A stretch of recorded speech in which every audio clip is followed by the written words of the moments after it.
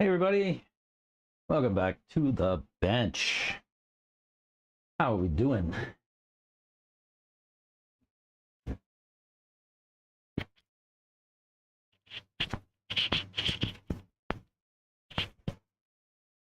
How are we doing? Just getting back and moving back in here.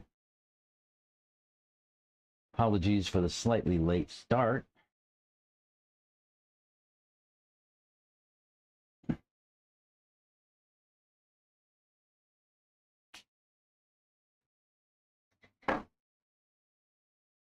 How is everybody doing?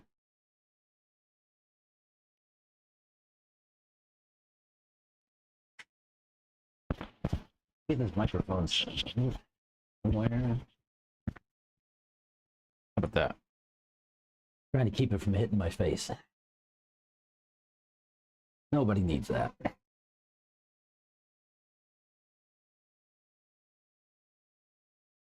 Let me get stuff set up and go in here. And then we can start talking about what went on.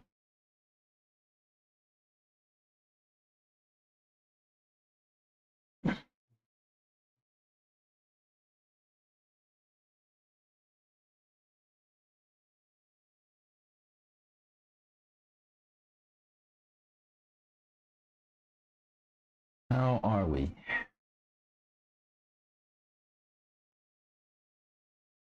How is everyone? I'm just settling back in after PNB. We took cars and all our stuff, went out east, Tennessee, for the big race. It was a ton of fun. We had a lot of things go on, mishaps, breaks, excitement. Just a great time. I highly encourage folks to go to PNB. It's really good stuff. It was a fantastic experience for me and the kids. Everybody learned something. Quality experiences. It was just a good time. Got to see some people that only get to see at these things. Yeah, good times. Go to PNB is the moral of the story. Next year, it ought to be even bigger and better. Let's see. I got some tires here. I'm just going to leave aside. Those are medium compound, which are really, really heavy. I don't know when I will use that compound, honestly. Kind of a lot. Nope.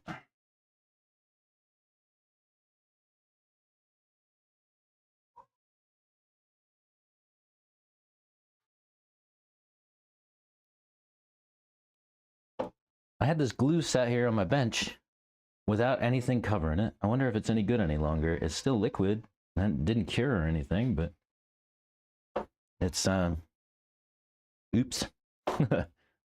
I made a mistake there, huh? These tires I want to try out today. I don't know if how much running them we'll get to do, but I want to try them out. Why? If you joined us the other week after the Texas shootout, you'll know that Ryan Lutz came over and gave us a set of McLovin compound radars to test. They were great on the track. They were better with sauce. He also gave me these 3 stacks of tires. which he ran in the Texas Shootout. These are all radars from Raw Speed. They're different compounds. We have soft. We have ultra soft long wear. And I think these are ultra soft. Yeah, ultra soft. You got a good mix of compounds. And I want to try them out, see how they do on the track. And so wear them down. I even want to like see how he did the foams and all that stuff like that. So I'll probably like break them open and see what prep there was, if any. Let's see. I adjust my stuff here. Looks like we got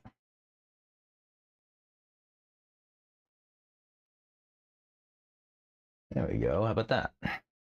That looks better. You can't see the Thornhill logo. That's not gonna work. I'm gonna need to be able to see the Thornhill logo, huh? Or most of it anyway.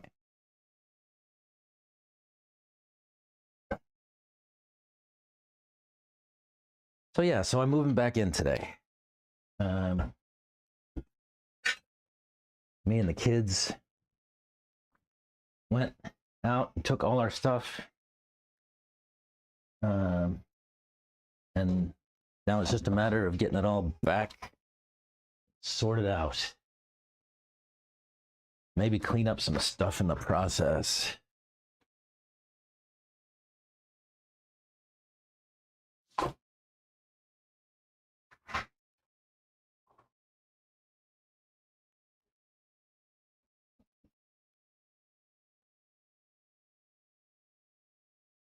Got dusty in here.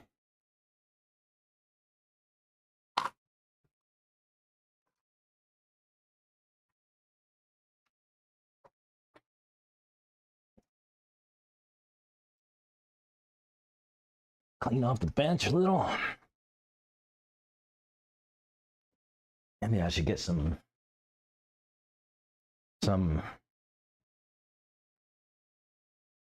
cleaning stuff here. Let's see what I can do. Have yeah, water and alcohol. A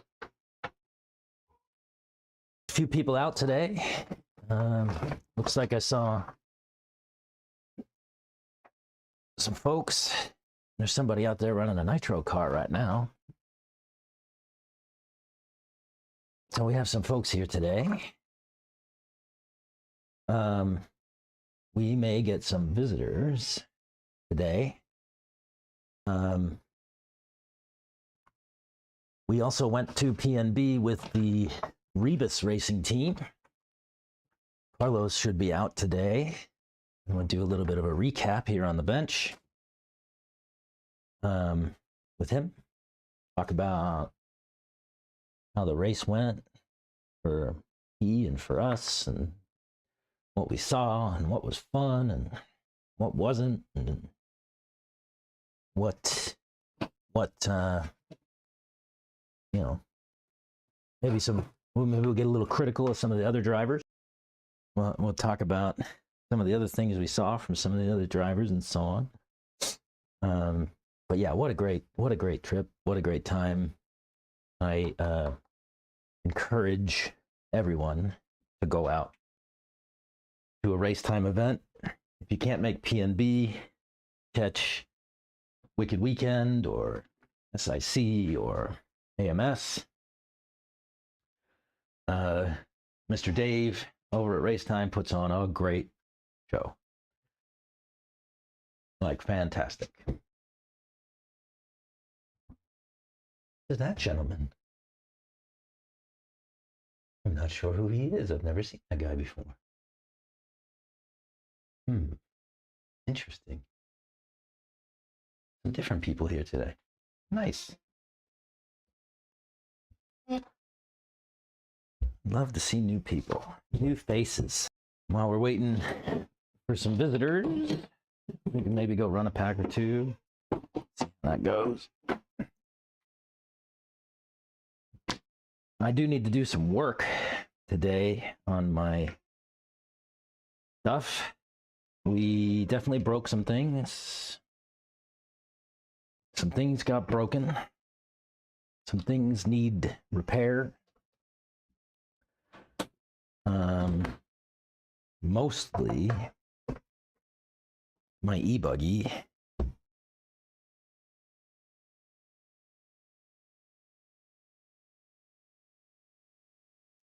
And wait till you see what happened to that.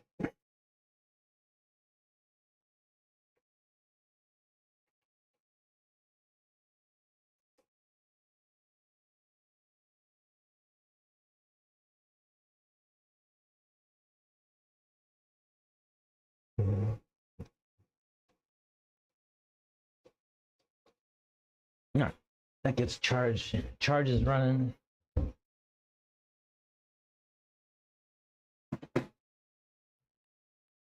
Cool. So my e-buggy. What's up, Top Line RC? How are you? It's a new name for the chat. I haven't seen you in here before. Welcome, welcome, welcome.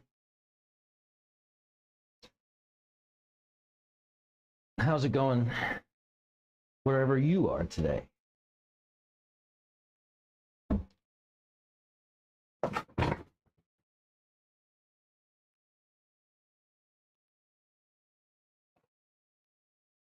Let me break out my buggy and I'll show you what I'm dealing with.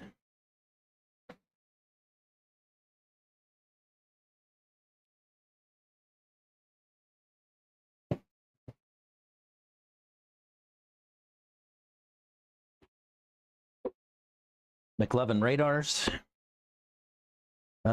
These are the tires I ran for PNB. These are Gumball. I ran Triumphs on the rear and Triads up front. We ended up using a lot of tire sauce at PNB. VFD Red, I think was the name of it. So these things still smell like salts, chemicals. But I'm going to keep them and also give them a run here too and see how they do with sauce. So what happened to my buggy? Find my thingy, my replacement, and I'll kind of show you. Oh, let me get some tools out too. Let me get some tools.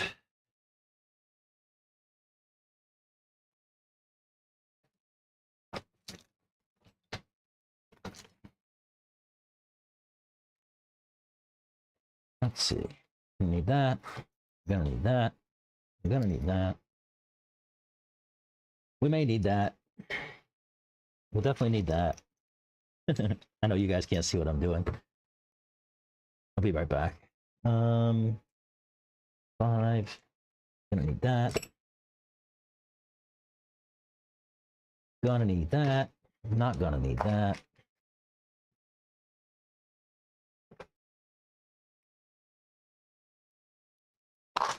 All right. Oh my gosh, I left my battery in there. Oops. You guys, sleep at the wheel there, huh? My battery's been sat there since Tennessee. I didn't storage it. Nothing. Shoot. Man, I can't believe I did that. That's not a thing that actually happens. Crazy. Sunny and cold and upline RC space, huh? Sunny and cold. Here in Central Texas, it is sunny and warm. It's actually really, really nice today. No, not much of a breeze. Nice sunny. I think it's supposed to be like in the 70s later. Beautiful day.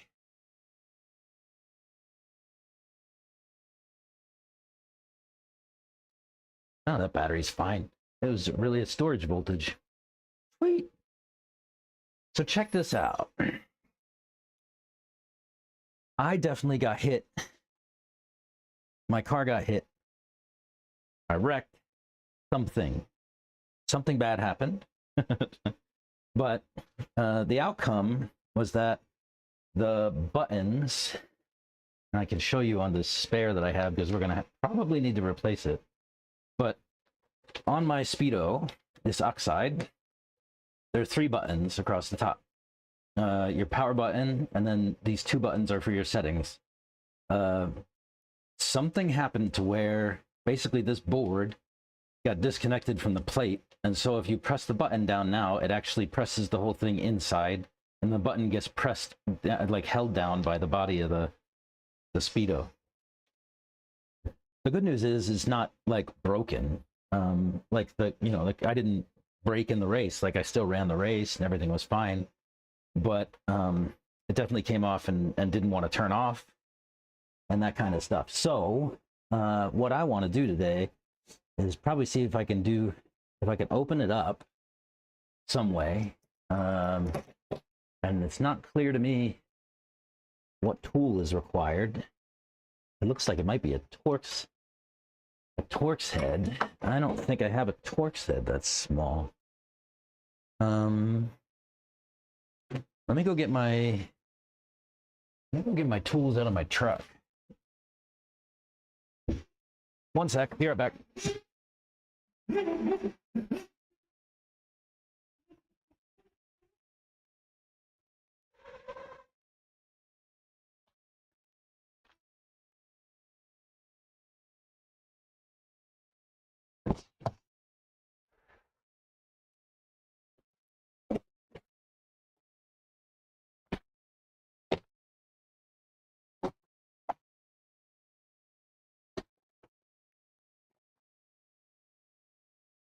Digging into the Bronco toolkit, see if I got some Torx bits that will serve our needs.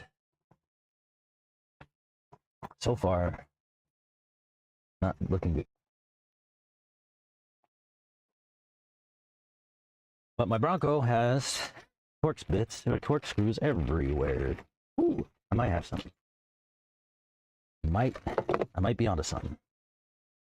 I just need to find a driver handle for it. Maybe a head. See what I can do here. I hope I have the right size.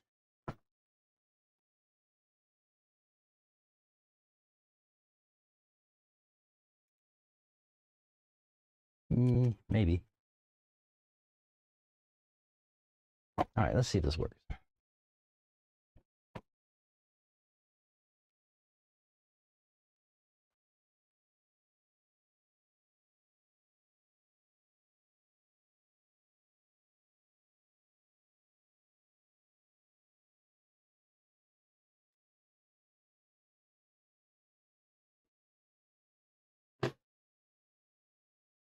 Do not miss Texas.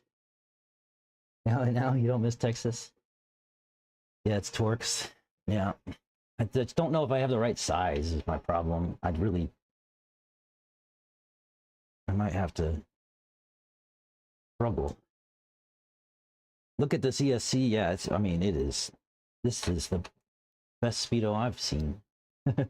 I love this stuff. Shoot. I don't have a Torx driver. I don't have a Torx bit that'll fit. It's smaller than a T10. I guess it's like a T8.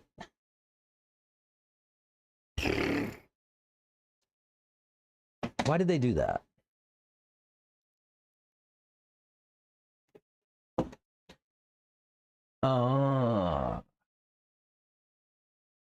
If it's a T8, how do we do this? The 2 mil driver is really close. It's just a little bit too big.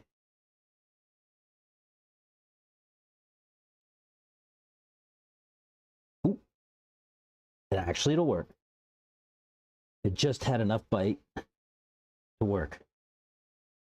How about that? Let me see if I can get it to go twice. Ooh. Yes. Okay. So a 2 mil driver can work in a pinch. But it like had no bite at all. So what I'm thinking is that I'll be able to take this. Yeah, oh my gosh. If I take the plate off, the buttons stay there. Come on.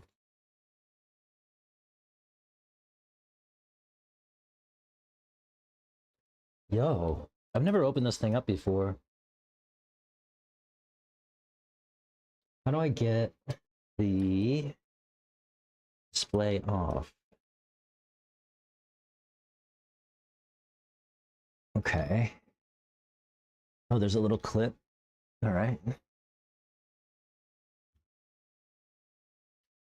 These things are actually reversible. The display is reversible. You can put the cable in either side, and so you could have the display this way or this way on the box. So what I was saying is, check this out. Let's see if I can make this work on video.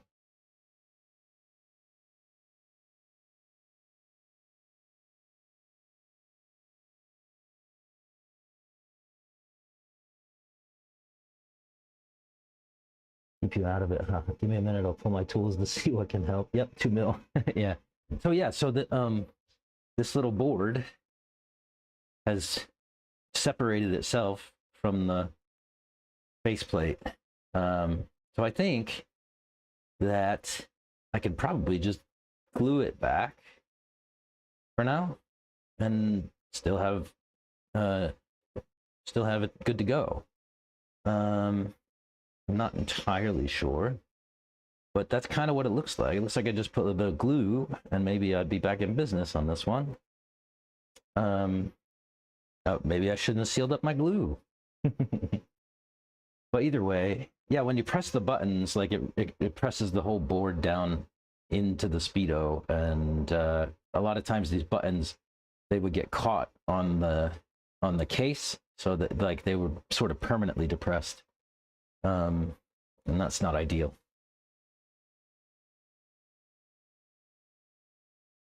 Let me see if I can get that glue back open. Yeah. So what I'm thinking is I just put a little dab of glue on each of these posts. If the glue will come out, there we go. Let's use a dab of CA glue here and hope for the best.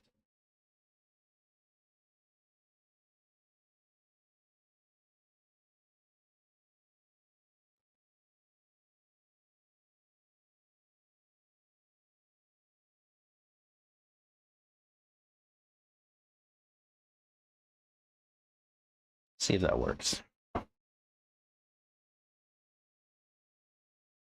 Also, I noticed that inside of this thing is quite dusty.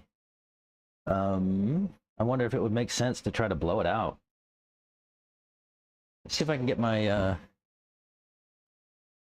fact, I don't know where it is. I have a blower, like a tool. I guess whenever my kids unpacked it yesterday, I don't know where it went.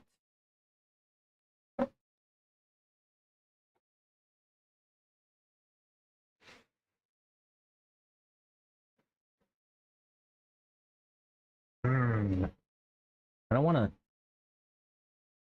It's quite a lot of dust.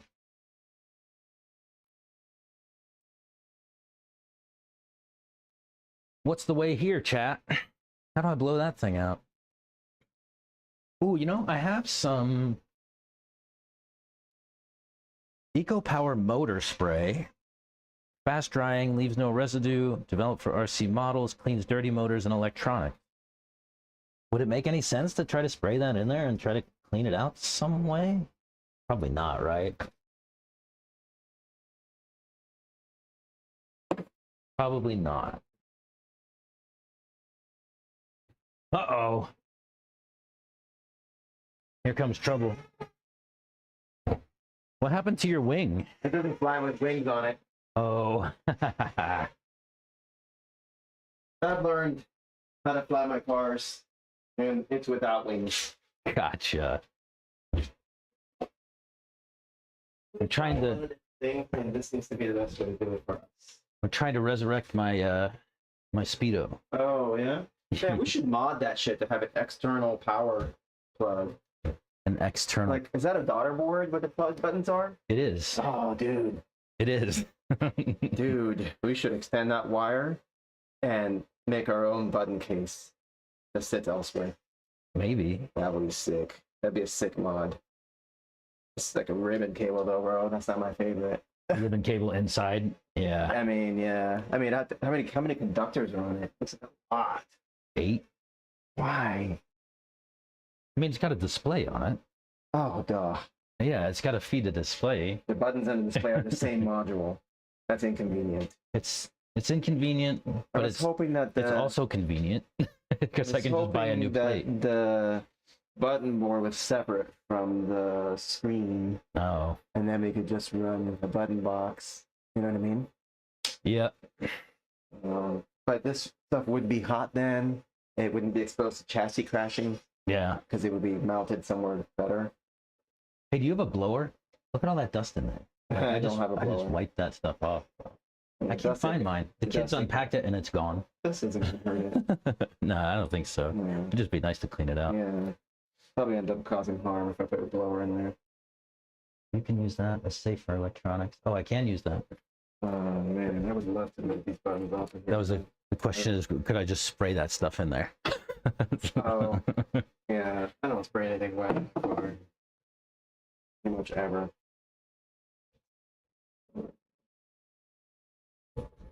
Well, that's a bummer. So you need a whole new faceplate. No, actually. No? I just put some CA glue on this one. Oh, but it's just literally dislodged? Yeah. Like the board was free from the plate. And so like if you press the buttons, it just pressed the board down. Gotcha. And then whenever the button would get pressed in, yeah, it would get stuck. It would get stuck on the faceplate, yeah, right? I guess that's yeah. But I just put a dab of CA glue on each of these posts and a big one on this back post and see what happens. Yeah, exactly. Maybe you should no, I guess we shouldn't. That's yeah, probably not a good idea. There's only 2 caps in there. What a joke. There's only 2 caps in there. And then more on the outside. That's why you have to have that kind of cap there. Yeah. You got a loose screw in there. I hope you know that. Where? Right here. It's just one of your faceplate screws. You did drop it in the ESC. Hmm? There's a screw in the faceplate. Do you see that screw sitting there? Where did it come from? I don't know. That's not because these are the screws that go on the top. Okay. Do we have an unexpected loose screw in there? I wonder where it came from. Well, that's factory. Yeah, yeah, right. I had some guy at the factory was like, I'm just gonna leave these screws loose.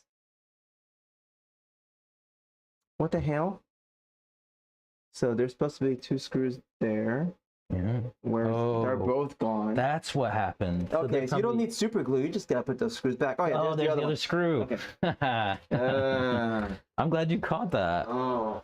I would have just put that back together. I don't want loose screws flying around inside of a metal inside of the ESC board. Well, the good news is it seems to be all covered with some kind of epoxy. Oh, it's epoxy sealed? Looks like it. Oh, nice.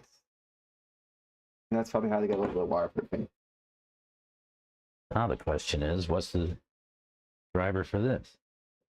That looks like a hex. It's not a hex. Is it Torx? These are Torx. Actually, you don't have a T8 bit, do you? No, I don't. At home, sure. Probably. Well, I don't know. My Torx are pretty big. They're for automotive. Yeah, that's where I grabbed my shit out of the Bronco. Yeah. It's for automotive. And it's too big. Hang on, let me. I probably do have something that small sitting at home, but it's at home.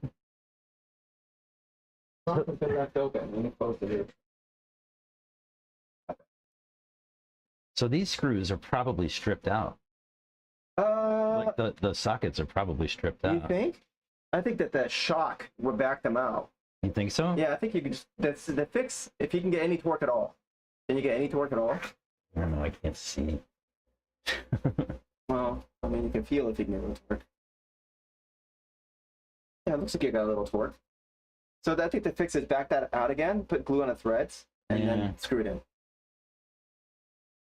Oh, no, it won't back out. Oh, great. So it really is stripped. Then there's no point in gluing it in. No, it's not. It's... I just needed to apply some more pressure. But it's definitely a funky size. It's not 1.5 mil for sure. Like, is it? But it fits in enough. Strip City. Yeah.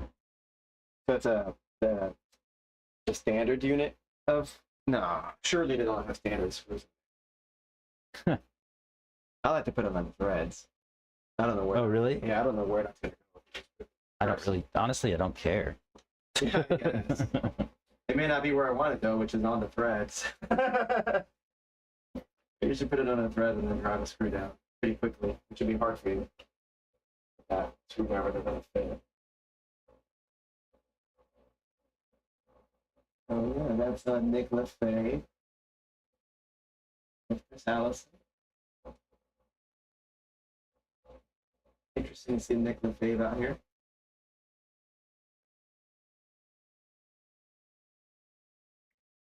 Catch asked me if the track was bigger than this one. I said, oh yeah. Chris? Yeah. He's here too. I know. I ran into him as I walked in. We had a little talk about how my B main went. Yeah, he and I talked about that too. Yeah. He said the same thing I said, which is that like the B and Sportsman was like middle of the pack and open, or the A and Sportsman was like middle of the pack and yeah, open. the top of the Sportsman has a lot of overlap with the Open, and then the Open top has overlap with Pro. It's kind of normal. I actually, I'll tell you a story about it when we get into the real shit here. Yeah, but I told him, the straight at PNB is 240 feet. I don't know how to do Our this. entire facility is 200 feet. Yeah. So just a straight is bigger than our facility. And then the lanes are 14 feet. Ours are 10. Yeah. 14 feet. I thought they were 15, but that's 14 I'm feet. just telling you what Bobby said. Yeah. Sometimes they're 16. Sometimes they're 25. The back straight where you do the sweeper onto the Dragon's back is 25 feet lanes. No kidding. Yep. That was 25 feet? Yep. That way we can, from the driver's stand, he said from the driver's stand it looks like 4 feet anyway. Yeah, it So really the wider does. I make it, the better. Especially if you were on the right side of the stand, like looking over to that left corner Yeah, was... it looks like you're driving on a narrow path that's 25 feet wide. He said it prevents a lot of accidents, wrecks, to make it super wide. Yeah. And then it kind of funnels down to 15 feet for the Dragon's back. How the hell do I get this ribbon cable to go in there without mangling it in the process? Maybe some pliers. Got some normal pliers. Oh, I was afraid of that. I was afraid to hit it with pliers and make it worse. hold it and hand it. Yeah, I thought I had like some long needle nose, but Yeah, that's what you want. don't see them, but they could be someplace else. Huh. Well, maybe I can make those little ones work.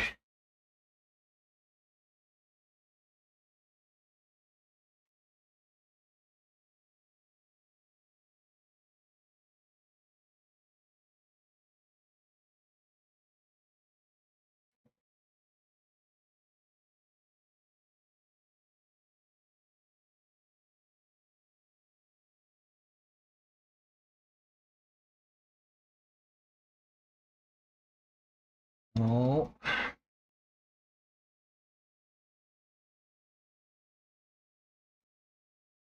And then recharge it.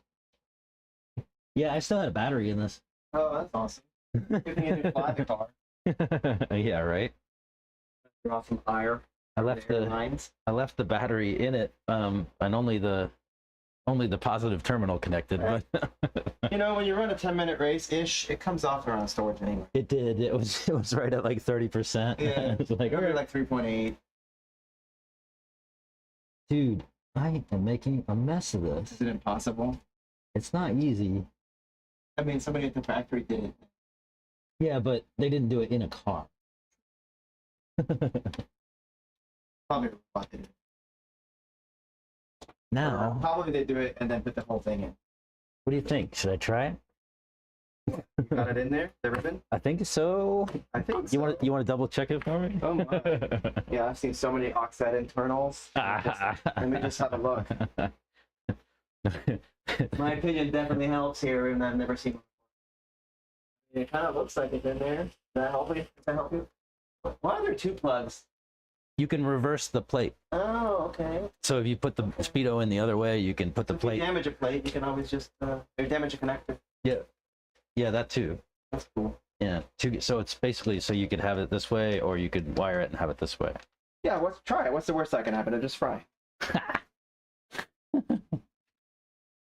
Like your style. I mean, what else are you gonna do? Just keep trying to put the ribbon in. Oh, it works. Woohoo! Ribbon's in. Very nice. Hopefully it stays in. It should. It's this way, right? Yeah. Yes. Yeah. Awesome. Sick. We did something. I didn't do much. Thanks. I just stood here. Thanks for the moral support. Yes, I kept you company while you solved problems. What do they call that in programming? I forgot already. They don't work in the real place anymore. Do they call that? Rubber ducky or something? I don't. You just walk around and explain your problem to something that is inanimate and it helps you solve it. Yeah. I think it's rubber. That's problems. That's legit. Like that works. I used to smoke a lot of cigarettes, and I used to work. Fit right in a PNB. Yeah. Oh, dude, That so was many annoying, cigarettes. though. I used to work at an office in Maryland, and the best solution to problems was to go outside. Yeah, just talk to them, or even just go for a walk. Yeah. And I always thought, like, hey, can you come give me another set of eyes on this? And then, you know, my trusted smart coworker would be like, sure, give me a second, come on over. And then I would explain what I need him to look at. Mm-hmm. And in doing so, I would be like, oh, actually, I know what it is now. Never mind. Figured it out. So I was rubber ducking with humans, but apparently you can rubber duck with actual rubber ducks, and it also solves problems. Yeah. Never tried. Makes sense. These screws suck. Bought some left-hand threaded M3 nuts. Why? Because I want to left-hand thread this bolt. Oh, that's a good idea. Because it keeps coming loose, which tells me that if I left-hand thread it, it will not come loose again. Does that make sense? The whole. I have it upside down, but whatever. Yeah. Yeah, that pin it's in a lock nut. Right. Not a lock nut. Yours is up here, but whatever. It keeps coming undone slightly, which tells me that it's being dragged undone with movement. Mm-hmm. So I'm just going to reverse the thread so that it tightens instead of loosening. And I think it will stop doing that. Just like this shock arm comes undone if you put the right hand thread because of this movement undoes it over time. Yeah. I think that's happening here. And so I want to put the silver. It's actually the same part. I don't know. Yeah. I want to put the silver one in there instead of the black one, but obviously I can't put it into the standard nut. So I bought this pack of left-hand threaded nuts. Oh, they didn't have any with nylock? No, but thread lock is fine. Plus, if it's self-tightening, it doesn't need nylock, does it? Yeah, that's it's true. It's going to be trying to tighten itself more and more every time you run the car. That's true. So, you can also stack two of them. Yeah, I don't know. I don't know if I'll bother. I want to try it to see if it causes some retention force instead of some releasing force. Mm-hmm. It's a good idea. Yeah. I was working on the cars to prep them for PNB, and then I noticed this, and I was like, man, I want to try that. I ordered it on the spot, and it came in while I was That happens all the time. Then I was like, what is that? What is this Amazon package? Oh, that's right. It's just, what is this? It's a microphone. There's a magnetic thing where you That's just scary. clip it on your. So it has to be inside my shirt. Yeah. Something like that. Is that good? Perfect. Awesome. Let me make some room. Now that we fixed that, Is that the only thing wrong with your car? the only thing wrong with my car, yeah, other than, I mean, it needs some oils and Well, mechanically wrong. yeah, I'm sure I could nitpick your car, it but needs some oils for here versus PNB. Right. But yeah, I don't know. I think you might leave the oils in I actually was gonna run a pack just to see what it runs like. just to see what it runs It's like. Opportunity to learn, right? Look, my car's straight off an airplane. Yeah, buddy. Those are my race tires. From the race. From the B main that I didn't secure my result in. In case anyone's watching. Is anybody on there? Yeah. Okay. There's two people. It shows. So this is a weird view, right? Like it shows a concurrent viewers count, but it's only the concurrent viewers in chat enabled things. So like if somebody's watching from their TV, they don't show up as a concurrent viewer here. Yeah, that's cool. Or like, yeah, it's really frustrating. I always like false metrics. It helps with Right. yeah. I learned that one day because Chalmers was actually on my stream and he texted me on the side and he was like, "Yeah, I'm watching your shit," and then he sent me a picture of his TV with it on there, okay. and I was like, "Well, wait a minute. There's 3 people here and I can account for all of them in chat." Yeah. And like, So he's like a ghost watcher. yeah. These were Ryan Lutz's tires from Texas Shootout. Oh yeah. These are did he sauce them? Doesn't smell like it. Hmm? Smell No, like plain rubber to me. Okay. those are ultra soft long wear. These are Man. ultra soft, and these are soft. Yeah, I don't know what any of that means, man. Ultra soft. Is this your softest compound? Softest. Okay. Raw speed. But this is your softest long wear. Softest long wear. So this is like SSLW for us. Okay. This is super soft. This is our softest compound, and that's what I ran at PNB. Yeah, ultra soft. It started showing some thin wear on Sunday. This is also the same compound if you want to feel it like It's this. off of a foam, yeah. Yeah. This is it's similar to ours, I think. Might be a tiny bit softer. I don't know. Sometimes these soft tires, like they're it's a trade-off. Right. You know, they make a lot of grip, but then they also fold. If you want. And folding is annoying. Folding is annoying. So, in case anybody's watching, there's no wing on my car because it flies on the airplane exactly like this. I just literally took it out of a buggy bag and put it on the table. So, we take the wings off because the wings don't really fit in the Yogo very well. They waste about 3.5 inches of space in the bag. We can put other things in, so we just take them off. Yeah.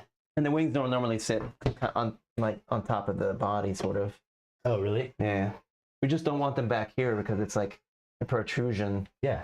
And And they could break off or something. well, I've never had one break, but I can't fit my stuff in the bag because of that wasted space. Like we're using every inch and every ounce of those bags. You know, we're checking in at 49.8 pounds. Just under the 50 pounds. Yeah. We got 2 bags at 49.8. Just under the you must pay more money to travel. Yeah. Yeah. Wait.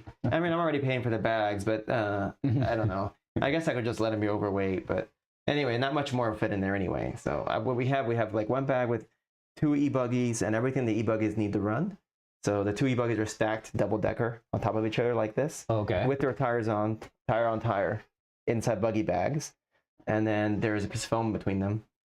And then there is transmitter box, which is just like one of those Harbor Freight gun things. Oh, I have one of those laying Yeah, it's around like a here gun case. somewhere. I mean, it's like a do whatever you want with a case. Like it's got like Here. shapeable foam. Yeah, that, except the double size one. Oh, the big one. Yeah. So Okay. we have both of our transmitters in one box and our chargers. Oh, okay. That's a good idea. And then we have all the wires and stuff for the chargers in the top part of the bag where the zippers are. And so we can have just that one bag and we can race our e-buggies with nothing from the other bag. And then the other bag has nitro car, starter box, tools, spare parts, car stands, like accessories, right? But at the end, we could go without the nitro bag. And the reason we do that is just in case ever. I've heard horror stories of airlines confiscating nitro car bags because fuel residue. Oh yeah. And so in case our nitro car doesn't show up, we can still run our e-buggies race program without anything from that other bag. That makes good sense. No, that has never happened to us, right? Do you take your tank out before you go fly? No. I used to, the first time I flew, I followed all that paranoia, and I took the car apart and I gave like the fuel tank like an alcohol bath and cleaned the motor, like everything was just spotless. The chassis was like completely clean, no residue anywhere. And then on the way back, I just threw it in the bag. So I'm just gonna try. It's gonna come eventually, right? Like on the way there, I'm always nervous that my cars aren't gonna make it. Yeah. Right. And then I flew out there for nothing, kind of, right? Yeah. And so I'm like nervous, and then on the way back, I just throw stuff in bags, and if it doesn't show up today, it shows it's not up a big next deal. week. Who cares, right? So. I just threw it in and flew back, and I never had an issue. And I was like, well, I don't know why I'm doing all that. And then I talked to Brandon Rose, and he's like, you don't have to do any of that crap. Just throw it in the bag. Just make sure it's empty. Yeah. And it's trace amounts. You're gonna be okay. Yeah. And so then from then on, I was just like, yeah, I'm just not. He's been flying around a lot more than me. So. Yeah. I figure if he hasn't lost a car to TSA, then I guess I probably won't either. So I just stop doing all that extra work and just take it off the track. I shake out all the fuel and throw it in the bag. That's the way. Yeah, that's easier. Yeah. I was thinking, I remember you saying one time that you would take the tank out, and that's why I asked. Yeah, I did. I was told to do that. And, fuel lines, it's a pain in the butt to do all that, and you have to flow alcohol through the lines. Yeah. It's just like, it'd be easier to just take a brand new tank with you. Yeah. And some fresh fuel line and just put it on there when you get there. Yeah. Some guys were like, I'll take my engine out. Really? Yeah. Take my engine out. Really? Yeah. I mean, I guess, but I don't want to do all that. I don't want to do any extra work, Yeah, no. I just want to take my cars out there and have some fun. So I'm trying not to do extra stuff. Totally. What's up, Madlow RC? We're watching you and cheering you guys. My wife and I met y'all at Shootout. Oh, hey. I think I know who that is. Yeah. Spectators? Yeah. Cool. Yeah. So what did you think about Psycho Nitro Blast? Dude, that was awesome. Yeah. Yeah, it was great. It was a cool experience, and I think for the kids especially, those guys come away with it with some experience and life skills even that they probably wouldn't have gotten otherwise. It's character development a little bit, I think. Yeah. A little bit of adversity when it comes to the schedule.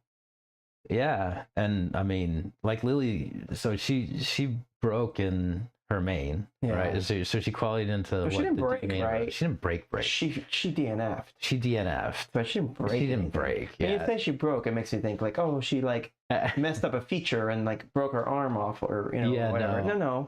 The bullet came out, right? Yeah. The battery. I guess the battery strap. Oh, the battery strap did in fact break. Yeah. I don't think it broke actually. Oh. But it came undone anyhow, okay. and she lost the battery, and then of course the bullet left the battery because the battery's just hanging on by the bullet. Better not try to hang on. That would be worse. I'd rather it come off at that point. So the strap is intact. It just came loose somehow. It is, yeah. All right. She probably needs a new strap. Maybe. So actually, I don't know how structured you want this conversation to be, but speaking of straps, I think during practice, Connor's strap actually snapped. No way. At the table. Oh, that's lucky. Yeah. So we went to put a battery in, and it was basically hanging on by threads, right? And I don't know if that fan's gonna blow in this mic. It probably isn't. It's fine. I've got noise cancellation stuff here too. I just was so frayed, and so I told him just to tug on it really hard, and sure enough, it snapped. Oops. So then I was getting a new battery strap, which I actually had in my parts bin for some reason. Lucky. So that's cool. But also he these things here, you know, the battery tray plastics. Oh yeah. Both of his were broken, and like one was broken first. Like this one was cracked right here. Even just the ears that go back. The ears, yeah.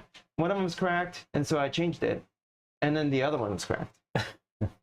So like mine aren't cracked, so I don't know. Like it's just a little bit bad luck, or maybe like just plastic wear. Yeah, you know, probably just fatigue. Yeah, but they were both cracked, so I had to change all this and the strap in his car, which is unusual. Yeah. Normally, those parts last the life of the car. But yeah, at least The strap, not so much. the but strap not so much. yeah, like my strap is pretty much ready for replacement. It's not crazy bad, but there's a mark right here Yeah. where it's thinking about cutting it. It's the battery that does this to it, unfortunately. And it also just kind of looks kind of ragged. Yeah. So it's about ready for replacement anyway. But his definitely snapped. It was weird. I don't know how that happened. And then while I'm on the topic of weird breaks, both of us lost ESC fans. Really? Never seen that before. They both. What do you mean? Like They don't spin anymore. They just don't spin. Yeah. So the same fan is on my motor, and it's over here getting hit by cars, and it's fine. But the one in the ESC that is surrounded in a metal shroud and internal to the car by a lot, and under all the wires, it's broken. So I don't really know, but it's really easy to fix, so whatever. Yeah. So we raced a couple of races with no ESC fan. I could feel the impact of that. It might be me. It wasn't terrible. I thought it was battery softness, but it's actually just the fan. So we don't, the way that our car is set up, we don't draw like a ton of amps. So it probably doesn't matter that much. It doesn't get that hot. If this has been our old setup with the 1900 in it, that would have definitely DNF'd. Like, oh, really? That would have thermaled. 100%. It would have thermaled. But now that we're running these like 2200 with a short gear ratio, it literally takes a lot of the load off the electronics. Yeah. It's not that hard to push this buggy around with just a short gear ratio. So it doesn't really get all that hot. But yeah, that's interesting. So now we need new fans. Do you have any? I don't. So the shop, I think, might have some. So I think. Oh, you need the little plug. Don't Yeah. I mean, I have the kind that we use. He has them. Yeah. Yeah, I have the kind that we use. But I don't have the kind with the tiny plug, the JST. Yeah, Chris has those in there. Yeah. Or at least he did the last time I was I'm sure he can looking. fix me up. But if not, whatever. I have PNC. I can pull the fan from. I was looking for that. What is it? We had a fun break too. Oh, you brought the chassis home? You should put that on the stream. He definitely brought the chassis home. Yeah, so this is like a miracle bend. Like, if you said that this needs to happen, I would struggle to make it happen. Like, you basically have to case the car, like, right around here. Yeah. But just exactly right around there. But something small, like a very narrow face, or maybe like a nail. I don't know. But this is really hard to do. That's kind of impressive. I thought so too. Yeah, the chassis. Whoa. It's not really that thin or anything. So it's just like a miracle bend. It's amazing, actually. Wonder, actually, you know what? I think I have a fresh one over here. I could do a side by side. I mean, it's just like, wow. Or here's an intro. That could even happen.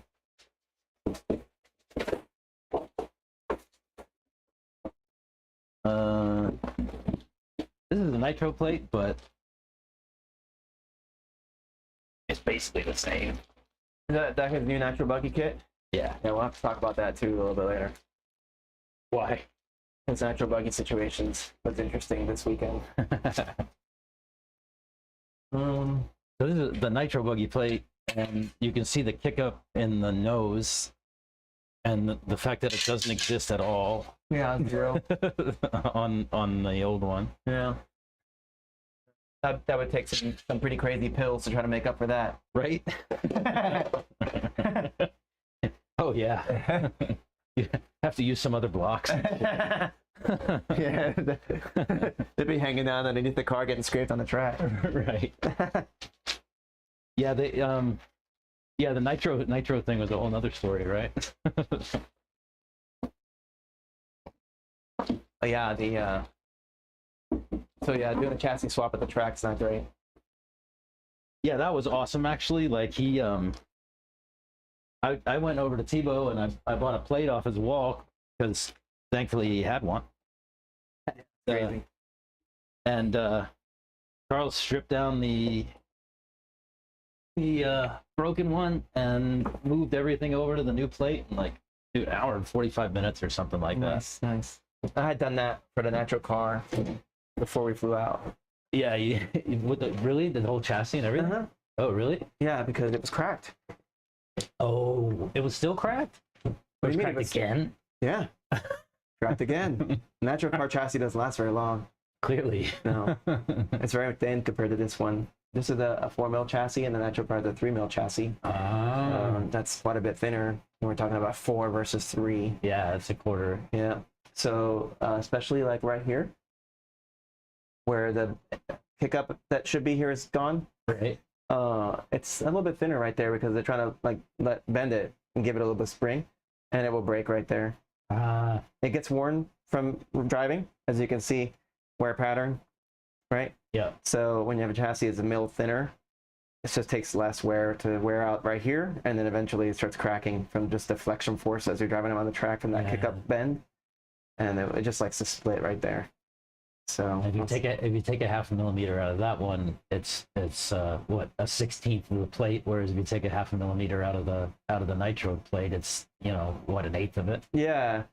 So I took the chassis off, and then I put it on the ground like this, and I put about 20 pounds of pressure on it, and it snapped. Really? Yeah. Wow. Yeah. It's amazing it didn't break off on the car. It would have. It would have. Yeah. It was about to. Maybe the gearbox and the steering plate were holding it together.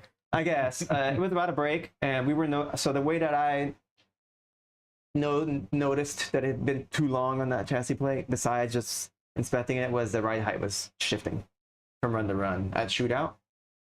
And I was like, well, I had a chassis plate sitting on my desk for like a while, thinking it needs one. And then I just hadn't gotten around to it. Like I wanted to do it before shootout, and I didn't get around to it. And then when I saw it cracked, I was like, oh, yeah, I guess I know what I'm doing tomorrow. Yeah. Because obviously, otherwise you just can't run the car. Mm-hmm. So I went ahead and swapped it for shootout. And then so it was pretty fresh for PNB. It'll be good. It'll be good for the most rest of the season, I'm sure. And then it'll be probably due for replacement like in the winter. So. Yeah. But yeah, that was a fun time right there. The broken or flattened chassis plate. Well, remember I lost a pin down here, which was crazy. That's the first time I've ever seen that happen. Lost this pin right here. You lost that one. Yeah. What happened there? Did the screw come loose and it just dropped out? No. So what happened? Oh, or you said it bent before. What happened was that thing cracked. The pin. Yeah. Right at the like cast mark where it's not where it's like a shaped like a cylinder, but it has like a flat on it, and then it's like turns back into a cylinder, and then it has like a spot where there's a hat top. That's what you see exposed right here. The flat, basically. I was looking to see if I have any of my waffle. I doubt it. It's probably in my bag. Oh yeah, I do. Oh yeah, you do. So yeah, I'll show you where it cracked if you want to see where it cracked. Yeah. So yeah, the sleeves. Yeah. So right at the top where that square ends. See that square that's machined in? Mm-hmm. Right at the top where that square ends, it's machined again for the top circle thingy, and it cracked right there. And so then it was bent because it was cracked. Yeah. Right. And so like the steering was super bound up because that thing was bent. Instead of being up and down on the axes, it was trying to pull the spindle to the side, right? Right. And so then the steering was bound up because of that weird force in the bottom. And that was manifesting in the weirdest thing I've ever seen. I don't know if I told you this, but like if you took that car and you did this to the shocks, which this is something I do to my cars before we go out on the track, just to make sure everything's okay. Yeah. So I would do this, and everything seemed fine, except for the Ackerman plate would kick over like 5 mils. Oh, that's right. You were saying. Yeah. So I would do it again, and it would kick over 5 more mils. I'd do it again, and it would kick over 5 more mils. And it would get to the end eventually, and then I could like typewriter it back. Yeah. And I'd just like go, and it would just start walking, right? And so I was like, like this is steering link being bound, like something. Like when I move this arm, something's getting caught, and that's why my steering is going, right? So I was like looking for this, like what is getting caught in my car? Nothing was getting caught in my car, so eventually I just gave it to Spencer Heckert, and I was like, can you figure out why this plate moves when you move the arms. And he looked at it and he's like, I don't see anything that would be doing that. But eventually we released a servo steering link like this, release this. Yeah. And that would obviously free up the steering, and then it was obvious that it was bound up. Like it just like, oh my, because we have an 800-ounce steering servo, so like it doesn't care. Yeah. Right? It'll steer it, right? And it'll hold it. Like it has no problem with that. But you know, with the thing that detached, it was obvious that it was like bound. So then I ended up replacing the steering posts, thinking that they were bent. That did nothing. Wait, when have you ever bent those? Never. But Okay. that was Spencer's number one I see. suggestion. So I was like, all right, well, you might be right. So I'm just gonna do it. It's like $12, right? Yeah. So I went to Rhino. He didn't have one, but he found one somewhere else in the tent and brought it to me. And so I put the posts in. Exact same problem. So then I was like, all right, let me put the bearings. Feel a little bit gritty, I guess. Like, let me replace the bearings. It still did nothing, right? And I just kind of like walked it over. Eventually, I took these two screws out and removed the steering link entirely from the spindle, and the spindle was just like bound. Yeah. So then I was like, all right, well, that's obviously one of these two things, because that's the only thing on that rotational axis. There's not even any bearings. It just pins through plastic. So I was like, all right, let's undo the screw here. Oh, now it's loose. Okay, so then it was pretty obvious what was going on. But that car was impossible to drive, because when you're on the track and the servo is powered, it can't move the Ackerman plate to the right like it wants to, which means the arm can't move. Like when it's doing this and it's pulling that plate, as soon as the plate's being held in place, now the arm is encountering drag. Oh yeah. Track. Like proportionate force. Like the same force that was pulling the plate over was not letting the arm go down when the servo was on. And that was making the car really hard to drive. And that's why I was down this path in the first place. Right? Like, what is wrong with this car? When my driver's telling me it's hard to drive, and I think it's not. Then what is wrong with it? And that's what was wrong with it. Fixed that, went on the track, car was dialed. Funny how that works. Yeah. That's crazy. Yeah. I've never come into that problem in the past. It's so weird. Hopefully it never happens again. Because I've never bent a steering post either on the bell crank. So that was like the last thing. I mean, I don't know. I was just desperate to get the car fixed, you know, and because it was late at night, I just wanted to get it fixed and go home. But even with catastrophic failures like that flattened chassis plate, those steering posts are still like just fine. Hey, but I have fresh steering posts now. Yeah, and I also have spares. Yeah, because I kept fresh bearings in there too. Yeah, but I kept the unbent. Oh, you kept them? I kept the unbent steering posts that I took out because they weren't the problem. All right. Right.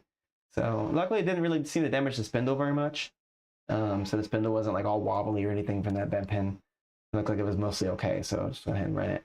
And the car was fine. He was doing like low 40s in it. So the car's not broken if you're doing low 40s. Yeah, right. Yeah. So to get a 40.6 is a very similar lap time to his e-buggy lap times. So I think the car's fine now. You had a problem with the shock shaft too. Yeah. I remember now. Severed shock shaft. That was crazy. Never seen that before. That was the rear. So it's this one right here. Do I have a shock shaft laying around? Oh, yeah. I'm sure I do. Yeah. It might not be straight, but at least it's a shaft. Yeah. So it's like one of these rear shafts, and it actually snapped inside the plastic rod end, the shock end right here. Right. So that it's like this. I don't know if this is actually not on camera. Oh, yeah, it is. Yeah, it is. So it's like this, and it actually broke right where the threads end. Shocking. Yeah. And it broke inside the plastic. So he came off the track. This was actually qualifying round 2 when this happened, and it happened in warm-up. So he tried to drive it, which is pointless. Yeah. We tried to drive it and then realized, like, this, what's the point? I'm going to get bad qualifying running anyway. Yeah. But he came off the track with like, what looked like completely missing shock shaft, because it was up inside. Up inside. And then the spring was just like somehow not gone. I was going to say, it should have been gone. It should be gone. But it kind of like, it seemed like it got caught in the like camber link. Oh, really? It was spun around a couple times on the camber link. Wow. Like it was like, I spin it to take it out. So I get caught somehow in this, and that kept it on the car at least. No kidding. Have to replace a spring, it wasn't just missing a spring. So the spring was like stuck on the camber link, and this was just flapping around, right? And there was no shock shaft. And the shock was just flapping around. Yeah, this was just flapping wherever it wanted to go, right? Yeah. And so I took it apart and I was like, man, so I had to throw away the rod end because it had the threads in it had the shock and the thing in it that you can't spin with anything, right? So, but also it was the +4 ends, which I like, except for they have been bending. They do. The plastic has been bending. Yeah, they do. The plastic bends. And I blame that somewhat for my shock shaft snapping. I mean, it is off-axis torque. Yep. Every time I land a big ginormous jump, which we do a little bit of that weekend. I mean, at PNB. Mm-hmm. Then that, instead of that force being directed into the shaft, it's being directed kind of up. Yeah. And trying to twist the shaft. Yeah. Before it pushes it in. Yeah. And I think it caused the shaft to snap. So I put the shorter ones back on. Did you need to redo the cartridge in the shock? Oh, I did all. Yeah. Yeah. Anytime I change a shock shaft, I change the cartridge parts. Oh, do you? I inspect it every time. I don't always replace that. If the shock shaft is done, then I don't trust the cartridge. Really? That's probably the safest way to go. I mean, it's just going to leak, and then I'm going to be upset that I didn't change it, and the parts are cheap. Yeah.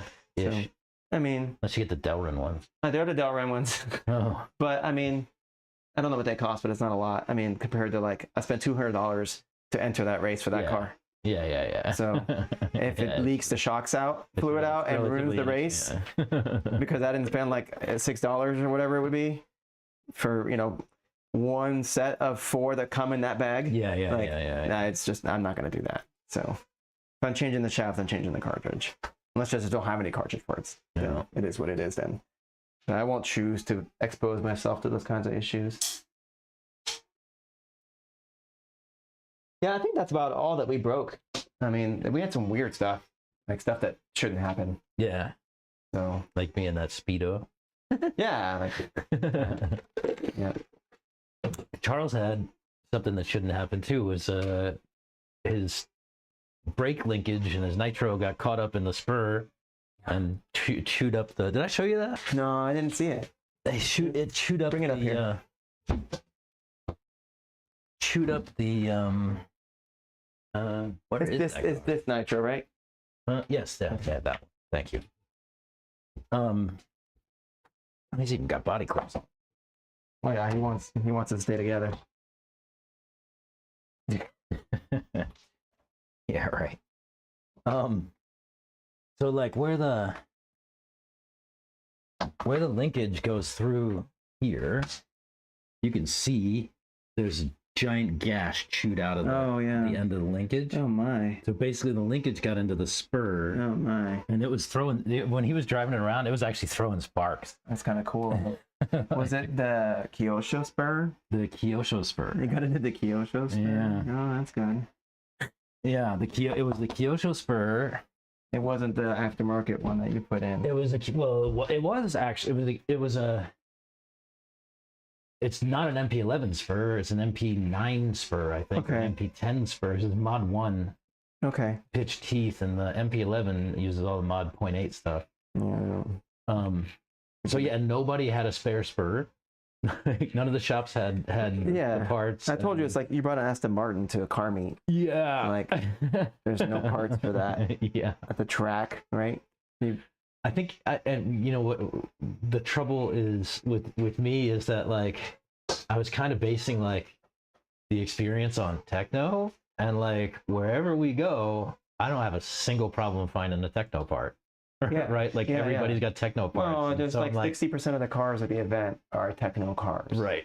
And so if I'm a vendor, what kind of parts should I bring? Yeah, if bring a techno part. So I bring techno associated, right? Like maybe X-ray. Like there's, X-ray is like 6% of they're small, right? Associated is number 2 at like 20% or something. So that's a no-brainer. I'm gonna buy parts for that, and maybe like a sprinkle of other parts for other cars, right? But so you might not find any Kyosho parts. There's like 1% of the cars. There's probably like you guys could probably take a group picture with an iPhone. Yeah, that's true. I did talk to some others that were running Kyosho on the weekend, and some others had some problems with spurs and teeth too.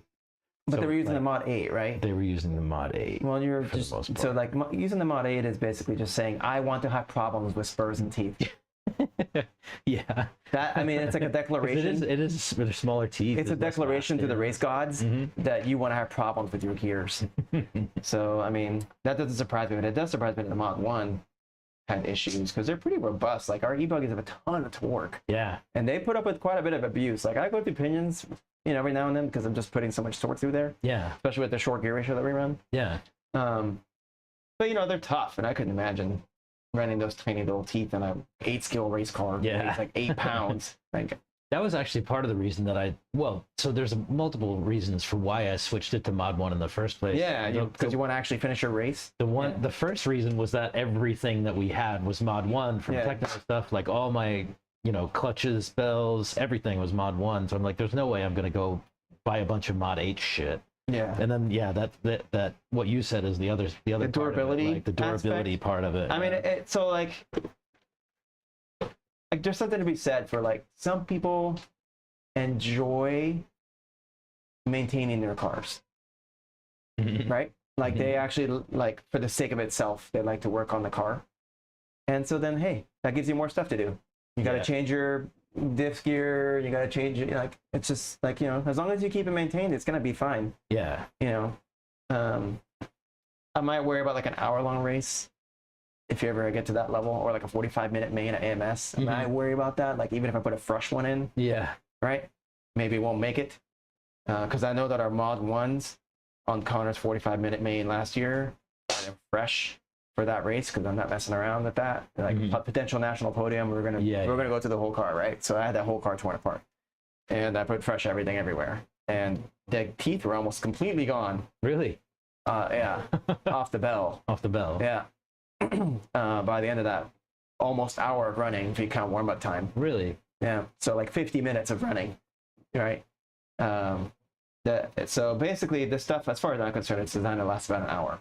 Because that's the longest mains people usually encounter, right? So you're an engineer working on this, you're trying to make sure it lasts an hour, right? Yeah. So ours would have lasted about an hour, maybe a little bit more. But I don't know, Mod 8, I don't know. I would feel nervous sending that on the track personally, but anyway, so it ate that up, huh? And it really almost destroyed that little collar, huh? Yeah. Like there's a bunch of it missing. Yeah. Like half of it's gone. Yeah. That's crazy. This happened during qualifying? No. Yeah. Yeah. Okay. Qualifying? Yes. Because I know Friday I looked at the car. It was in between quals is when I reworked everything then. It was Friday night when I was like, I put a tune on the car, right? Yes. And then I looked at the gap here. So that's the second time with this car that I have found no throttle idle gap. I was giving you a hard time about that. Yeah. Or at least Charles. I was like, hey, if I'm going to tune this car, I can't tune a car where I can make the revs change by pushing on this link. Yeah. Right? And it was like, every time I pushed on it, I was like, I'm just going to walk away unless we fix this, right? Because it's impossible. When that carb is being held open by the servo, you can't, it's impossible to tune it because I'm trying to get it to idle with the carb slightly open. Right. Right? And then you close the carb when you hit the brake and kill it. Yeah. Like if I make it run well, you'll kill it when you hit the brake. Yeah. And we'll be chasing that. We'll be like, I don't know why it keeps dying, right? So I've come to test people's cars before I touch any needles and just try to like shove on this to make sure that I can't affect the idle. And so Friday when he had me look at it, it was doing that. It was like, wow. And I was like, bro, like, give me a 1.5. So what we did was we opened up this gap enough that you should have enough room to adjust the idle screw. Because like if the conditions are such that the idle screw's backed out a lot, the way you had it was fine because there would be a tiny gap. But then I need to open the throttle screw because we're at like higher altitude and there's not enough air coming in the carb for it to idle with that tiny of an opening. And then it was being held by the so yeah. So I can't adjust it either. I can't go this way or that way depending on one place or the other. It's blocking me, right, from doing what I need. So I made it so that it has a big enough gap where you can, like, if you unscrew the screw, it'll just have a bigger gap, right? Right. And if you screw it more, it might touch eventually. But I made it sort of like a ridiculous amount that you should have to screw it in before it touches. Do you know, I was thinking about the tune on that car before you looked at it, and I was struggling with it, and now I'm thinking about it, and I think that's exactly why I was struggling with it, because like I was thinking that I was adjusting the idle. I really wasn't. You're not. The needle's not fully in the spray bar. It was already being held open by the servo, and that's because I was like, it's literally in my head. I was like, there's something wrong. Yeah, like, you cannot succeed. Yeah, it cannot be done. Yeah, and I didn't even bother to look at that shit. So yeah, you're right. I'll never not do that again. Yeah. So now you have to open the idle gap so much with this screw before it's out enough where the gap is gone, that you should never encounter that problem. Ideally. Well, I don't see how you could. I mean, you'd have to have. So the idle gap is usually like 0.5, 0.4, something like that millimeters, right? So imagine the servo's holding it. It's probably like a 1 millimeter. Yeah, that's ridiculous. Yeah, There's no way, right? Yeah. So what I did is I opened it up quite a bit, and then that introduces the problem of, this is why people get in this situation, okay? So this, when you do that, it introduces a problem of deadband in your trigger, because the servo has to swing more before it starts pulling on the link. Oh, that's why we adjusted the radio. Yes. Shit, I don't remember what that setting was. I don't know what it's called on your Fly Sky. Yeah. But pretty much all radios have a way to set the start point of travel. That's what that does. So when you pull the trigger, once it's not 0, basically, it will just jump to your start point of travel. And then you can kind of like eliminate that deadband, but you can have it there. If you don't want to do that, then when you have to tune the idle gap significantly, you'll end up having to get a 1.5 and fix this link gap constantly. It wasn't the throttle midpoint. Was it throttle neutral? Maybe. There was forward, dead zone, and backward. Yeah, I think what I did was is that his radio? Dead zone. No, this is my radio. Okay, because you would see it set on his. Yeah. What I did was I just messed around on the radio until something did what I wanted it to do. I would just like mess the setting up really bad, and it did nothing, so I changed it back, and I found one that did what I wanted. It was throttle neutral. So he has forward at 24% and dead zone at 10. Yeah. Okay.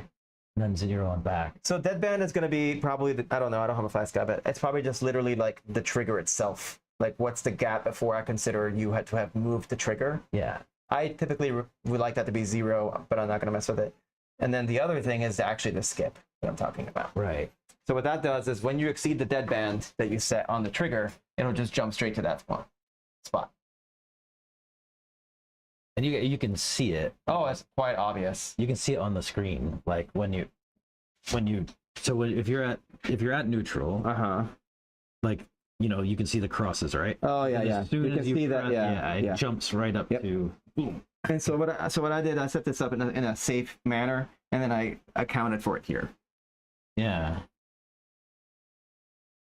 So if you were to change the screw position, it would push the link toward it, but that will still skip to that same spot. Yeah.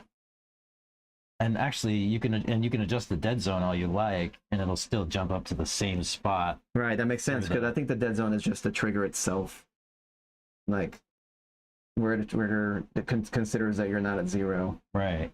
That's pretty cool. Was it 10? You can do this on the brake too.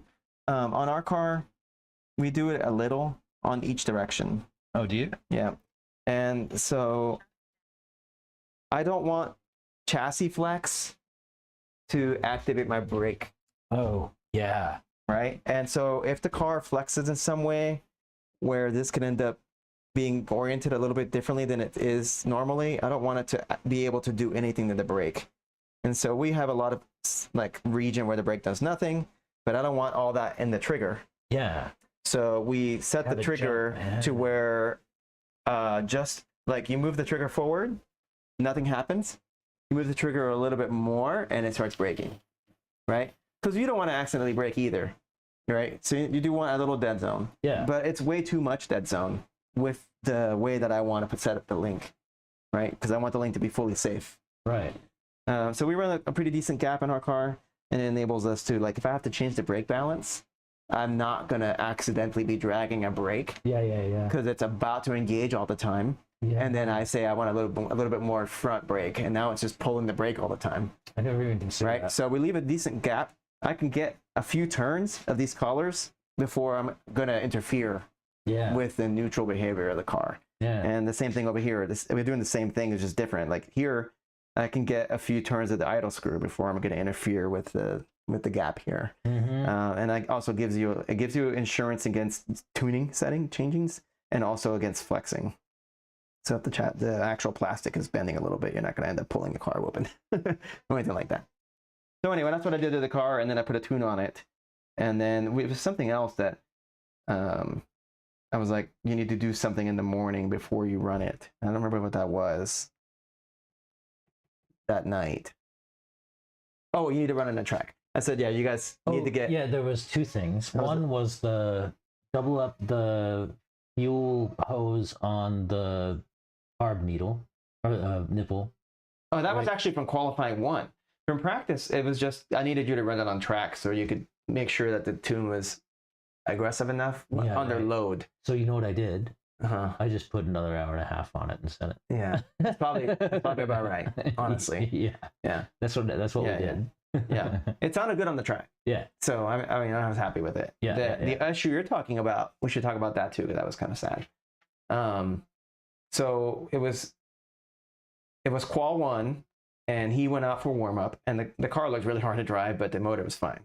It wasn't the motor that was causing the car to be hard to drive. Right. It's just the car. I don't know what's going on. There's pebbles under there. Oh, it was just the car needed like setup help or something. I don't know. It looked like really loose in the rear. Like the rear was way too free. But anyway, so he did the warm up, and he was getting used to that and starting to be able to drive it, right?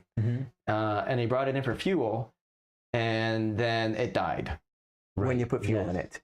Yes. It died. And I was standing there with you because I was like, I'm tired of Charles's nitro like ending up being a problem, so I'm just gonna like hang out with you all. Yeah. So we got nothing to do anyway. We're not up for an hour and a half or whatever. Yeah. So I was hanging out with you, and it died. And then you looked at me like, what kind of crappy tune did you put on this car that has died instantly? That's not that's not what happened at all. Well, you gave me that look like, what the hell? I thought you thought you had this thing dialed in. And I was like, well, I don't know. And then I noticed it was dripping out the back while you were like trying to figure out why it wouldn't start again. And I thought it was because Lily overfilled the tank. You put fuel in it and it died, and then you couldn't get it to fire. Right. And I was like, dude, I know that I didn't close that idle gap to where it won't start. Right. Like, that's really like what I was really working on. Like, I'm pretty sure it's close to right. It might be a little off. I did it quickly, right? And I didn't do it on track or anything, so I don't know, right? But it can't be enough off that it won't even start. Right. So then I was thinking like, oh, maybe glow plug. Right. Yeah, maybe. Even though, I mean, that thing was brand new. But you had mentioned to me at some point that the glow plug was fresh. So I was thinking that's not it. Yeah. And then I happened to see all the fuel spraying out of the back of the side guard right here. And then I was like, oh, there's fuel coming out of your car. And they were like, she overfilled it. And then we ripped the body up, and like this line was just hanging out. It was just sitting like on the pipe. And so that's why it was spraying fuel. Every time you put the starter box bump, it would just squirt fuel out like a squirt gun. That's right. It was doing a really good job of emptying the tank. Yeah. You know. So I put it back on, and then you filled it up again, and then we fired it up, and he ran, I think, the qual. But we think that was caused by the hose getting caught up in the lid whenever we opened it to fill it, and that just yanked the hose out. I'm fully convinced that's what happened. So at the time, he had this fuel hose going through this pull. Yeah. For whatever reason. And I noticed that. I don't know why. I noticed that when I was looking at the car, and I even tested pulling on it. And it didn't seem to do anything. So I was like, all right, I mean, I wouldn't do that, but right? But sure enough, doing that, and it's still kind of trying to do it. I see it. I don't think it has enough force to do it now, but I definitely, like, when you pull this open, you yank that out, because I put it on and it was really loose. Yeah. Like the hose was like worn. So when I put it on, granted, everything was crazy hot, right? But I put it on before he went to go back out into his qual, And Oh, dude, you put it on. I could not fucking get that thing on. yeah, I put it on. It was, but it was like loose. Like once I got it lined up, it's hot. That's Yeah. why, right? We're struggling with it's hot. So once I got it lined up and put it on, it slipped right in. I was like, oh no, that's, right? And but he ran the entire rest of the session with it without coming on. And I said, it's just gonna come off again. Yeah. Like if that's why it came off is because it's loose, then it's gonna come off again on track, and then we'll know that's what's going on. And it didn't. He ran the whole thing, and then I was convinced.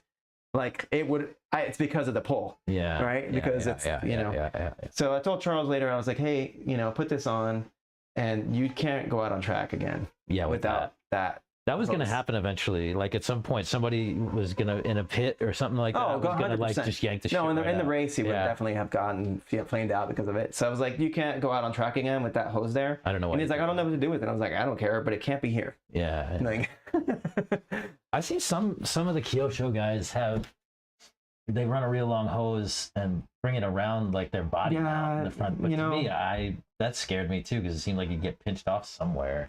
You get kink in it or something like that. I have like only so much patience for this car design. Right. Right. So like, I'm not gonna try to figure out how this should be done because I think it's a stupid idea. Yeah. So like that's for somebody else to figure out how it should be done, but like I know that it should not be done by going through here because this is a lever to pull it out of the car. Like no matter how strong I make this, that's gonna, if I can open this, it'll just rip that fuel line out. It definitely will. So it can go some other weird Kyosho way, but it can't go through here. Yeah. I've seen these cars pinch their like fuel lines in between their pipe and their and like there's no fuel flowing and nothing works, or it runs lean because it's half pinched in here. Like I've seen them do all kinds of crazy things. Because of weird necessity to have extra tube that I don't understand why we're making that choice, but extra tube because they don't have a clunk in the tank. Yeah. So like when a car is upside down on the track, right? So like this, which happens more often than we'd like. Oh yeah. Right. So like right now, the fuel in the tank, if it's not full, if it's like half full or less, which seems to happen like almost always, that's when you wreck. Yeah. Like you need to come through fuel soon, like 2 laps from your in lap. Yeah. That's when you wreck. And I'm always like super aggravated with Connor on the radio, and he gets frustrated with me because I'm like, because he's like, dude, wrecks happen, and I'm like, not on your in lap, right? Yeah. But anyway, when the fuel is like less than half full or whatever, in this situation, all the fuel is up here in the front corner because the tank's upside down and leaning forward. Yep. Right? Yep. As far as I can tell, that's not where it pulls fuel from. It looks like it pulls it from the back. Yeah. Okay. So it pulls it from where it's guaranteed not to be. Yeah. And that's why they choose to do long fuel lines and that filter thing that the Kyosho stock comes with, right? Because it maintains a bunch of fuel in the line when the car gets upside down, but you still can't last for longer than like 10 seconds. I mean, I think that probably if you aggressively blip, then like you'll pressure fuel out. Some like maybe depends how much there really is, right? Once you get too low, it's gonna be a problem. But it's a problem for any car once you get really low. Yeah, it's like it's a somewhat low that's addressed by the clunk, right? So like our cars, if we have enough fuel but not that much fuel, the clunk will go up and it will be sucking fuel in while it's upside down. Yeah. If there's only like that's why I worry about in-laps. If there's only like an eighth of a tank in there, the clunk can't swing backwards to the front of the tank. It can't. And so we have a similar issue then, right? Where we're not really able to draw much. But our clunk is like, how should I say, saturated. Mm-hmm. Like it's a sponge. Yeah. And it's saturated with fuel. So you have to suck all the fuel out of the clunk too. Right? Because it's like soaking with fuel. But anyway, not having a clunk, when there's enough fuel that a clunked tank would be able to pick up fuel live, in other words, half a tank or so, it's not the same. Because we were sucking fuel in when we're upside down, and they're sucking air. Right? So you're making I don't care how long your fuel line is, eventually that air has to get to your car. Eventually. So it's very different than having a clunk. It ends up the same as you get to almost no fuel in your tank, except for the sponge factor. The fact that the clunk is like a soaked piece of cork, right? Yeah. And that helps you. But anyway, I just think all these cars should have that, like, you know, like airplanes all have flexible pickups for that reason too. So it's weird. But yeah, maybe you need a long fuel hose that does some crazy stuff, and maybe it gets pinched sometimes. I don't know. Just get a tank with a clunk in it, you know, like everybody else's cars that are there. Yeah. You know, it's like that's the same thing with like these Mod 8 gears. You know, like I was talking to Connor about this. Mod 8 versus Mod 1, and we were just like, plenty of cars winning the race on Mod 1 gears. Like, whatever advantage you think you get from running fragile, fine-tooth gears, like it seems like it doesn't really matter. Because there's plenty. It's not like those guys. Oh, all the guys with .8 gears are winning all the races. No, all the cars are winning all the races. Yeah. The drivers are kind of winning the race. And so, like, when it comes to durability versus whatever, like, I guess like 3% more smoothness or something. I don't know. Like, I don't know. You know what I mean? Like, I don't know. It seems like you can win the race. It's smooth enough. It's smooth enough for like Fend. Right? Like, I don't know. Yeah. So I don't know. I'd want to have a clunk and tough gears, and like I just want my car to, you know, get to the race even if I make a mistake with maintenance or I get slammed into or whatever. Right? Like I want some like fault tolerance in my cars. You know, maybe I don't have time to wrench on it. It's like still sitting there from the last race, and I can get to the race anyway because the car is just like able to tolerate some neglect. I like that. I like that. Personally, I like that. That's for me. That's for me. I prefer to neglect my car. Speaking of neglect, what's going on with this air? Like, wow. It's just like, I guess it hits the body, maybe? I have no idea. Yeah, it's not torn through. That happened while he was throwing sparks, and I wondered if it didn't throw sparks up on top of it. It like melted it? I don't know. That's kind of what I was thinking. Would be cool. It looks like it, right? Like it doesn't look like it's got chunks taken out. It looks like it's melted. That would be so cool. I bet that's actually what happened. That's awesome. He's throwing sparks. He's burning it. Yeah. Imagine if he blew his motor out because he like melted his air filter and sucked in dirt. Oh my gosh, that would be terrible. That would be crazy. You would have a story to tell. No shit. Yeah, remember that one time we melted a hole in our air filter and then sucked up dirt and polished the piston in the wrong way? Wow, that would be a story to tell. That would be a story to tell. Yeah, sir. Yes. I burned up the filter and I sucked it into the motor. Yeah, the only thing that still makes me mad about this car, other than having no clunk, is that the mesh is just barely tolerant of flex. So I don't know what you're going to do about that. What do you mean? The teeth are like, I don't know if I can show this. Let's see if I can see it. It's really hard. Yeah, it's pretty hard. It would need to focus in there. The hose is in the way. Yeah. It's like there's not enough teeth overlap. Oh, yeah. Between the bell and it refuses to focus in there, but there's not enough like tooth overlap.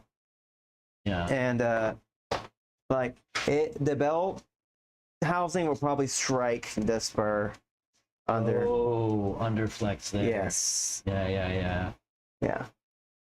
And so that will show up as like spur wear.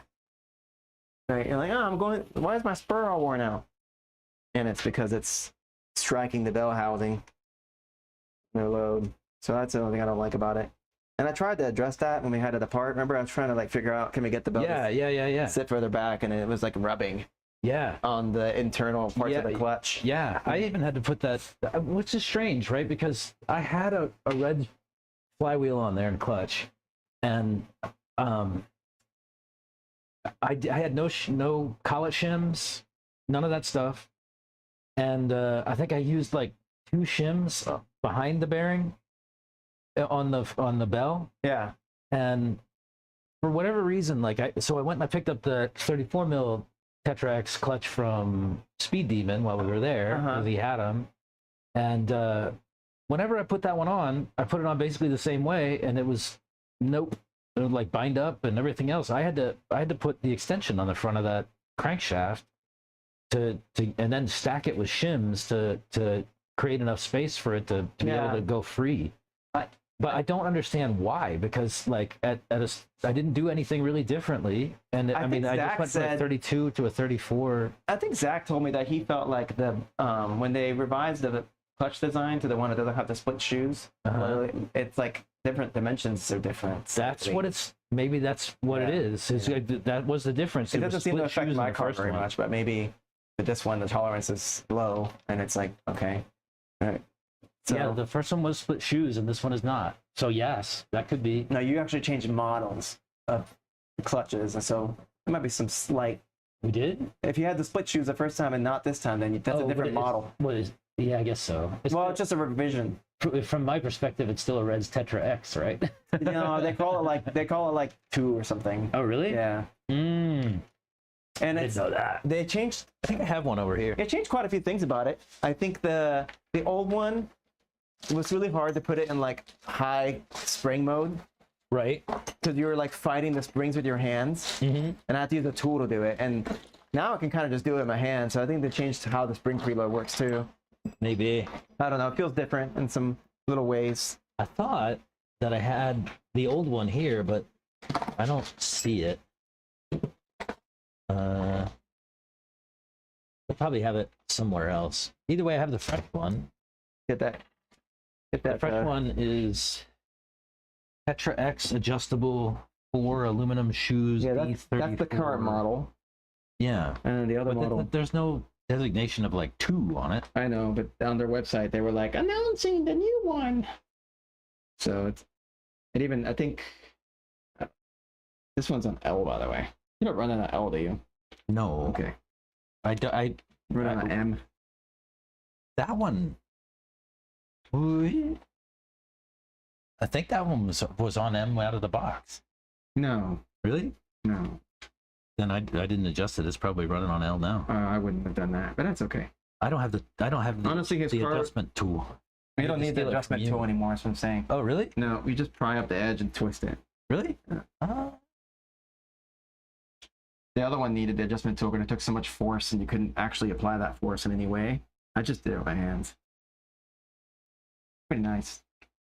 Got these Sean Van Dalen while we were at the event. My new rotors for my mono brake. Nice. He said that the old ones, dude. he was kind of hesitant about giving me these. I get that they're expensive and he doesn't have a lot of them, but like, definitely told me, he's like, look, sometimes on like the V1 model of the rotor, after like a gallon goes through them, they just tear themselves apart, explode. And I was like, so you're gonna give me some fresh rotors, right? And he's like, yeah. That's crazy. He kept saying he'd send them to me, and he never sent them to me. So I saw him, I was like, bro. There's so much relief on this rotor, like, that I'm skeptical of needing. I don't really understand all that either, unless he was just trying to eliminate weight. I mean, it looks cool. It looks cool for sure. It looks cool. Definitely looks cool. It's kind of like though, like my road car has drilled rotors, and they do that because it looks cool. Right. Because race cars generally don't have drilled rotors because they crack at the drill holes. Under heat. Yeah. And so they usually have recesses, and that's it. Slots. They just have like J's carved into them, but not all the way through, just on the surface, like they're scratched kind of in a J. Yeah. And that's just to scrub the pad clean. It's 2 things. One is to scrub the pad clean, but the other one in braking, right? Like there's so much heat builds up in between the brakes and the pads that the air will actually expand and press the brake pads away from the rotors. But and so if you have the holes, that's relief for that air to pass through. And then the slots, they do the same thing, right? The air as it expands can press out of the slots. Maybe. Yeah. But it works without the holes. Like the holes crack at very high speeds. Braking like that happens. Like the brakes get red hot. Like there's so much heat, and the air just expands and presses the fights your brake pressure. Mm-hmm. Yeah. But they have heavy ventilated slots on the inside, directionally placed. Yeah. Right between the 2 faces. and that's mostly your cooling, right? Yeah. And the holes are like, I don't know. Anyway, many people have cracked the rotors that the car comes with Yeah. on the track With because the holes. the holes. Yeah. So Makes perfect sense. So yeah, I think probably having just J grout would be really cool because it's more functional and looks more authentically race car-y. Yeah. But this does look very cool. Yeah. Also, I think so. compared to the ones that it come with that are just like round discs that are ugly. This does look very cool. So what did you do to your cars over the course of the weekend So to adapt them from Thornhill to Psycho Nitro Blast? yeah. On the buggy, I did the most changes. Okay. And it was mostly around finding grip in the dust, right? Like Well, that's less grip total anyway. less compared yeah, to here. Yeah. Oh, compared to here, yeah. For sure. Yeah. So I actually took my car over to Tebow and I was like, hey, like, take a look at this thing and like, what changes could I make, right? And his only suggestions were to go thinner in shock oils all the way around. Okay. Because I was running like 650 all the way around, and I think I dropped it down to 500. Okay. And on diffs, I lowered the center, so I had 885 in there, those low C diffs, which is way too heavy for out there. Is that what you run here? That's what I run here, or that's what I have been running here. Yeah. And I've only had those diffs in there for a few weeks. I'm just asking because I'm trying to establish a baseline. Okay. So that is to me quite light to hear. Yeah. But those things have a lot of intrinsic drag. Yes. Yeah. So 8 is like a Thornhill fluid for you. Yeah. Okay. And in those diffs. So you probably went down to like 6. And if it was a techno diff, it'd probably be 15, 10 or something like that, right? Yeah, probably. So 8 put 4 gears. Yeah, 885 there, and then so I took all that down. I went 533. Okay. And that solved a lot of the grip problem, unless I got in the dust. Especially like if I was in the groove, like I was locked in, like I felt like almost traction rolls and stuff like that. If I was like in the groove, but then if I get any kind of dust, it was game over. It was like imagine that big sweeper, right? Out to the side. If there was just like a little patch of dust in the groove. Yeah, somebody else had gone off or whatever. Yeah, they're just going off too. It's like hitting like literally like dirt on a real racetrack. Yeah. And somebody else had gone off and you're like, whoa. Yeah. And that was like on fresh tires and sauce and all that stuff like that. Like, so you just have struggling with mechanical grip. So you went down, you thinned out your shocks, which makes perfect sense. I thinned out my shocks. I thinned out my diffs. Oh, and I put softer springs in the back. I put those pink springs in the back. Only the rear. Yeah. Okay. Only the rear. And then what do we have as far as sway bar? We cut the sway bar the same. So I left the sway bar the same. And that's, what is that? It's 1.4, 1.5. It's a 1.5? I think so. You can't really see the markings on it any longer. Yeah. They're one of the do you remember you gave me that bag? The skinny ones, the prototype ones before you get them. So yeah, they're not prototypes anymore. No. This is slightly bound up, but anyway. Yeah. Oh, slightly. So what happens is that these collars don't sit flush. It's not like I like this deadband thing that they did. It's cool. I think it's good for the car. But it'd be nice to like design it so it would be supposed to be a deadband thing instead of just flipping. Right. So what happens is that this collar doesn't sit flat. Right. And it's rubbing on the plastic. You see? You can very clearly see it doing that. See it. And it's causing binding against the plastic. So just a little. Yeah. So like if you feel mine, it's like completely free, right? So what's the solution there? If you can't get it to sit flat, like what you can do is kind of like rotate the set screw thing and see if it will sit flat if it's just not where it is right now.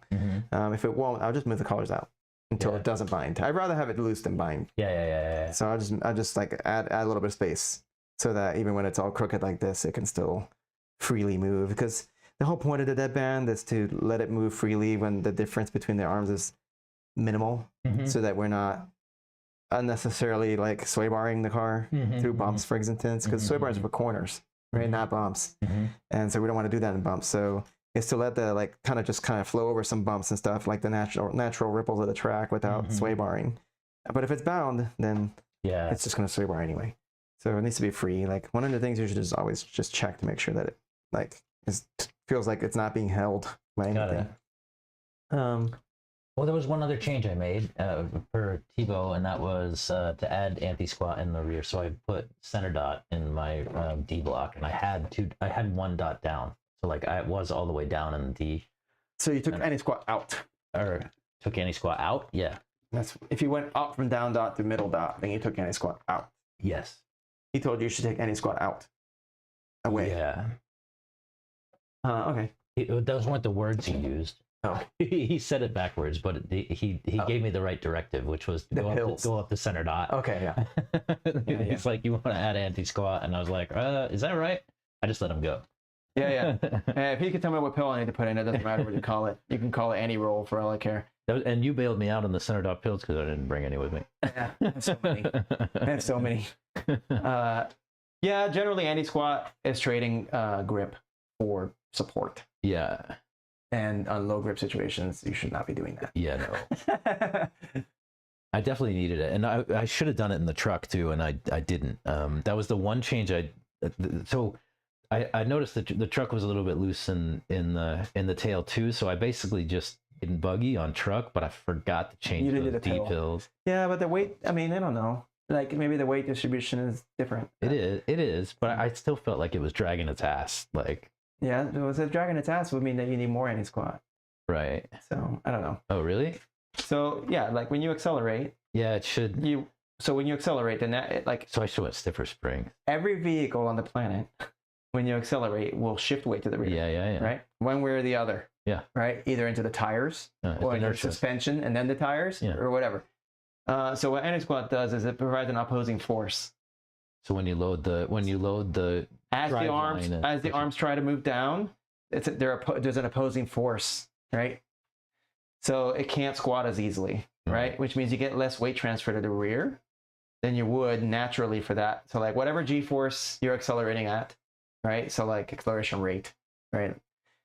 Is going to produce a natural weight transfer to the rear of a certain amount just because of physics. Yeah. And so normally the springs are opposing that, right? And anti-squat will also oppose it as well. So it'll keep the rear from going down as much. I should went a stiffer spring. Well, I don't know, because so stiffer springs reduce overall grip. Yeah, I know. Anti-squat only changes that when you're accelerating. Yeah. So if you don't have enough, because like when you're not accelerating, your car is just driving down the road and the springs are creating grip. When you're cornering, it's just the springs creating grip and the tires, right? When you accelerate, now we have a weight transfer. When you brake, you have a weight transfer. So we have anti-dive and anti-squat. Right. So if you don't have enough grip under acceleration, then you might consider taking some anti-squat out to allow more weight to get on those tires. Yeah. Right. If you're squatting too much and you're getting out of like the working range of the car, for instance, like the car is weird down here because the arm angles are all bizarre and it just doesn't drive well. That's the problem with this stuff. It always like it gets better and then it gets worse. Yeah. Right. So you can say like, oh, I want more weight transfer, and then I have too much because then nothing works when the arms are in that position. Yeah. Right. Like nothing works properly anymore. Suspension's all the way at the bottom. Like there's right. So you got to figure that out. Do I think that I'm squatting too much or not enough? And then you got to adjust that in the right direction. Another way to tell is if you're going on a straight and your front's really high, and like major ballooning is going on. I mean, obviously diffs and other things impact that too, and front droop. Right? But you can also say, well, if I had more anti-squat, it would stay more level. Yeah. Right. Under that situation, and that means I can leave my front droop to handle these crazy holes that I need the front droop for if I just address it back here. But now I need a surplus of rear grip to make me be able to do that change. If I don't have a surplus of rear grip and I have this problem, I have to address it a different way, like sacrifice front droop or go thinner diff in the center. So I'm not getting as much drive. Thicker diff in the center. Play with that because that also flips. But that's basically what you're saying. Like, if my car looks like this, then yeah, maybe a little more anti-squat would be better. But then if I don't have extra grip, I'm gonna spin everywhere. Here's something. You could also do toe. You could add anti-squat and take it and then add a little toe, or I don't know. Well, so like, so from my perspective, on that truck, and I drove it during qualifying, I felt like it was great, right? Like everything was good. Like fine. Even when I watched it, it behaved the way I expected it to. Uh-huh. On mains day, that's when it was like dragging its ass and stuff like that. And so I guess my question is like, what changed between qualifier, between Saturday and Sunday, in like sort of track conditions that would change? Yeah, I mean, just keep in mind, like, I'm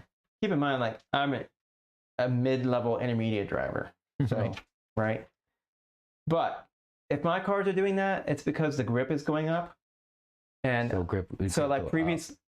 grip is going up, and that means that I have sufficient traction to drive the car forward hard enough. Like I've increased the G-force. Yeah. Right, and now my car is pitching more. Yeah. Whereas before, when I would get on that much power, maybe there was some wheel spin involved. Yeah. And my car was never really loading up. Yeah. Like, and there was never weight transfer back. Because it's just like, what it's doing in that situation is kind of like just spinning the tires until they hook up. Yeah. And then while it's spinning the tires, the car is slow. It's like it's still speeding up some. And then when they finally hook up, I'm going pretty fast, and it doesn't ever really like load up the tire as much. And then when the grip comes up, I can do wheelies suddenly. Yeah. Right. And that is putting, like when I do a wheelie, I'm putting all my weight back pretty like 30-40% is going back there. Yeah. And there's no way I could have done that on practice day because it would just spin the tires. Oh, practice day, no chance. It would just spin all 4 tires. Yeah. So like sometimes between like practice and mains, you need to adjust something. You can run a different tire. Like we like to go from super soft to like a super soft long wear. So we have less grip at the rubber to deal with that. We also do that because in corners, our practice tires will sometimes like fold with that extra grip that the track is giving us. Like on practice day, the car was sliding, right? And then mains day, now the car is folding tire, and it does the crazy things like snap. Yeah. And so we go to the harder tire, we have less total grip. The car handles a little bit more like it did on practice day because the tires are making less traction, right? Maybe we go up in springs. Like at other races like Wicked, we maybe start on yellows and go to orange. Yeah. Just because like what you're doing is like on practice day, your car is moving through a certain window according to the grip, right? Like it's able to achieve like a certain number of quartering G-force. It's going through a corner, right? It can achieve a certain amount of force before it just slides out. Yeah. Because the track has only so much grip. Yeah. Right. So like you've got your car feeling good in these windows. Like you turn this way and it leans about that much, feels good, takes the corner nicely. You straighten it up, the car accelerates well. Right. Nothing weird happens when you're accelerating. It doesn't like kick out. It doesn't lift the tires way up and balloon. You go to the next corner, it rolls real nice. You get on the brakes, it squats like a really good amount with just enough weight transfer that you can turn in real well, but it doesn't like swap ends on you. Yeah. Right. So you got all that happening, and then when the grip level changes, you've changed the maximum thing that can happen in all 4 corners. So like you go into a corner on mains day with the same setup, and now where the car used to lean this far and then start to slide, it can lean this far. Yeah. Before it starts to slide. And now we are so far out of the working window.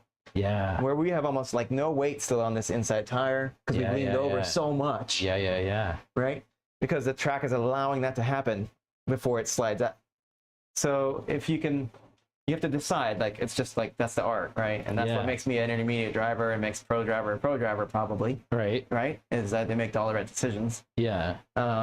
Normally what we do 2 things. We go up in tire compound, mostly so they don't turn into slicks in one run, because with that grip comes more wear. Yes. And so that we don't fold sidewalls because that causes instability. Yeah. And then we also go up in springs and maybe fluid. Typically not fluid, but we'll go up in springs. If that's not good enough, we'll do sway bar. Yeah. Because the sway bar affects the car when it's doing this, right? That's true. A sway bar will take grip away from the car on the axle the sway bar's on, only when it's offset leaned. Yeah, yeah, yeah.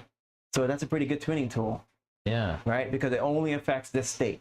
yeah. So then if you're saying like my car, because of the higher grip, is able to get into this undesirable lean position, the sway bar will prevent that. Yeah, have you still go? You'd go have your sway bar to Yeah. keep it level. So what it's going to do is, as it starts to try to lean out, it's going to pick this arm up, and now the weight of the car will force it back down. Yeah, yeah, yeah. And that means that I can't lean that far. Yeah, Right. So like for example, at shootout, Kona was on a 2-1 sway bar, and then the grip level went up, and he ended up going to a 2-3 sway bar in the front.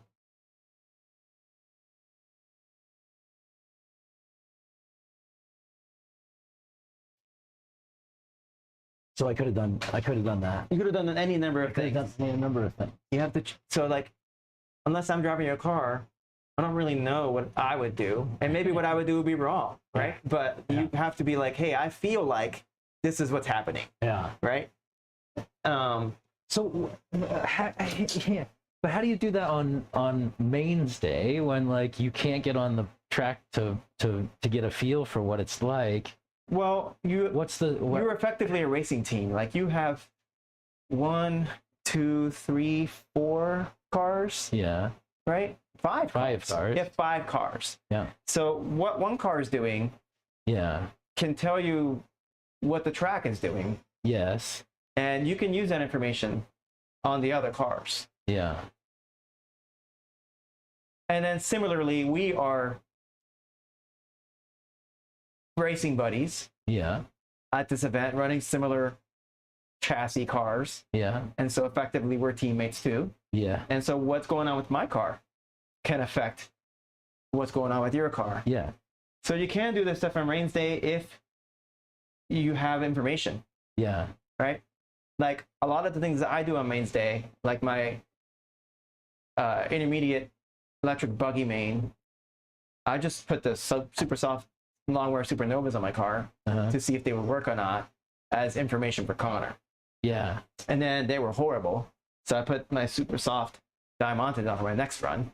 And literally as I came off the stand, I was texting him saying Switch. which tires to put on his car for the race that he had like 2 or 3 races after mine.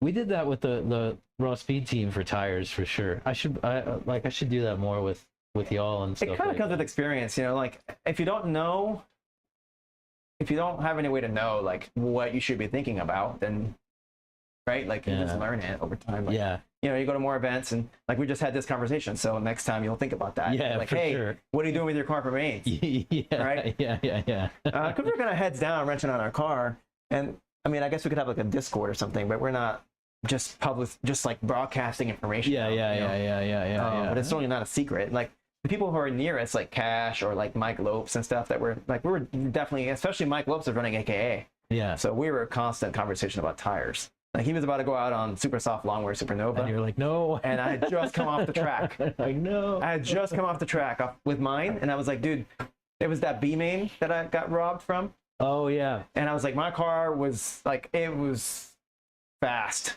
Like I wasn't even having to try, and I could have won that race. It's just I ran into other cars, Yeah. you know. And he was like, oh, what should I do? Right? And I was like, I mean, if I was you, I wouldn't go out on those. I would put what I just had on because I know, like, I was just on the track 10 minutes ago. Yeah. Right? Yeah. You know, so And it was good. yeah. So like, he just got to take that information in, and then he has to make the right decision for himself, right? Yeah. And it's good to know what else is on the car. Like, I think he might have like the new shock tower, the new short shocks. Yeah, so you have yeah. to take that into account. Like, Yeah. that's why it's hard to share information if people have weird parts on their car. Yeah.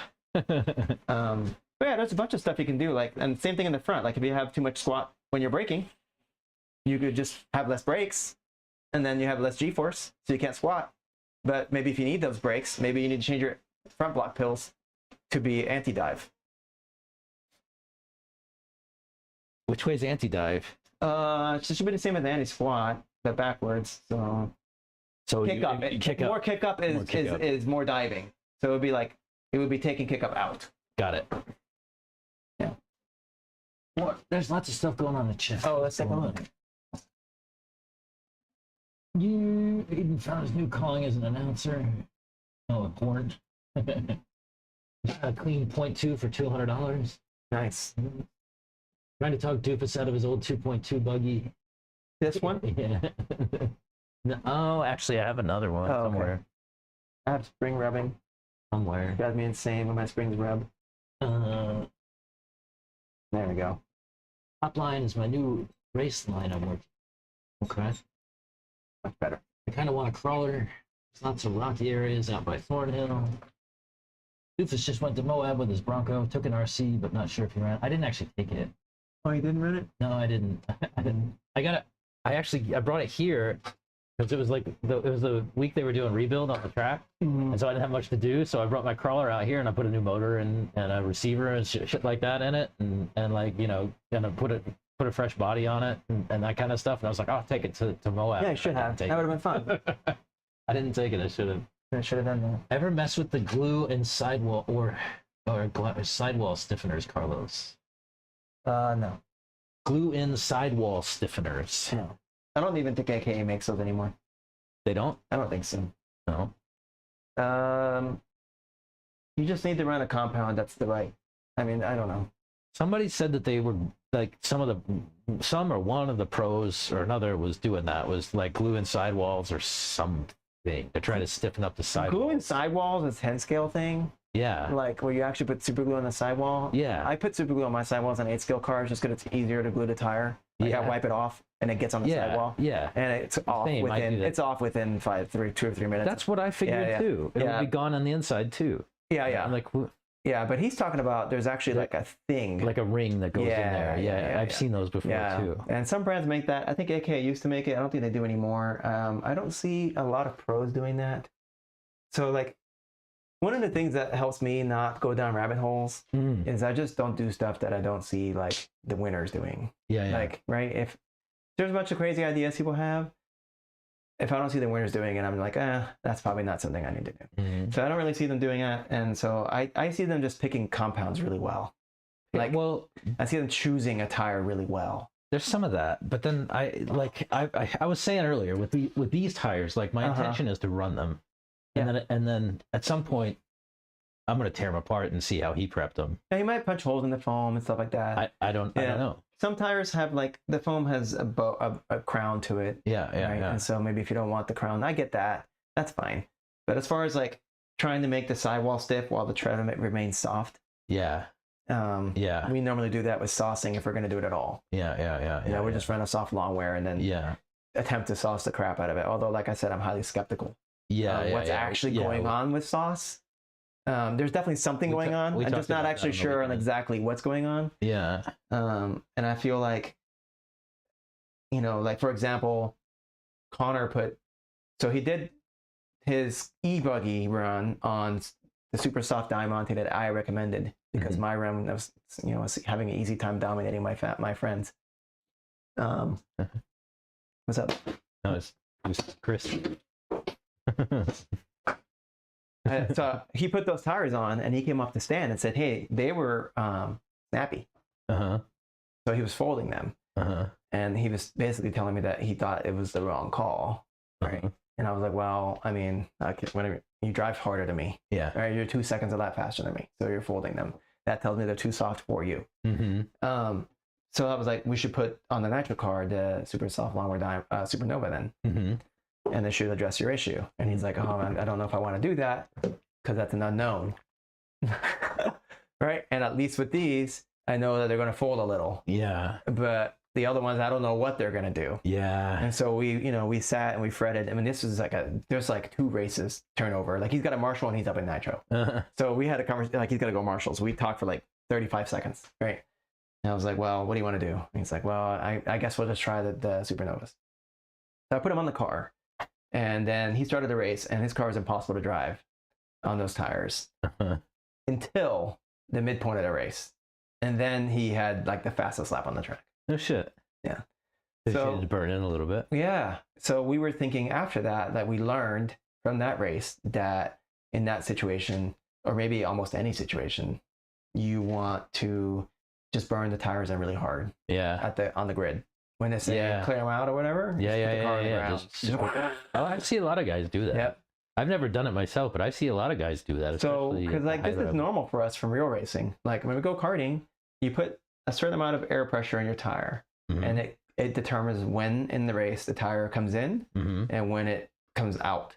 So if you put a lot of air pressure in your tire, then the contact patch is narrower and it gets hot really quickly and the tire comes in quick. And then it starts to overheat unless you can drive super smooth. And that's where the skill comes in, right? And then so your tire will fall off during the race. And so everyone's picking a different trade-off, and you see all these weird pace differences throughout the race. Like maybe the guy you think is going to win the race is running 5th for a while, and then he just starts gaining on everyone and ends up winning. Yeah. Right? And it's because we had started on a low pressure, and he peaked late in the race. Yeah. And he was still going faster and faster up to the checker flag, and maybe the other guys peaked a little sooner, and they were slowing down before the checker flag. And so I think we're actually seeing that with these, like, I think tires are tires more than we think. Yeah. Right? And then you think, oh, there's no air and stuff. But no, I think that his tires literally warmed up. Yeah. During the race. Definitely. And the grip level isn't high enough to warm them up quickly. Like here, the tire warms up pretty quick. Yeah, it's just a lap. Yeah. Yeah. Over there, it was taking a while. A few minutes of running. Yeah. Right? And then once they warmed up, they were money. Right? Yeah. And so I think that's what's happening. And I think we need to think about that and take it into consideration. I think when we sauce, we bring heat into the tire sooner because the surface is so soft that it's creating heat from folding and various things that are going on when it's so soft. And then it gets the heat in the carcass and it doesn't matter anymore. I wonder how much heat you lose in your tires when you wreck and you're upside down for 10 seconds, right? And then you come back on the track and your tires aren't as warm as they were when you just turned over, maybe. Maybe. I think that you probably don't lose enough in that small amount of time to mess up your handling. Because I'll take a car off the track and the tires are hot. I can feel that they're warm. They seem to stay warm for a little while. I'll put it down, I'll grab my crap, and they're still warm. I think when they're up to fully operating temperature, they probably they probably do taper off, but I don't think it's enough to where it's I don't have grip anymore. So anyway, what I was saying about saucing was before is it seems like it brings grip early, but it kind of burns off. But I think maybe we're just doing it wrong, and it needs to bring grip early to get you to the point where it's hot and gripping on its own. And you got to overlap it. I think maybe that's where we're just doing it a little bit wrong. Maybe. And I think maybe we can also experiment with just doing burnouts to get temperature into the tire. That's something that I don't know why we don't try here, because like I said, I see it here all the time. Yeah, but so when you do a burnout, you're doing two things. You're putting temperature in the tire and you're shedding pin height. Yeah. And so the saucing technically will put temperature into the tire without shedding the pin height, I think, because it's how the carcass surface is softer, and it's going to generate more heat earlier in the race, but it's not going to give you a shorter pin. So I think it depends what you want. Yeah. In our case, clearly we could have just done a burnout because that's all he was doing on track, and the tires came in. So if I had done a burnout on the grid, he would have started like he ended, and he would have done a much better. Yeah. So that's one learning that we took away. I'm gonna have to screw with that out here too. I don't know why I don't. Maybe that's a tomorrow me thing. Yeah, you could do some testing, right? Yeah, for sure. So yours is still somewhat thicker than ours. So the other thing we did, we went down on sway bars in the front. Yeah. Connor went way down. But you were running. He was running 2.1, and he went to 1.8. Okay. And then he also took half a degree of toe off the back. Oh, really? Toe in off the rear. Yeah. He just wanted a car to turn. Yeah. And I could see it. When I started to drop faster, I went down too a little bit. But I was timid because it's whatever. I'm not a very good driver. But I could see it. Once I started to go faster, that turn for example, a turn when you don't do the joker and you have to turn to the section that the joker normally skips, the car wants to plow there. Yes. And he took that out of his car with those changes. His car just did the corner. Yeah. Right. And it was it definitely wanted to plow there. Yeah. He was it's so much faster. Yeah. I spent a lot of time waiting for my car to get around. Yeah. That's what he said. I'm waiting for the car to turn. This car doesn't want to turn. Yeah. But there was something about the characteristics of that turn specifically that made me wait and it would plow on that turn specifically. Like I didn't really have that trouble anywhere else. So you do have it everywhere else. It's just Right. it's just that you can counter it. It didn't affect me. Correct. You have it everywhere else, but like you have like enough like steering or whatever. Right, to overcome it. And then at that point you're max steering lock waiting. Yeah. Right. So then when you solve that one spot, everywhere else will become less steering, and the car's faster. Right. Yeah. Because like anytime you're not turning your steering wheel, your car's faster. That's true. Than when you are. Yes. So if you were having to go through corners like this before, and now you're going through them like this, car's faster. Car's faster. Yeah. Yeah. Because I mean, neglecting everything else below the car, like just the drive line is more bound up when you're. No, even that, but just like even just the physics of friction. Yeah. Like this is slip angle when you're steering, right? This is slip angle. When you're going forward, that's no slip angle. Right. It's just a rolling tire. Like this is going to make your car slow down. No, I mean to say that like when you turn the wheel, that it introduces. Oh yeah, there's even just drag. From the shaft. Drag, whatever you want. Yeah, there's even just drivetrain drag from doing that. But even if you had no dog bone, if I have this car straight and I shove it, it would go way further total distance traveled. Yeah. Than if the wheels are turned. Right. Yeah. So it's just going to go faster everywhere. And I think he took like a second and a half out of his time. No kidding. Yeah, with those two changes. That's massive. Yeah, because this is a huge sweeper on the back that now he's flat through. Yeah. Right, like onto the straight back there. Now he's flat from the hairpin all the way to the Dragon's back, and I'm having to lift mid-corner so I don't slide into the loose stuff and lose my car. Yeah. Then that turn right there, he can take it pretty fast. And then when you land the Dragon's back, there's a really sharp turn. You have to like brake on the lander and then take this hard right to dart over to the thing, and he can just land and rotate the car and punch it. Yeah. So I like suddenly he's just faster and everywhere. Yeah. And so I was afraid to do the toe because I don't know if I can handle it, but I'm going to try it here. Since we have excess grip, I should be able to learn to drive it. Yeah. Right? If he can drive it there, I should be able to drive it here. And we'll probably leave it on his to see what he thinks. But yeah, this way we'll have to be up a little bit or else it's going to flip the car here. Yeah. And let the front end get way too far and it'll just flip the car. Yeah. I think we can afford the toe change at least. Top line is for the PNB chat. Rivkin. Yep. What? He glued Rivkin glued sidewalls. Any of the RC racing where they use sauce, they burn the sauce on microfiber cloths stuff. What I see online anyway. They have the wheel hex drill chuck.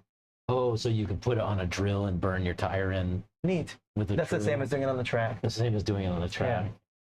All the pros that I saw were putting sauce on their tires and then walking out. And then what? Walking out to the... Like directly? Like they would sauce and then go? Pretty much. Oh, they're really? waiting for their heat for a while, so it sits out there for like 10 or 15 minutes. Yeah. In other words, they weren't doing any post-sauce stuff unless they did it on the grid. Yeah. As far as like... Oh, like no heat gun. Yeah, like some people do that. Yeah. And I didn't see any of that. I did that once here, like actually when Lutz was here, and he brought me those McLovin radars over there. And I ran them once, and I was like, like they feel pretty good, but they're a little squirrely. Like there was some of that like sort of snap looseness and stuff like that. Yeah. And he was like, well, it's awesome. And I was like, okay. And so I had a can of PB blaster. I sprayed it down and then hit it with the heat gun. Then took it out. Actually, they felt great. I was like, what the hell? Not too hard, I guess. I guess so. Yeah. That's those right there, that stack. Like this right here. Yeah. Yeah, just probably a little too hard. But that's a compound you can't buy on the street yet. Yeah, it's cool. Not an 8 scale. It's cool to have prototype tires to play around with. Yeah. It was funny. It was they kept talking about the compound, and I'm like, you guys, like, I think that's going to be really good at Thornhill. I really want to try it. And I didn't hear anything else. And while I was sitting here on Monday last, and Ryan was here, Santos came over and he goes, hey, like, do you have any, super soft Triumphs or whatever? And I was like, oh yeah, dude, like I got a box full of buggy tires and wheels. Like, what do you want? And he's like, oh, it's not for me, it's for Ryan. I'm like, dude, just tell him to come over here, like go through my box. And in the end, like, he wasn't looking for a tire, he was looking to give me some tires. I was like, oh, I thought you wanted a tire, man. Like, here, it's a whole fucking that's funny. I kind of half wondered if they weren't like making sure that I don't like go and sell all this stuff out after I buy it. You know, like I think some people do that stuff. Yeah, but you're not supposed to, but I don't. I don't do that stuff. I just buy all this shit and keep it around for us. yeah. I'm like like in the corporate world they call it lean. Like I order tires right before events sometime. Oh, like, yeah. most of the time. Yeah. I don't have a lot of tire inventory. Yeah, I have that'll be- some, but not a lot. Yeah, Like one lean. small box. That's it. So, but did Charles do anything to his cars as far as tuning, or was he just basically trying to keep them working? He didn't really do anything. Yeah. He Okay. the only thing he did change springs. What did he go to the Yellow Springs? He changed springs on his electric. Looks like What he went to Yellow Springs. Yeah, he went to yellow. And I think that was based on conversations with you guys. Probably. Yeah. Yeah, we're But- actually running the 78 millimeter yellow front and rear. I didn't have them. I actually had to buy another set. What's funny is that like I took that bin of springs that's down over there that Allison gave me the other week, and I didn't take my normal bag of springs for buggy. Like I have a big bag of springs for buggy, and I didn't take it because they're all fucking yellow. like it's all the different sizes and everything like that. And I should have taken it. Yeah, if I had taken it, I probably would have had the right spring. you should bring most of your springs with you, I would say. I did bring this bag, which is like the entirety of all the truggy springs you could ever want. Okay. But I didn't bring this bag, which has, I mean, it's Yeah. almost entirely yellow. Yes. And I should have, because it's entirely yellow. It's all different sizes. That's funny. But yeah, that was So about he all went he to changed. Yellow He Springs. changed springs, he changed shock oils. That was it. Looks like he doesn't have any rear droop. Looking at his car. He has Very little rear droop. I don't know why he did that. Yeah. I run little rear droop, or little front droop. We run 0 in the front most of the time. And -5 in the rear. You know, I never measured that with the droop blocks and gauge. What? I have no idea if that's plus anything or minus anything. I just measured the shock length. It's it looks pretty similar to mine. I think it's probably It does. it's like if it's if it's not 0, it's like +2 or -2 or something. Yeah. It's pretty close, although it's not even. That's why It's we not even. and that's why we check it at the hub instead of the length. Try to make it be more even. That needs adjustment. Well, I mean, the screw's gonna eat the chassis up. It's gonna wear away from even.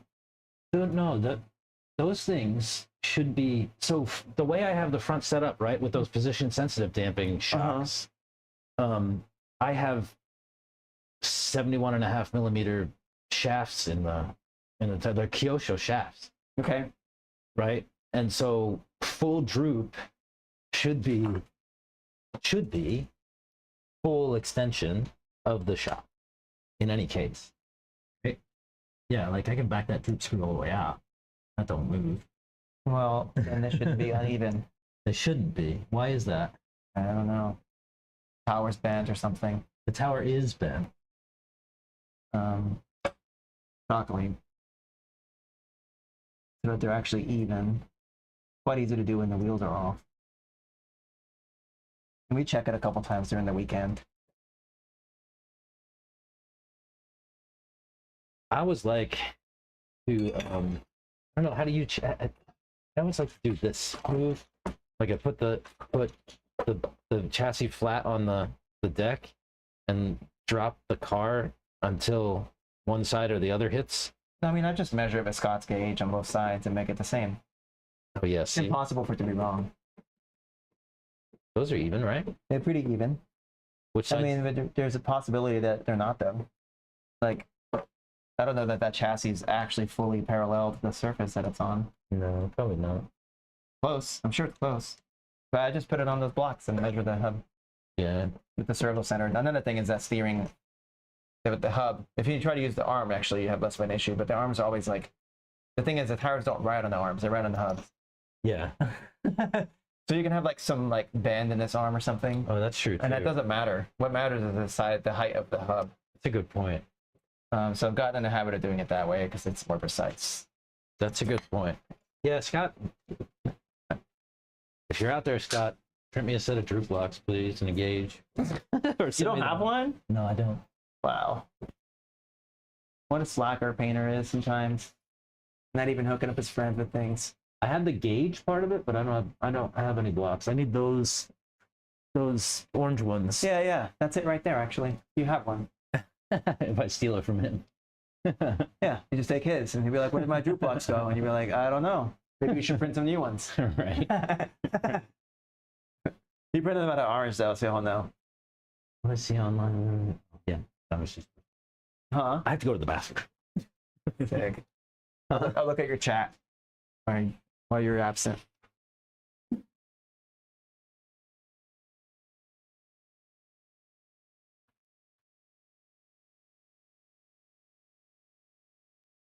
Carlos was doing good in that B main. Oh, we could talk about that B main. That was a pretty big ball of unfortunateness.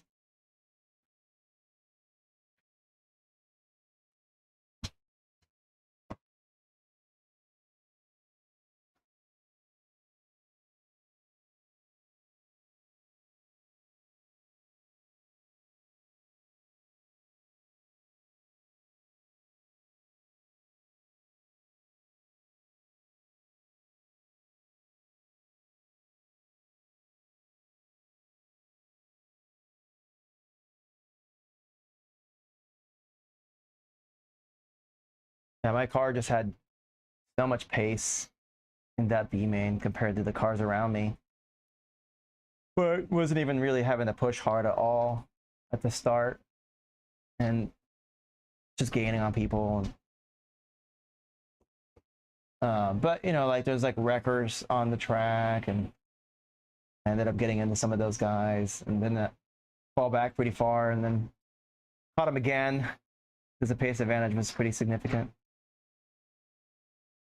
And then another one wrecked right near the end with like 30 seconds to go, like one car leap in front of me. It's kind of just bad luck. Happens at these big races, especially with the jog that you have to make to get to the cars that are flipped over. Let's talk about my B main, because not if Ed mentioned it. Carl's had a really bad Marshall in that one race. So was that his second qualifier? Where he went over the Dragon's back and wrecked off to the side, and Connor had to run down from the stands. Oh, I saw that happen, and I didn't know what the hell was going on. Dude, so he put his car like on the left-hand side of the Dragon's back part, and there was no Marshall chair over there by the inflatable. Oh, wow. At that time. Yeah. Like they put it there afterwards. But so there was nobody sat there, and the guy who was at the end of the Dragon's back or whatever, Yeah, they can't see it. he didn't see it. Like he didn't see it. There's a huge I'm like, mountain in the way. Yeah. No, there's a massive mountain. So his car just sat there on its roof for like, 45 seconds. Wow. And by the time Connor ran down the stands, jumped over the fence, and grabs the car, and I'm running this way, and he's running this way. Yeah. I'm running this way to go and get the car. He's running it to me this way, and we're gonna get it fired back up. And the worst part was to get fired back up, fuel it, and put it back out. And like he goes around maybe a half a lap, and it flames out, and he's just like, "Fuck it." I don't like that it flamed out. Like, I don't know why it would have flamed out in that situation. I don't know either. It was frustrating though. He was like, "God damn it!" Maybe it flames out because of that stupid airflow issue. I don't know. The line's all full of air. Yeah, I know. How long does that take for all that air to get out? I don't know. It's going to cause a lean condition in your tune. You could see in his car when we were fooling with it, like how much air goes through those lines. Yeah, any air that gets in there, like, I don't know, man. I don't know, man. I don't know either. Yeah, like, where does it pick up fuel from? It picks it up near the top. Oh no, it has like this weird siphon system. It picks it up from the bottom? I don't know. It seems like if you're upside down and a lot of air gets in your line, maybe you'll flame out because there's air in the line still. And the only way to get air out of line is to crank the motor a lot. Yeah. So maybe when you refire it, you need to clear it out heavily. Like immediately just pin it for a minute and then restart it if it does again. And I don't know. Yeah. Or maybe there's still some stuff wrong with the tune. That's going to make me nervous. Like, if we I see a top line. kind of makes me nervous if we don't test it on track. Maybe when it's full of the temperature, the idle drops. So we gotta raise it. So I always set the idle as like when you finish a race, I listen to the idle and I change it then. Yeah. And then when I start it up for the next race, if the idle's a little high, I don't care. Yeah. That makes sense. I don't trust the idle setting unless the motor's just fully up to race temp. So sometimes it can be a little bit wrong. Yeah. And you can listen to it when it comes off. I tell you one thing. He said, he's like, when I get back, he's like, I'm gonna take over your bench and I'm gonna build that NB48. Hell yeah! You're gonna go to Wicked Weekend with the Kyosho and be the only guy there. He's not gonna do that. No. He said he's gonna just run his techno. Yeah, you just need to have a serviceable car. Yeah. You're gonna go to a big race like that away from home. You don't have all your comforts of home with you. If it was, that's the other thing, right? If it was a techno, I have umpteen parts. Oh, and, and I know like a billion people that have these cars. Right. And all the shops have parts. Yeah, I mean, like Tebow gave away his battery bracket to someone because he wasn't gonna run e-buggy, and he didn't have any.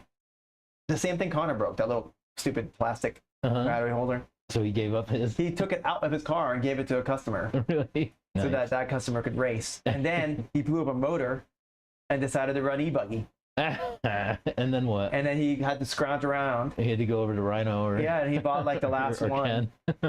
And then I needed it for Connor. And Rhino was like, I sold my last one to Tebow because he gave it away. And then went to a different trailer like PTRC and he had it. I was like, all right, we're good. But Do you know what I almost did? And in retrospect, like I would do again. I would do next time. I almost threw those kits in my car and brought them with me. 100%. And I in retrospect, I don't know why I didn't. Then you have every part. I even said it to Charles. I was like, I'm going to throw one of those kits in the car. And he's like, why? I'm Because you like, have every part. except every part. Yeah. And I kind of wish I had. Yeah. But and the truth is, I was actually just going to grab the NB off the top, and that wouldn't have helped me with that flat chassis in front of you. No, it wouldn't. But yeah, That's why you have to run associated. It could be the same chassis. if I have another kit at Wicked Weekend, I'll just bring that. I've seen like at Silver State last year, Techno was ripping open some of their like it's close to California. Yeah. So the big wigs are there, Yeah. like at Silver State, and they had like trailers like stuff, And I guess they couldn't find some parts, so they were ripping open their kit to get the part they needed. Nice. It's like, oh, that's cool. Need a chassis brace. Yeah. That's cool. Just slice it open, get whatever you need. It's pretty awesome. Yeah, that'd be all right. But yeah, I think if I have a kit in hand next time, I'm fucking taking it with me because that was dumb. I should have had both those kits with me, and I would have saved me a little bit of trouble. Not much, but definitely some. Yeah. I mean, it's just like It would have saved me $130 for that chassis plate off of Tebow. yeah, that's a lot of money for a chassis plate. Yeah. Like, I'm used to paying those prices. No. Usually, I just What I need to do is go and get a techno deal. yeah, it helps. But it won't help you there. No, it wouldn't help me there. I bought all these parts at retail that I bought at the Yeah. at the race. Yeah. Because I'm not gonna not race again. I spent money to fly there. I rented a car. I have a hotel room. I know. I entered the race for 4 entries. I'm not gonna let some $30 part. No, Park absolutely me. not. No. That's ridiculous. No. So it ends up turning into a little bit of a money bleeding situation. Yeah, sunk cost fallacy. Yeah, kinda. I mean, but you have. I mean, come on. Yeah, for sure. Yeah. I'm with it. No. We had a conversation about it on the way back, the kids and I, and they were saying something about like how Dave runs those races and stuff like that, and I was like, well, the dude, like I said to you guys, like the guy's an entertainer, right? Like he wants to, provide things to like keep people entertained, right? Like, and so,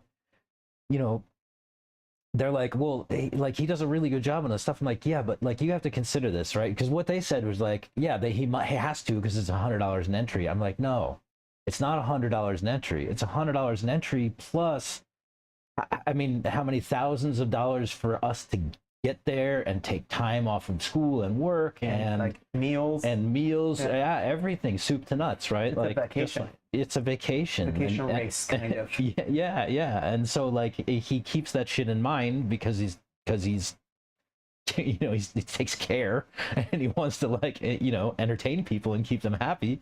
And so you get a race like that is like pretty well put together and like is fun and all those kind of things, because he's well aware of the fact that everybody's spending oodles of time and money to get there, and they're spending a little bit more while they're there to pay for entries and parts and stuff like that. But you're right, like the bulk of the spend is elsewhere. It's on travel and travel and hotels. I'm not and even food thinking and all about the cost of parts. Oh yeah, I'm at PNB because like, I'm already there. Yeah. Oh yeah, no, for sure. Like that, it doesn't cross my mind. If I need a part, I'm buying a part. Was the problem? I should not have gone. It's kind of like, you know what I mean? Just because it's like, I don't know, a couple grand or something like that, $2,500. Yeah, I don't know, and easily. Yeah, just to get there and stuff. Easily. And then, you know, so I'm not gonna let that ruin my race. No. So. Do you want to watch the B main and talk about it, or yours? Yeah. I'm loaded up. Which one? Somebody's saying nasty things about Kyosho in your chat. Oh, what'd they say? I don't know. Kyosho suck. More to come and say. Yeah. I mean, I don't know if I think it doesn't suck fuel. No, I don't think they suck. It's just hard to run one at a big race. And the fuel tank sucks. See. Because you have to bring so many parts with you. You have to bring a whole kit at least. What race were you? 30? It's 33. It's going to be in the other video. Oh, there's 2 videos? Yeah. Oh, there's 2 videos. Yeah, I don't know why. Does YouTube limit like the length of a stream? No. It's 7 hours each, it looks like. I don't think so. Maybe you never do a 7-hour stream. I have not, actually. So that's too far, because that's Connor's race. You said 30. Get in the ballpark. That's his e-buggy race. Mine's before that.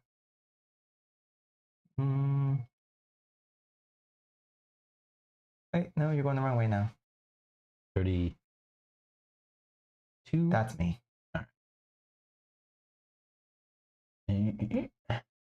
Oh. No. Which one? Chrome. One. I'm gonna have T Scott. And go.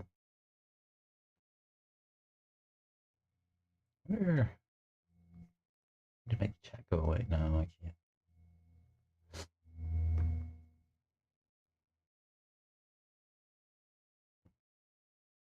Where do we get sound? Huh? I don't know if it's better to use the sound from the video or the sound over the microphone. I don't think the sound in the video is important.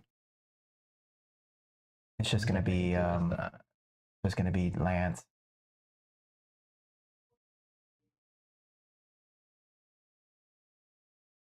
Am I hearing Aiden horn? I think so. Yeah.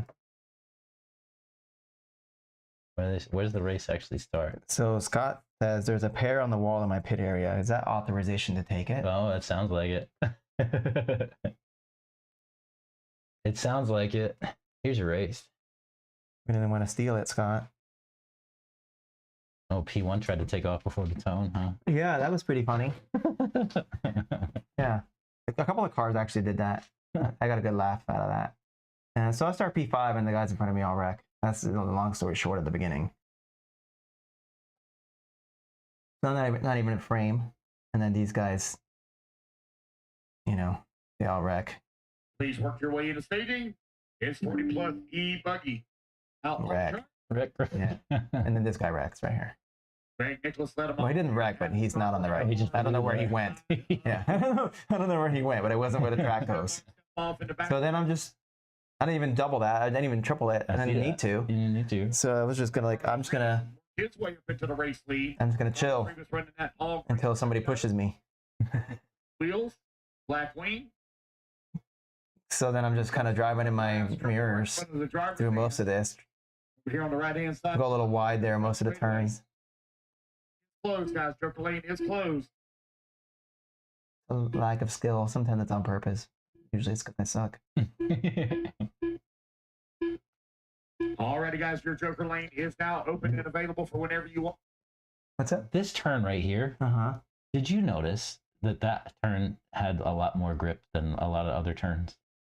I don't know. My car felt pretty decent everywhere. It felt like to me all weekend, like somehow that little corner, I had so much grip in. It's really easy to make that corner. I did notice that. So I don't actually know why. Maybe it's banked slightly. I don't know. I didn't like those moguls that much, but it didn't seem to upset my car too much. They weren't that bad. And I go through the middle and it's like fine. I actually would hit here. And you jumped it? Yeah, not jump it, just hit it hard. Yeah. And if I got this one a little bit short, then I got like a little bit nervous, but it was not unmanageable. Yeah, you could as long as you stay on throttle, you'll be all right. If you get off throttle, you're gonna have a donkey kick. Yeah. Alrighty, guys, your Joker lane is now open and available for whenever you want to use it. So I got two cars behind me, and I kind of don't care. I'm just gonna.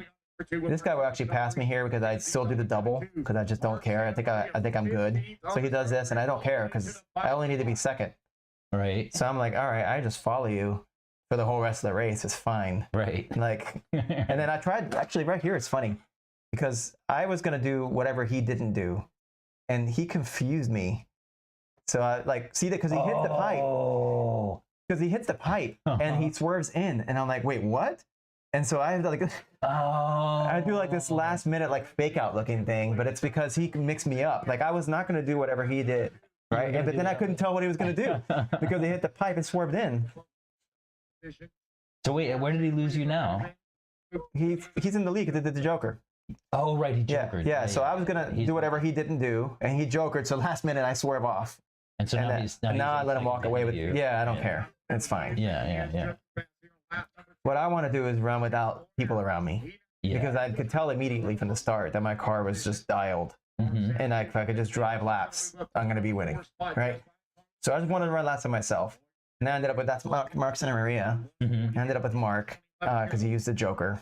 They all started using the Joker. And I was like, well, that's fine. Like, it doesn't make any difference as long as I don't get in a crowd. Right. And you still have your Joker in your pocket. Yeah. And I'm like third. So who cares? Like as soon as I use the Joker, you guys are, it'll be fine. So he runs in there, and he actually doubles there, which I thought was interesting. Like he's super wobbly. Look at that. And there's me. Oh, that was me jokering in front of him. Where's the sun out?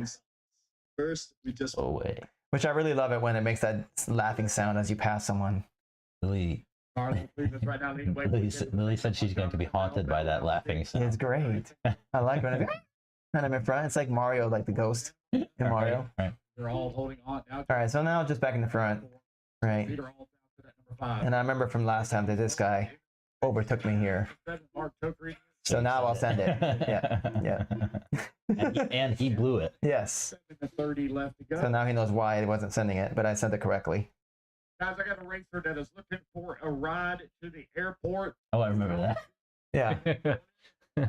It's like 5 a.m. I'm like, get the fuck out of here. So I'm trying to go super careful this whole thing. Like I stay away from the pipe. I take wide corners. Like all I'm thinking about is like if I just don't bobble, then it's pretty easy. Just run clean, yeah. Yeah, it's pretty easy. I don't have to actually go that fast. Hey, you just did what I was saying that I'd like to do there. But jump it? Around. Oh yeah, a little hop. Yeah. Yeah, that one's a little bit short, so I keep my nose way up. Yeah. So I can make it. Cause that hit the pipe on my own, which is fine. I don't care. I'm second still. And like Carlos Rivas right now leading the way with Jonathan Bell still working in number 2 to separate about 1.5 seconds. Kevin Moyer into number 3 with Jeremy Kramer holding on to the 4 and Peter all in the 5. Again, his car is so wobbly. Take a crew member to the airport in the morning if you're going towards Knoxville around. If he's trying to get it figured out, or maybe the tires are coming in better, but it was like really wiggly for a while, and I was just like, oh man, this guy, if I get anywhere near him, he's just gonna like end up bobbling into me accidentally, you know. Rivas 1 and 2, Kevin Moyer holding on to that number 3, Jeremy Kramer in the 4, Peter Auld in the 5. He's got what looks like Ooh. yeah. So that's Okay, that. so West has looking at number 7. Now I have like, Oh, I know. That's really unfortunate, right? bro. Yeah, I know. That looks like me driving. I hate it when that happens. But yeah, he had, a couple of corners of bad luck. I would say that that's what the thing that sportsmen do really poorly over like the higher level drivers is sportsmen like me drive from wreck to wreck. It's recovery. Compounding mistakes. This was actually really scary because I had to jump over this guy because he rolls that, and I just almost landed on top of him. And then I go wide thinking that he might kill me right there, and I didn't want to get involved. Because I thought that because he shorted right there that he would send it in the second part. Oh, yeah. Like right here, I thought he would send it and he would end up pushing into me. And he kind of did. So I went like kind of a wide arc. Like I said, sometimes it's on accident. That time it was on purpose. If I have a car near me, I'd take like defensive lines.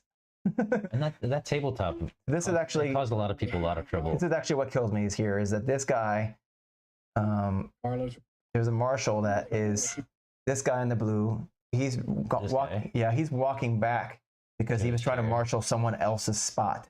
Okay. Like he ran over here where there's already a marshal to get a wrecked car. And then as he's walking back, there's a car wrecked at that next apex.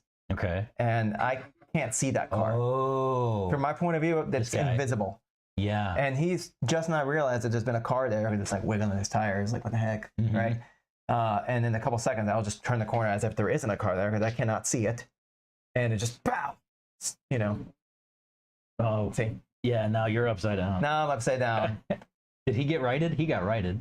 Yeah. He got righted. Yeah. Now I'm upside down. I lost 3 spots. And then this car wrecks while I'm looking at my car getting marshaled, and I jump right into him. Yeah. So he immediately wrecks. Like as soon as I'm getting marshaled, I'm looking at this dude who's raising his hands up for some reason. And then that car's wrecked, and I go and I drive right into him. Oh, like, man. bro, I swear I thought I was going to miss that car, but I had very little time. Yeah. And then this guy lands on me, and I get mauled by all these people. And I'm thinking, dude, like, I was in the lead. Yeah. Like... Yeah. And that dropped you down to where? Like 5th or something. It doesn't last too long. They all wreck and stuff. Like, they're really struggling with their cars.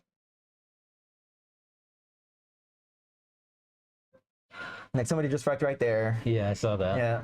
One of the white cars. There's a couple of white cars look identical. So I don't know who anybody is in this race, right? But like, it's just not difficult to close gaps on these guys.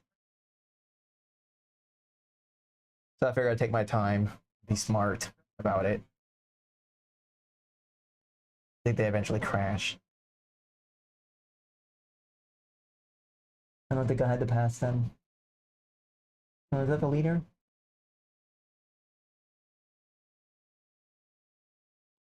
Just over 4 minutes left to go. He looks pretty good. Their car looks pretty decent.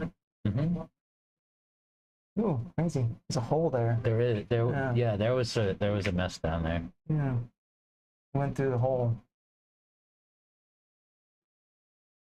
So now we're halfway done. I'm 4th. I will end up moving up just naturally, just from other people wrecking. Mark had a really bad race. Mark Santa Maria, like, Oh, yeah? he's down in the 9. Yeah. And he started behind you. Well, but I mean, he's a good driver. Yeah. So I don't know what kind of unfortunate things were going on in his race, but so now I'm 3rd. I don't think I passed anybody. It's just they just wreck or whatever.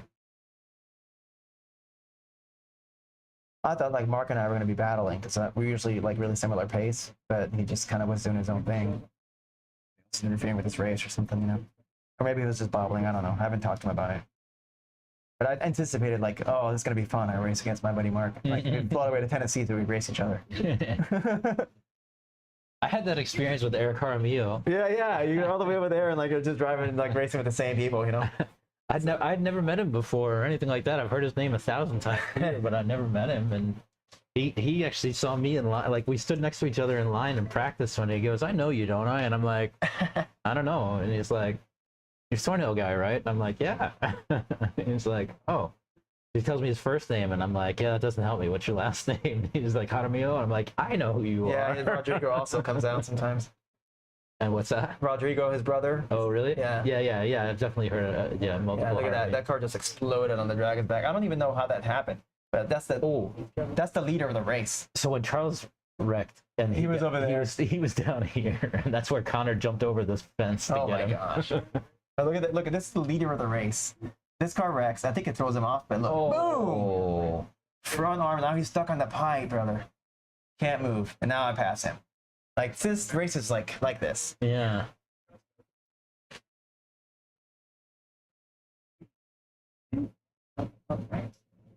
Like he just like hit that thing with his front tire and just exploded. It's crazy.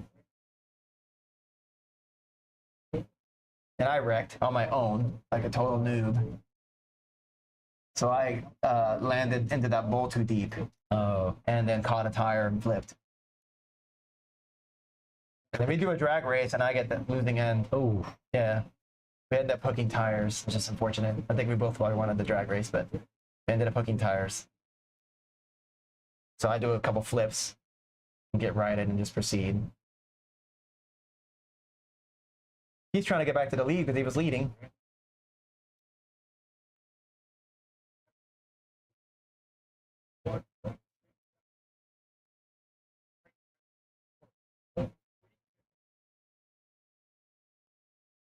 Somebody's wrecked up there. Still wrecked right there. 2 cars wrecked now. Ooh. We have to come through. I send it. Hope for the best. A little short because didn't send it hard enough because the cars are there. Scary. Scary stuff. So at that That guy point, you're wrecks right- chasing, now you're chasing number one. Yeah. Yeah. But that dude just like his car blew up. It's like a rut or something. That's what I was saying up Yeah. at the top there. That caused trouble for a lot. Yeah, look, this guy goes a little fast and whoop. Yeah. Nope. No such. And then I got in a free position. Mm-hmm. So now I'm chasing P1. There was like a, you could see, right, there was like a spot, and it was like kind of in the middle of the lane, Mm-hmm. like going up to this thing, that would toss your car around if you hit it wrong. And it was like a crater, like, I don't know how deep it was. It wasn't very deep, maybe an inch, inch and a half kind of thing. Nothing you could lose a car in, but like enough to Like enough to unstable. throw you. Yeah, like kind of like unstated the car and then he turns in too soon and that's why. Yeah. Yeah, probably. I don't know if you can actually see when it happens. Go back a little more, you'll see him blow up. It's not that car. That'll end up being the leader. It's the car behind it with a second. It looked like he turned in a little too early over that bump, like you're talking about, and then the car just rolled. Yeah, just rolled. Traction rolled. Yeah. Yeah. And too much load transfer because the bump threw the car up higher than normal. Even the pros had Yeah, like just got explode right turned there. over by that corner. But this is at this point, this is the leader, and he's really slow compared to my car. I see that. Like, just kind of like staying back so I don't run into him. I'm just trying to think about like I don't even need to pass him, but these guys are right here, so I can't just go slow. No. And then he does that in the resort. That's it. Oh. Oh, and that was in the end. That took only us 20 both. seconds. Yeah, that took us both out of contention. So I thought like I was trying to figure out why that happened, and it just looks like he just turns the wheel too soon. He Like, just the turns car's it- not loose yeah. or anything. He just turns. He just into- literally turns in early. Yep. Yeah. It's just unfortunate. And I happen to be so close to him Yeah. that I don't have the reflexes for that. Yeah. I wish I did, but I don't. And then I'm chasing these guys down, and now it's like full pin everywhere, trying to send it. See if I can catch him again, but it's like, the race is over. Yeah. Yeah, Oh, there you go. I got exploded, but I just pushed way too hard into that corner. Look at that. Way too fast.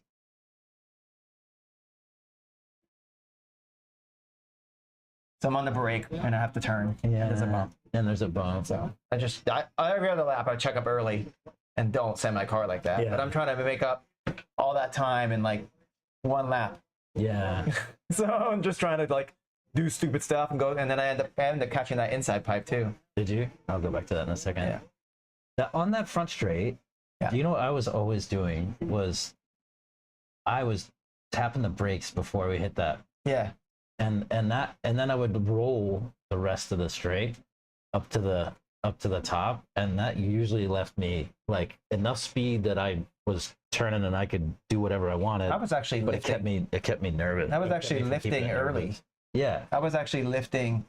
I would go full pin, and I would actually get out of the throttle about here, and let Be the off car the throttle? and just let the car roll. Oh, from there on. Yep. Oh, okay. And then I would hit the brake lightly once before the face, right. and then once again when I land, and then I would turn. That's what I was doing on every other lap. On this lap, I stayed full pin until right before the face, and I could not get enough speed off for the face, and so I land here going faster than I'm supposed to be going. Yeah. And then I have to brake again, or else I'm gonna fly off the track. Yeah. And then I have run out of time to turn, so I just try to turn anyway. Yeah. And it doesn't work out. But that's all just because I'm trying to. Yeah. I'm trying to go like 2 seconds faster than I did before. You're To pushing. try to get back on these. Got only one spot. I'm third. Right. And I'm 1.5 seconds behind. Yeah. That's attainable, right? Yeah. From what I experienced earlier. Yeah. All I need is to. somebody wrecked, But then, and then because I'm trying so hard, because like here, what I'm thinking is every other lap I go down the middle of the track and I take this super safe, but I need to go really fast. So So go I need on to the start on the inside and stay pinned, Yeah. and just let the car push Yeah. on the swerve. But I don't actually know how to do that because I've never done it. So when I try to do it, I hit the inside pipe, and that's obviously game over now. That was one of the things that that last layout we had here with the, you know, where you come down the back and you go around and then go through that little like S and then come back out the other side. And so like that was the best practice for me on that kind of stuff, is I often would like that whole section, Yeah, you make it up to one corner. make it one corner and just control my position in the lane with throttle. And that's definitely what this is. It's Yeah, just that's what that is. That's what this is. It's just that we can't see the car well enough You can't to do this like we want to, like to feel safe doing it. And that's what I added that paint stripe, which does help. Yeah. But like normally I just play it safe because I don't want, like, it's not worth it. No. The car is really fast, and if I can lift off a little and get it back on power, I'm gonna be fine. Like the car is pretty fast, right? So like no one's gonna make up any time on me. But then still, I was like, oh no, I need the pro line now, No. right? Because that's, you know, can't have to catch this guy. So here's the struggle I had with that line, right? Like I said to you earlier, that like I had tons of grip in the groove and I had none in the dust, and like all of that darker stuff is dust. Yeah. And so like just those little patches, if I hit one of those patches like on my way around the bend, I was in trouble. The car wants to slide out. Yeah. And so I almost always kept the center lane through the whole thing just to keep my car locked in and out of any kind of dust. And you probably I would have could never benefited from thinner shocks or thinner wheel springs. No spring. Yeah, probably. Probably. Maybe. You need more weight transfer, I guess what I'm saying. It's not like your car's flipping over. It's that your car is just sliding. Yeah. So you need to like load up the tire more. Yeah, right? yeah, So yeah. I think maybe you needed a softer spring package or something like that. Yeah. I don't know. Or maybe more ride height. I don't know which ride height was at. Mine was a 23, 25. Yeah. Yeah, so. 325. Huh. Anyway, at this point, this is all she wrote. Like, I don't even care. Now I'm sending everything. I just took this thing like full throttle in this lap. And I landed. It There. actually worked. I was like, holy shit, jumped super deep. You landed flat, but yeah. Yeah, but I just didn't care anymore. I was just screwing around. I knew this is the last laps I'm going to run at this event. I also sent this. So, oh, you can't see it. I sent it to the bowl. Oh, No, I sent that one. Got it, I got sent it, it into the bowl. got it. And I landed like right behind the car that was in front of me. And I did send that as well, but it's kind of off camera. A big triple. I think I ended you up just bobbling it, cased and then it I a little crashed. Just didn't care anymore. Yeah. That's fun. It's a pretty fun race considering that like it's an easy dub. But stuff happens in these races. Super fun. I'll talk shit that my YouTube freezes. No Name RC podcast is here. Lefty, what's up? I've never seen Lefty in here before. That's cool. What's going on, Lefty? Yep, here at Lance's in Florida. Nice. Wait, Lance has a track that has gonna have it's gonna have a roof on it. Oh yeah? He's building like a Thornhill style facility, like Really? big steel roof. Really? Like ours? In Florida? Yeah, in Florida. Oh. Yeah, I don't know how the size comparison. If Lefty's still in here, maybe he can tell us. I don't know how the size compares, but it looks really cool. Like, you know, like a rainproof or like a weatherproof Yeah. place to have a race that Yeah. isn't a rental, because you gotta rent that like PNB arena. It's gotta like be Yeah. rented. Yeah. I'd imagine that's not cheap. Yeah. It's part of why we pay $100 a class or Yeah. whatever. No, I mean it's worth it. It's cool, but Yeah. it's nice to have like a place where you can race it, like rain or shine. Yeah, for sure. You know? I love it. So he's building that. Like I saw it on his Facebook, and it that's looks pretty cool. awesome. That's cool. So yeah, My kids like him. I think Charles talked to him at Wicked for some time, but like both of them were like, dude, that Lance guy seems like a really nice guy, and I was like, I don't know if you can really do that job well without being a really nice guy. Lance is awesome. What am I? Oh, we're way behind on Are we streaming the chat? Yeah, we don't need to do that. that. Is he on Yeah, a I am microphone? actually. What's that? He almost sounded like Chris was on a microphone just now. Who's he hollering at? He was yelling at something, but it almost sounded like he was on a mic, like with the speakers. I don't know. Or maybe he left already. Anyway, he's building a He's getting facility. ready to record. He may have left already. Oh, we missed Lefty. Why did they? I'm here. Mhm. Announcing his presence. That's okay. We need like a bell he can ring or something. We need like we need like a when Lefty joins, like a sound is made. Yeah. Yeah, that Joker. The Joker laugh. We should do. I like it. And we're like, oh, Lefty's here. That'd be awesome. Gonna sound like sounds preach. Oh, gosh, I'm gonna break this thing.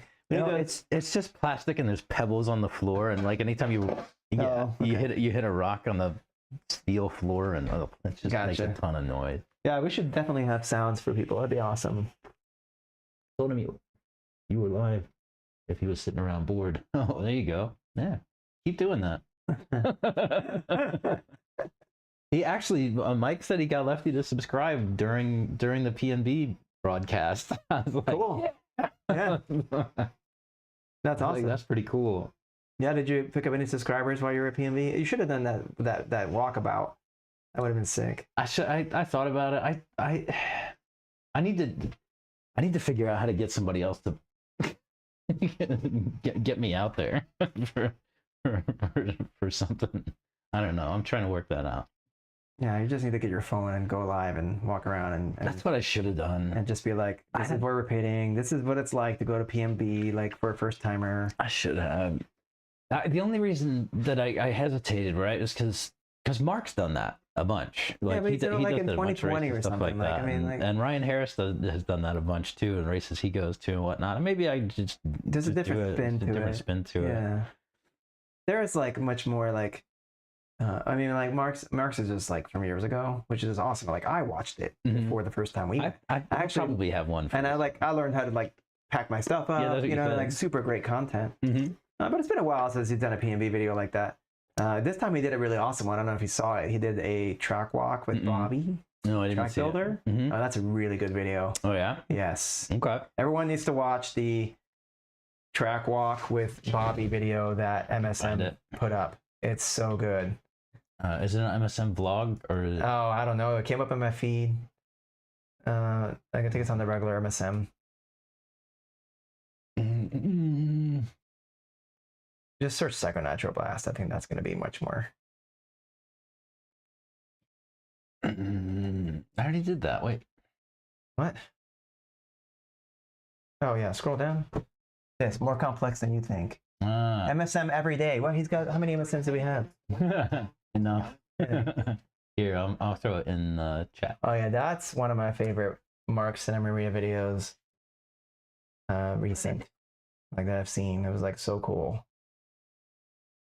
But yeah, and like just as far as like your experience is not the same as anybody else's experience. Yeah. Yeah. I'll have to watch that one. Yeah, they literally walk around and Bobby tells you what he was thinking when he designed the track. Yeah. Like all the elements. Yeah. Like I made this wide here because people are going to be jumping, and he's like, I make the corners square in certain places, like when there's a jump or something after them, to get people to not jump in the wrong lanes. Yeah. And I never thought about that. So clever. He's like, if the corner's rounded, then people take a fancy little fun apex around it and then jumping into the wrong lane because they're still turning when they get to the jump. So he's like, I square off those corners. So like you have to do the corner and then like the pipes are straight.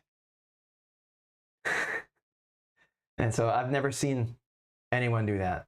Because we have that problem. Yeah, I know. Everyone has that problem. So like Silver State, everyone has that problem. Mm-hmm.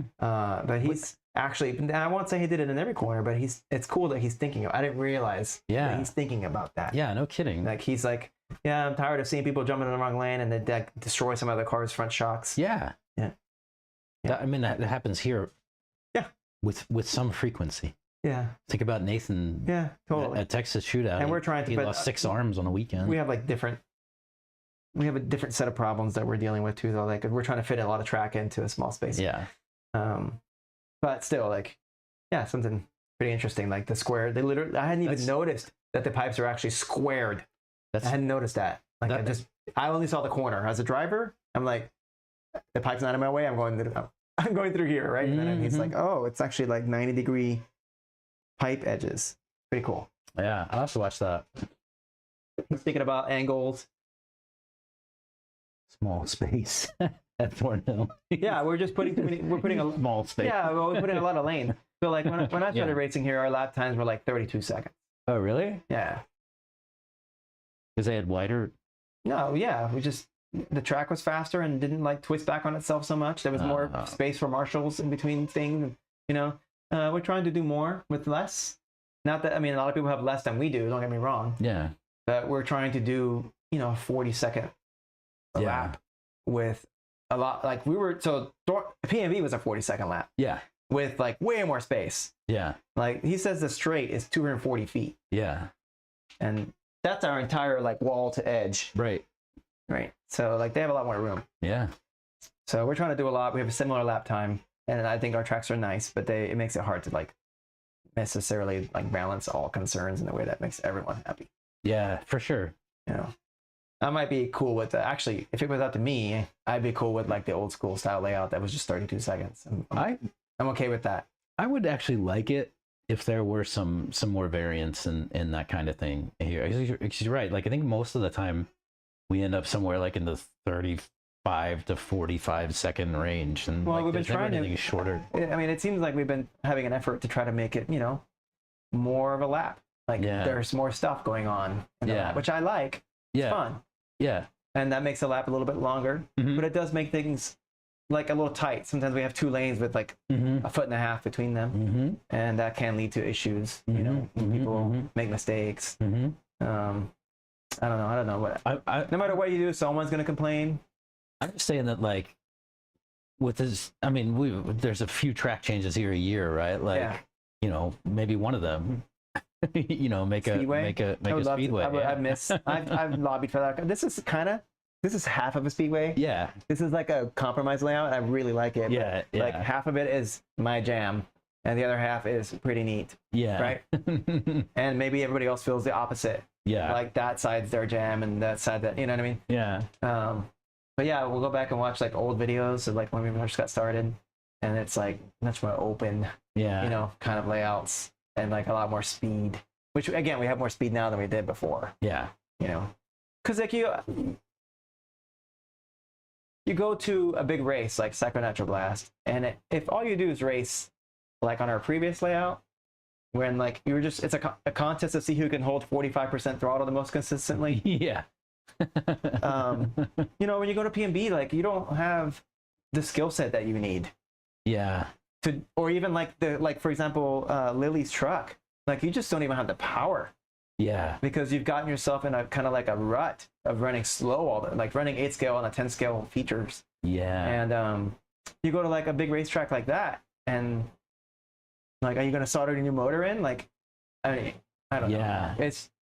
So I really like it when like, and a lot of times like Ethan's layouts are awesome at the technical stuff. Like they do prepare you for like, we had the stall jump at PNB, it was identical to our start jump. Yeah. So it prepares you for elements really, really well. Like I feel like really ready when I go to big races. I think so too. But as far as speed goes, I feel like most people aren't really ready. Like they have their cars turned down, they're running motors that are like under spec and gearing that is like gonna cook on a big track, and like they can't make the 10-minute main without fading because they're running a 5,000 battery or whatever.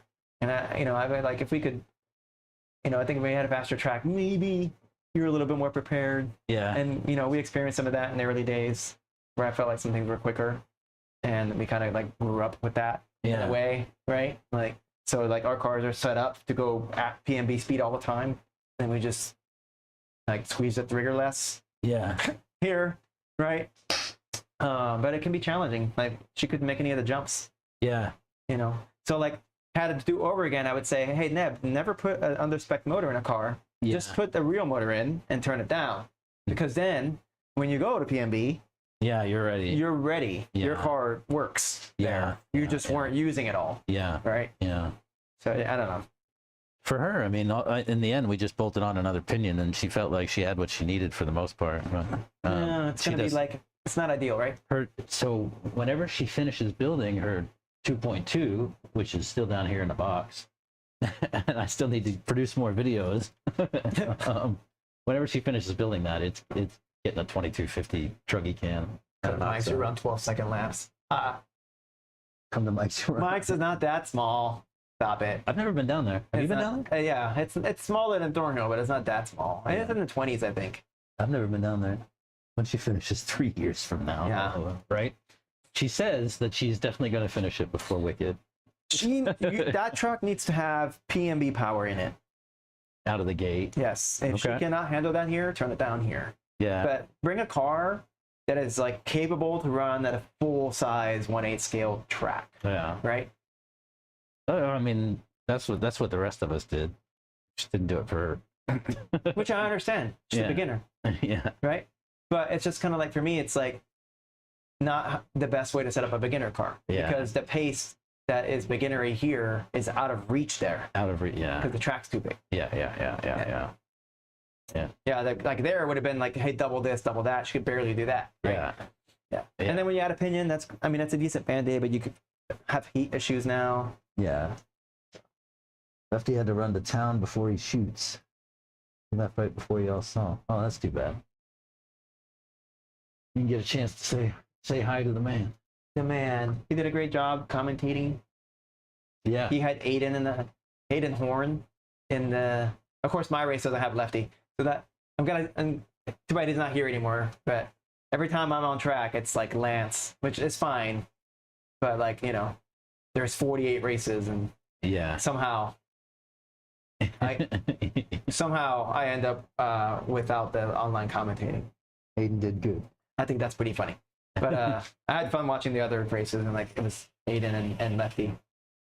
It reminded me of the old days when you had like Tyler Hooks and the Lab RC guy. Oh, I'm drawing a blank, but Yeah, Hooks just did a race the other week. What was that one?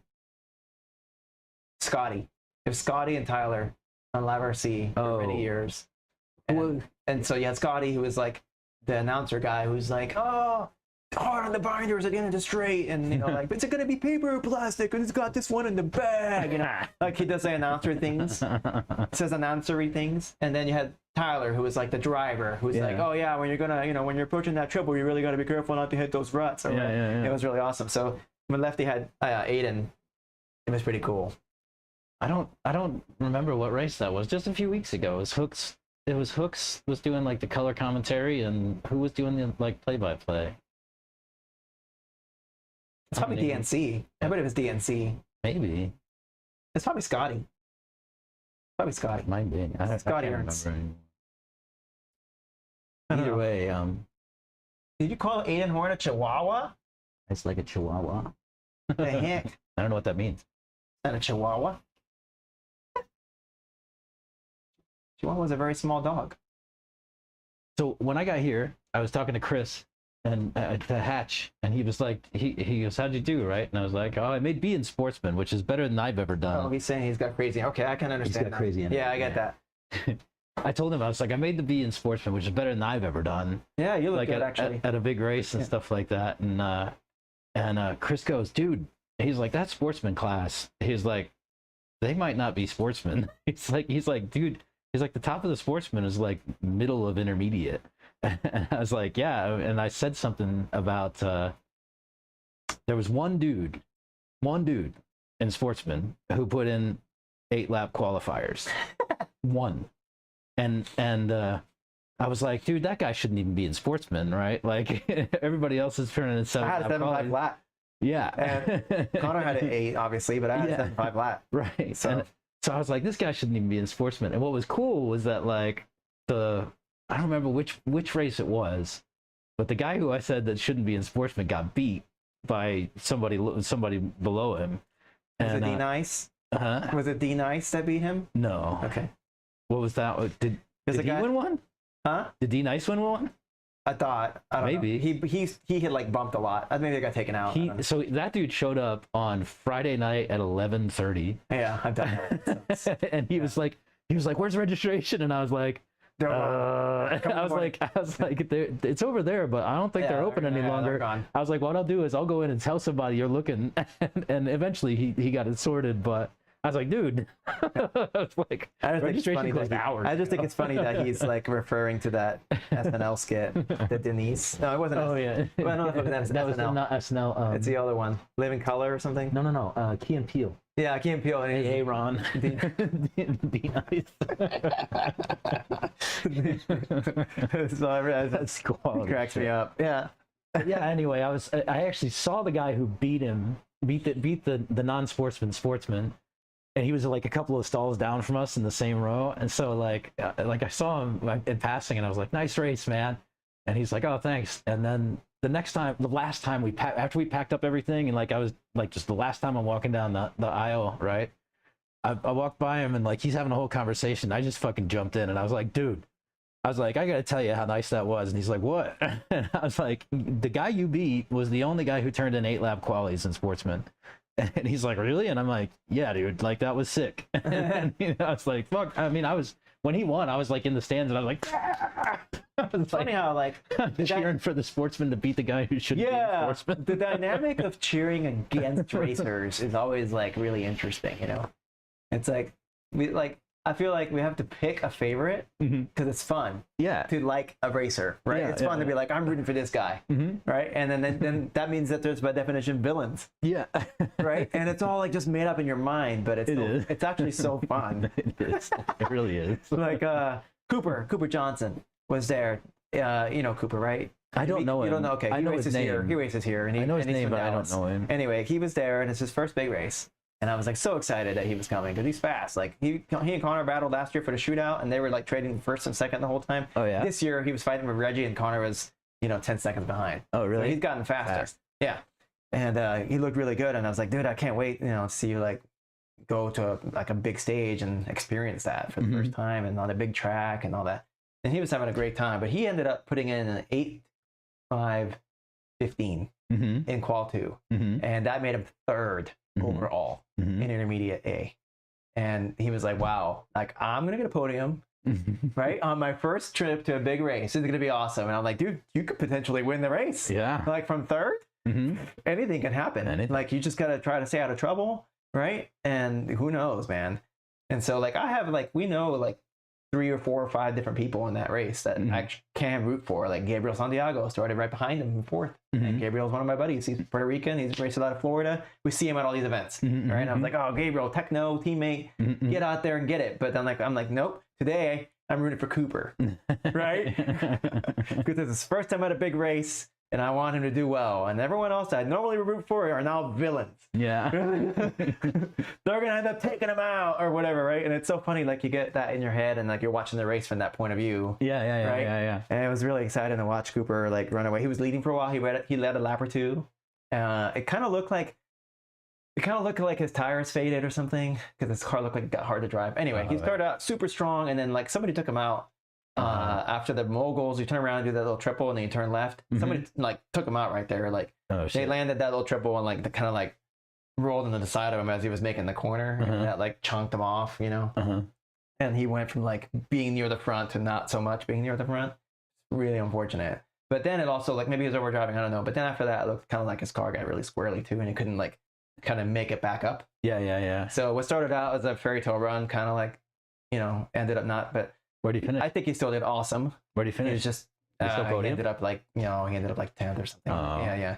So like when but like it was still awesome. It could have been a fairy tale. Yeah. Right, that's where we're at. Yeah, It's still cool. Yeah, totally. But I was like, wow, imagine he's like, P3 or, like it would have been so awesome. And then in Nitro, he ended up like, he looked good there too. He started further back, like 12th or something. So it was going to be more of a slog, But I thought maybe like if people breaking, right? Like, we got to match up podium AMS. For Like, sure. Connor had good pace-ish, and then people couldn't finish the damn race, right? So who knows? And so he got out there, and he ended up throwing a sway bar connection in the rear, kind of early-ish in the race. Connor? No, Or this is Cooper. Cooper? Yeah, and the car was like impossible to drive Oh. because it like was traction rolling everywhere. That's what happened to him. He lost the sway bar link. Yeah, that's what happened in Nitro. So like that one was, but the e-buggy one, like, man, just like right there, So I was like, dude, come run it back, like it's gonna happen. It may not happen this time, right? But you can run with those people. You're up there running their pace, Intermediate. Yeah, at the top of intermediate, Yeah. right? You didn't end up there. There's things that conspire, like somebody took you out. Maybe your car faded a little bit. We can work on that, right? But, just come back and it's gonna happen. Yeah. Right, just keep coming back. Mad Maddie, I think, ended up winning that race. Oh, okay. No surprise. She's really fast. The kids were cheering for Ridgeway. Yeah, Ridgeway's obviously another one of my favorites. I could have been cheering. Yeah. Totally. That's what I'm saying. Like, but today it's Cooper. Like, today I don't want Ridgeway to win. I want Cooper to win. So. What's funny about that Ridgeway kid is like, we went to Wicked last year, and he was, where he was camped out at the end of the he always barn or camped whatever. out there. Yeah.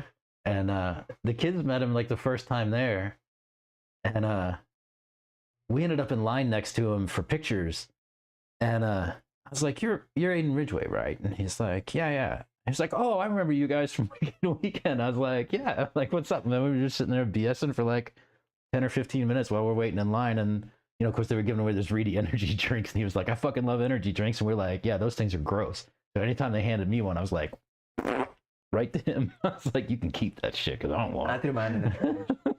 Oh, you didn't give it to him? Well, you tried to give it to him? Yeah, he said he didn't want Like, anymore. nah. So he said he had enough already. So I threw mine in the trash.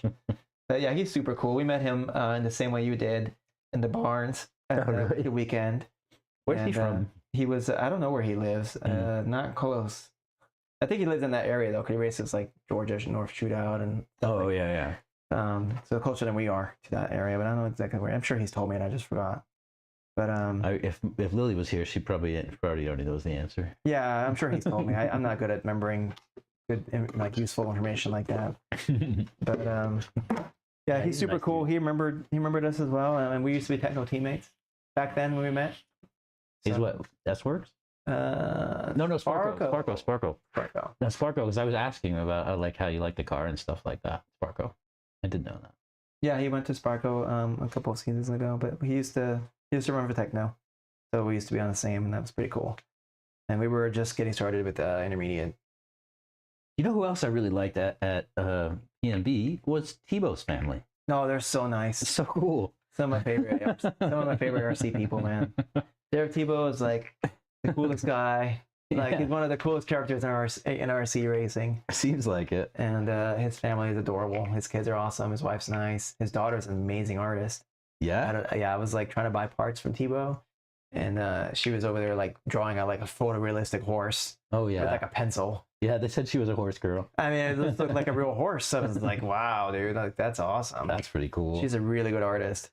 And I started talking to him like this a couple of months ago because he was talking about trying to come here for a club race, I guess. And Santos came over to me and he was like, "Hey, Tebow's looking for a place to crash." I'm like, "Yeah, I can crash my place." Yeah, he ended up not coming. And I talked to him then, like on Facebook Messenger and shit like that. And I was like, "Yo, like Santos and Allison told me you need a place to crash. Like, I got a guest bedroom. You're welcome to it."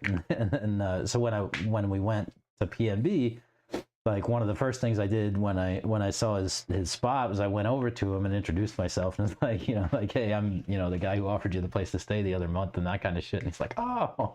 And so I actually sent him a picture of that flattened chassis, and I was like, "Here's why I had to go buy one off your wall." And he came back yesterday. He's like, "Holy crap." He's like, "I don't even know how you do that." Yeah, I know. It's crazy. Yeah, he's an awesome character, and his family is awesome. You're right. I like them, and I always try to buy stuff from them. Like I like Rhino too. Don't get me wrong. Like, it's the same thing as the races. Like, Yeah. I like Aiden, but today it's Cooper. And so yeah, so I go to see JTP, and if they don't have it, I go to Rhino. Right? Right. It's like because there's like a JTP. To me, in my mind, JTP is like smaller than the Rhino guy. Yeah. And so like I rather support yeah. the smaller guy. And I don't know if that's even true, but that's how it feels to me. So Yeah, that's what I do. I told him, I was like, dude, do you have an affiliate? Do you like affiliate program, affiliate links kind of shit? Because I just send my audience to you, which I do anyway. Yeah.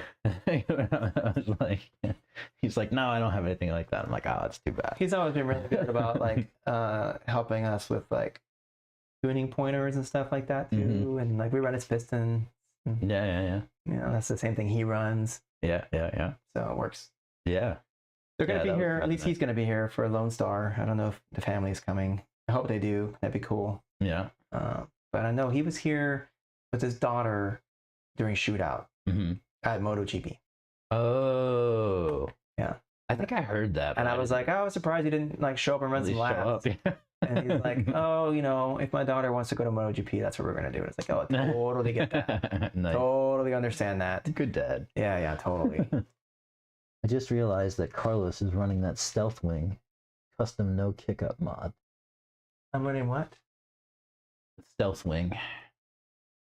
I don't think I'm right. Oh yeah, I don't have a wing on my head. Yeah. Before Oh yeah, he was. So Mike wasn't here whenever we Yeah. were talking about it's that. just how my car travels on an airplane. So it just goes like this in a buggy bag. So that's why the wing isn't on it. I just took it out of the bag and threw it on the table. Yeah. Those are the tires that I ran my B-main on. And the wing got taken off to throw it in the bag. That's it. Yeah. So took the battery out, unlike Neb. Yeah. He said makes sense. Yeah, I definitely forgot to take that battery out. At least I unplugged it, which I mean, I definitely had to unplug it. It was the only way it would turn off. Like, because the buttons were stuck in, you know. Yeah. Yeah. So you're running your wing down lower now. That was another Tebow change. Yeah. So I had the stock wing on, I might try it. and he's like, dude, get rid of that stock wing. And I was like, okay. He's like, and when you put this big one on, I like to put them on the lower mounting position instead of up high. And I was like, okay, fine. Yeah, I may have to try it and see if I can feel a difference. I didn't ask for an explanation as to why, but Well, obviously, it's like the wing weighs a certain amount, and so you lowered that weight. weighs a certain amount. Yeah, I guess so. But and then I mean, it also changed the characteristics of the downforce that it creates too, right? It's No? skeptical on the downforce. Really? Extremely minimal. Yeah. Yeah, I think you could put a plate of lead right there and it would behave pretty, except for in the air, of course. When you're jumping, that's a different story. Yeah. On the track, We should try it one day. I'm gonna try it one day. if you don't do jumps, I doubt you can tell the difference. But the problem is taking the weight out is an issue. That's Like- what I mean. If I take the No, no, wing no. off, the car handles weird because the weight's missing. No. That's what I'm saying. Like instead of a wing, just strap a piece of lead to the back. Yeah, but when you jump, you're gonna have a problem Yes. And very, because aero does matter in the air. Yeah. Because you're operating against zero resistance. yeah. I mean air resistance, but practically zero. Yeah. Right. On the ground, you have these things touching Yeah. the dirt. You've got these springs interacting with the arms. Mhm, Like, mhm, mhm. it's not going to do a whole lot compared to all that force. But as soon as you get in the air, for sure. Yeah, it's a massive difference. in Oh the my air. God, yeah, it's like a paper airplane now, Yeah. right? So definitely will. I mean, I've had it break off. Yeah. And I can do the track fine. I just can't jump. Not in a buggy. What? I can do the track fine with no wing. I just can't jump. Really? Yeah, I just can't jump. I don't think I could drive it Yes, you can. without it. Go charge a pack up and take that wing off. Really? It's the jumps. Hmm. So like when you jump, the nose just Yeah. right, and so you have to keep like the pinned in the air. It's like Yeah. it's just impossible Yeah. to jump. Yeah. But as far as like driving down the straight into the corners, I'm not sure that I can really. I mean, I'm sure it makes a little difference because there is pendular like right. Imagine this is 7 feet in the air. You've got a weight up there, and when your car does this, it's now over here Yeah. trying to fall. Yeah. Right? So the higher it is, the more it tries to help the rear will lean over, Yeah. and the more it weighs too. And the more it weighs, and the higher it is, the more it tries to put weight on the outside tire. And of course, you could compensate with like sway bars and stuff like that, right? But it might mess up handling elsewhere. But like if you're on a Lexan wing, it's lighter, Yeah. right? So it's going to have less like effect on it. I don't know if it's heavy enough to have other kinds of effects like inertia, like polar moment of inertia shift. I doubt it. It's a pretty heavy car and it doesn't weigh that much. Yeah. It's like what, 50 grams? I have no idea. Yeah. I don't know. I think mostly it's like the weight down back here that is like making the rear lean because of the height of it relative to the rest of the car.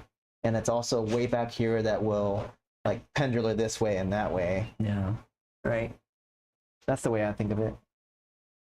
And yeah, I finished like I think Connor's wing like will break and it'll turn sideways. Yeah. And he'll finish the race like that. Yeah. And it's his pace is not that bad. And that's what keeps the weight there. That's I've seen that a lot. Like yeah, I've seen it lots makes of the people. jumps very difficult, but they can run close to their same pace Close to through it. the rest of the lap. Yeah. And that the weight's still mostly where it belongs. Mm-hmm. Because like it's it's this way, but it's still going through those Yeah. struts. Mhm. That's being focused right here. Mm-hmm.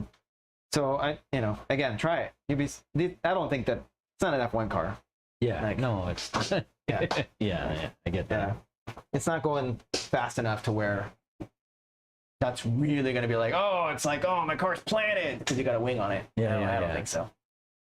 Maybe your car's planted because like when you go to the corner, it puts more weight on the outside tire and keeps it cornered, Yeah. makes it turn better. Maybe Maybe it feels planted because of that. it could do. Yeah.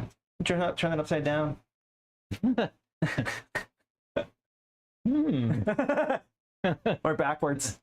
Hey. Mont it up backwards. Or upside down. Yeah. Remember that? Not a Fed. We'll do that. We'll do that one day. We'll do up force instead of down force. Yeah.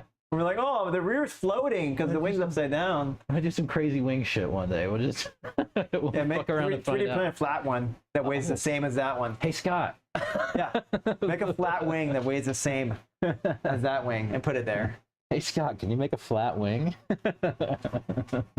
And the guys that put like these front scoops right here. What do you say? I run my wing. Yeah, that's high exactly because what that's because why I flip a lot and it protects my body. totally agree. Only my front tower and wing touch the ground. Yeah. Yeah. Yeah. That's why I run it high. Yeah. It protects your body. But in the air, it matters too. Yeah. Like when we had the Typhon, so I started ASCO racing with an Armored Typhon. Right. We bought an Armored Typhon I didn't know that. from like yeah. Hobby Zone or whatever, Hobby Town. Hobby Town. Yeah, and Connor had that Bandit. And the wing that it came with was like totally useless. Like it was for running on like the street, like drag racing or whatever. Oh. So like when I jumped the car, it was like the nose down. Like it was just, it's like an SCT or, it would just jump, dive everywhere. Mhm. And I was like, man, this car sucks. Like it's impossible to control in the air. And then I realized like, well, all these other cars have these other wings. Uh-huh. So I put a Techno wing on my Arma and it helped. Like it kept the nose up more. It still Okay. fell. Like Yeah. I had to come off the face on power. But Okay. meant that now I could do the jump without having to pin it Yeah. the whole time in the air. Yeah. So then I found out that the previous version of the Armored Typhon had a taller, longer wing mount. Okay. So I bought that taller, longer wing mount, and it would sit like further back and slightly up higher, and it balanced the car in the air. Hmm. You just need to shift it up and back. Well, it makes sense, right? Yeah. Totally. Totally. Like this is providing a drag force in the air Yeah. that keeps it does this. Yeah. So if I do it up here, Yeah. it's gonna do more. Makes if I'm way down here, it does less. I can tell you when I first got my buggy, the guy drilled my wing crooked as hell, and the rear constantly tried to step out to the right. Even on the straight, it's like I had a rudder input. I don't know about that. Given that I've done laps with it completely sideways, Also, the high mount seems to keep my nose up. yeah, I could do jumping. that. Yeah, that Yeah, I could Yeah. do that. that should do that. Yeah. I have another wing. I could drill it. I could drill it crooked and drive it down the straight and see what. No, just take one of the screws out. Oh yeah. Yeah. No, but he's saying like not. You're thinking that it's gonna find an equilibrium where He's saying that if the wing was drilled this way. Well, no, you're saying if I take a screw out, you think it's just gonna find its way this way. Yeah, And that's stay like that. Yeah. Yeah, I've seen this. Yeah. Yeah, I don't know. Like if it was just kicked like I don't some degrees off, would it? I mean, have, there's like, side dams maybe a little bit, right? Yeah, but I mean, like this side dam is gonna overcome this. Like this. Look how much force I don't know. Mhm. I don't know that this side dam creates more lateral force if it's at an angle than what this tire can hold. I don't know. I doubt it. But I don't know. You could try it. You could take one out and zip tie it to the power. That could work. Yeah. Yeah. Take that out and then through the hole, zip tie it around this standoff, and then it'll be hooked. Yeah. And you can play with it if you want. That's a good idea. That'd be better than trying to drill crooked holes. I wouldn't ruin a wing. Yeah. I wouldn't ruin a wing. To basically throw away a Yeah, don't do wing. that. Well, this is already like an old one that's crappy. Yeah. I just like these tires. Like I've seen these cars go around like while I'm marshalling, like right in front of me, like in pro heats especially, and they're going like 20, 30 miles an hour through corners, and they're like just, like the tires are like this. Yeah. And I don't know that that's gonna be more for it. I don't know enough to impact that. Something to fool around with. Yeah. It was noticeably crooked from 10 feet away. But when I got a new wing, it stopped trying to crab walk. It was noticeably crooked from 10 feet away. When I jumped, it definitely kicked the rear out. In the air for sure. In the air. Yeah, I can see that. There's no force on the ground to keep it straight. And I guess anytime the rear is unloaded, maybe too. Yeah, maybe. Because sometimes the rear is unloaded. Something to fool around with. Just to fuck around and find out. Upside down wing would be cool. Make up force instead of down force. Yeah. If you can still get around the track just fine, then I think we've established something. Yeah. And then the people like to run these front scoops. I don't really believe in that either. I think for looks, it looks really cool if you I like think it. they look cool. If you like the way it looks. Yeah. I don't think they do anything. No. I think there's not enough. One, there's not enough airflow going through that spot in particular. It's like 1 inch wide. Yeah. And like once it hits the wing, it's still got to go up to get over the shock tower. Yeah. So it's like. Yeah, I think you'll see more impact from like this. Yeah, that's what I was thinking. And the windshield, you probably see a little bit, but again, that'll, I think the body could be flat probably. Yeah. I don't know. I just remember like looking cool is half the battle, Carlos. Sitting still is the only time I can look fast. Hey, I can relate. That's how I ended up with wheel stickers and stuff. Because I was like, hey, if we're gonna be slow, at least they should look pretty cool while they're going slow. Looking cool is more important, right? Honestly. Yeah. Use the wing off your truggy. We fucked up experimenting on. You have a truggy wing that's like Frankenstein-y somewhere. He's claiming. He's trying to tell you that you have like Use the wing off your truggy that we fucked up experience. Do you have like a truggy wing that you mess with? Oh yeah, there's one. No. But that's your race wing still. Yeah. Okay, well It doesn't do shit. I don't think it's fucked up if it's your race wing. It was basically we chopped out this to clear the shock, like just because some people do that stuff, and we're like, what happens if you make room for this? I'm just screwing around, man. It didn't do anything. That should not move relative to that. It didn't make a damn bit of difference. No. I clear the wheels, like here. Yeah. If my tires can touch the wing if at full compression, then I do cut the wing. Because we don't need the rotational force being kicked in my own wing. It's weird. No, you don't want that. I don't. Alrighty. Well, I guess we're all done. What do you got to do? I got to unpack. I got 2 packs I need to run before I Sick. get out of here. You run one without a wing, bro. Yes, run one without a wing. Yeah, take the wing off. Just roll the jumps. Right. Yeah, I charged a couple of packs thinking I'd get run. I'm gonna try these ultra. Oh, when you get out there, just remember that you're not at PNB anymore. Right. we've had accidental my ginormous sends. Oh yeah. Coming back from big races before. We did that after Wicked. I bet you did. For sure. You get out there like, whoa. Yeah, for sure.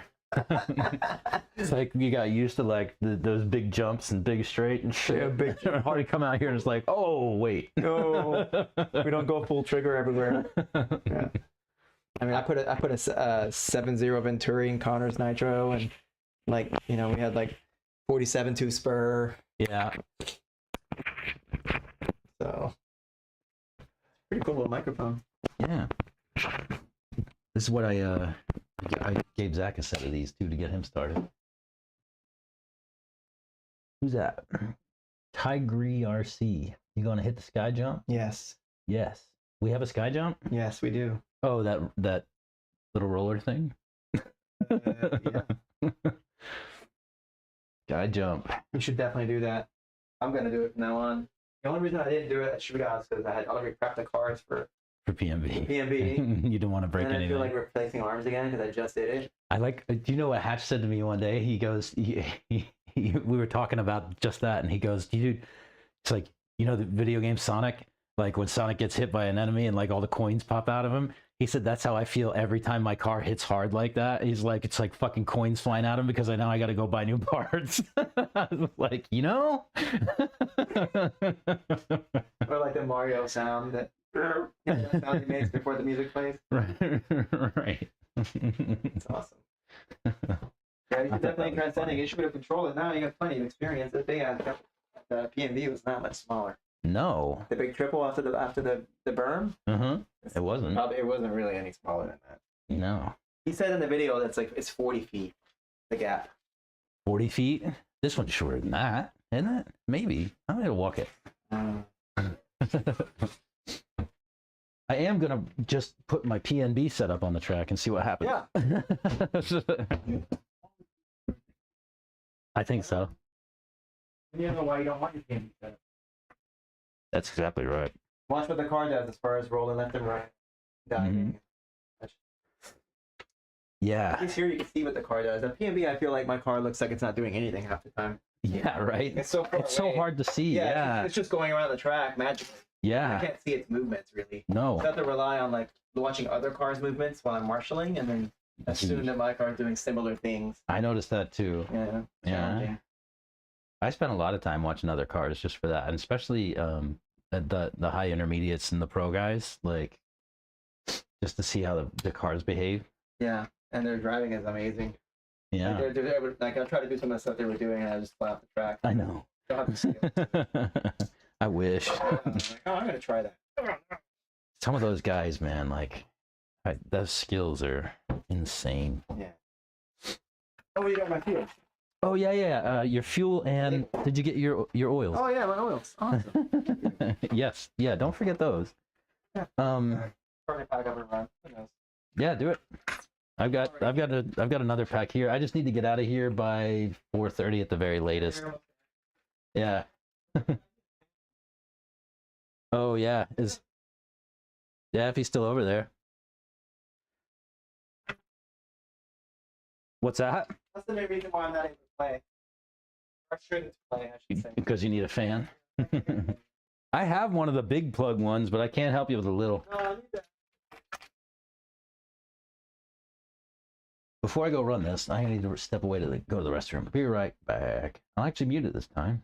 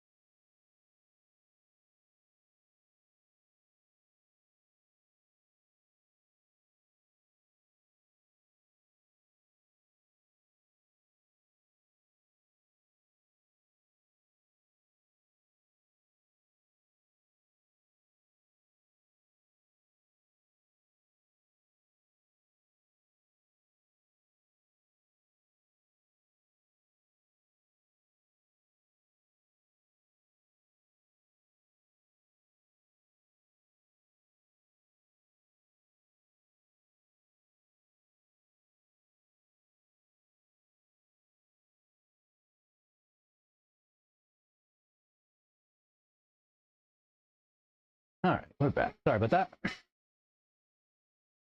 Let me get a wheel wrench. Close this door because the nitros are loud. Wheel wrench. Hope they made it home. Because who knows?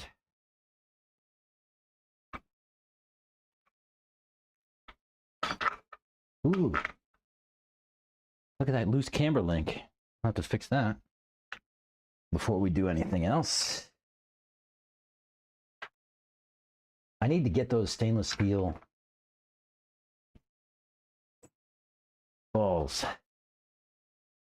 That would solve that problem. I think. That's what they're telling me anyway.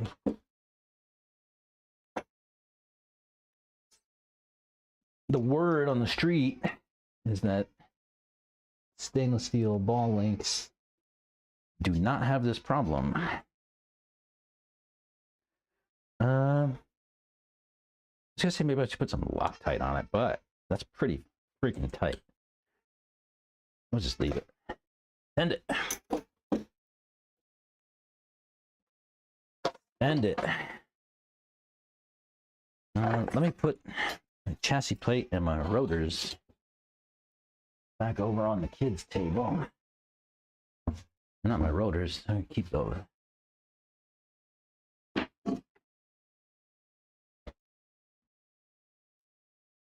Keep my rotors. Put on my nitro. Let's see how we set up hat cam. Oh, might be, I don't have to change anything.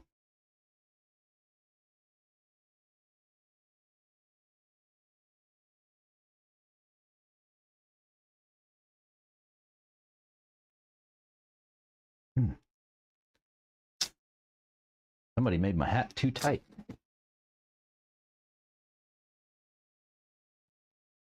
Or my head got real big. I'll leave it to y'all to figure that out.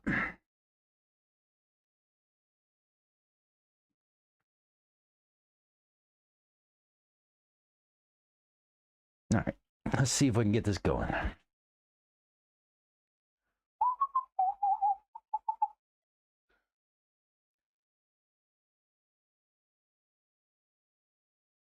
GoPro. Yeah. No, go away. Where's my GoPro? Stop. Hey, Mrs. A.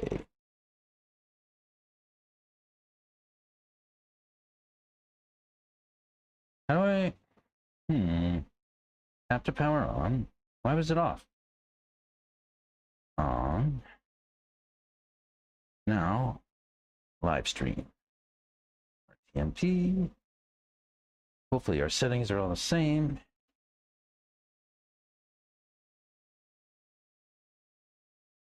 Yeah, looks good.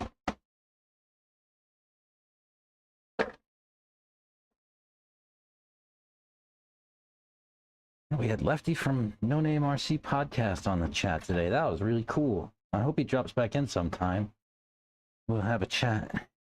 Set up live stream. Got it. Go.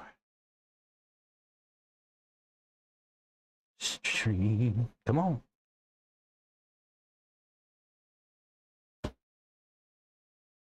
See if I switch. Ready? Ooh, I need to resize that, huh?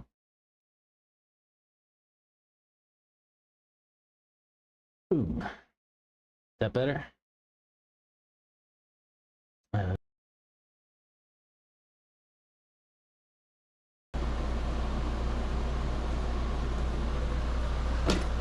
All right, let's rock. Ooh, better bring phone.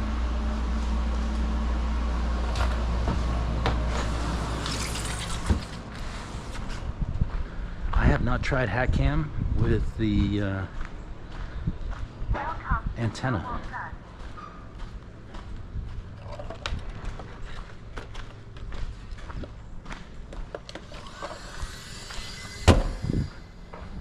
What's up, man? All right. Hey, Mrs. A. How's it going? Doing all right.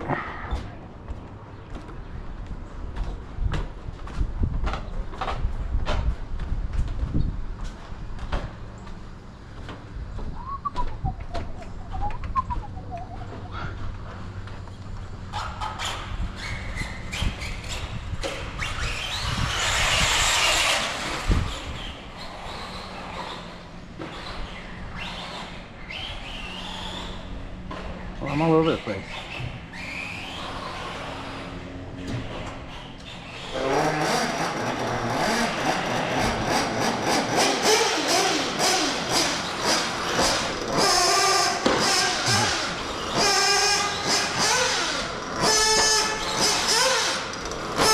Casing everything.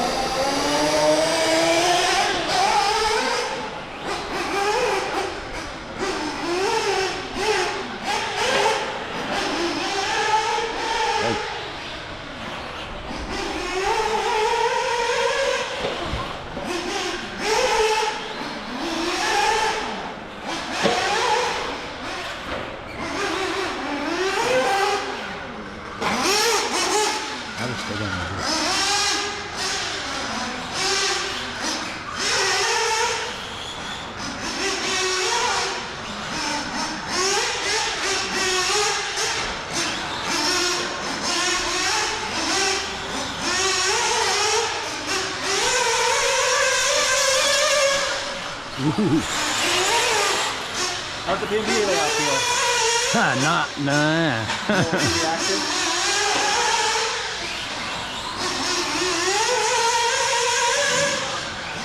Yeah, a little nervous.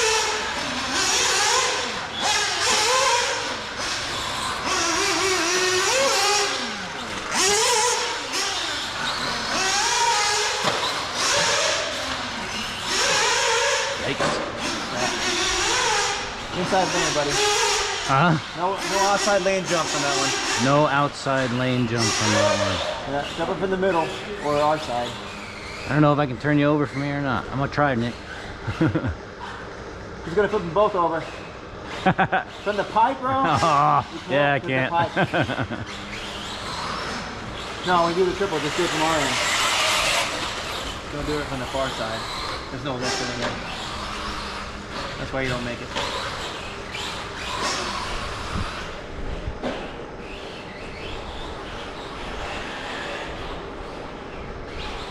Oh, I hit the brakes too hard there. Yeah. The rear is really free. Yeah, it's really free. Yeah. Ooh. You can do it from our side. There you go. Oh, yeah, you can do it without a run up even. As long as you're on our side. From here? Of it. As long as you're on our side of it, you can do it with no run up even. Really? Yeah. Oh no. Just drive over there and do it. As long as you don't jump up on the left side of it, it'll lift you. Oh my god. You're I hit the pipe. If you don't hit the pipe, you can do it with no run up. I mean, you can literally do it from the face. Really? Yeah, the lift is like double.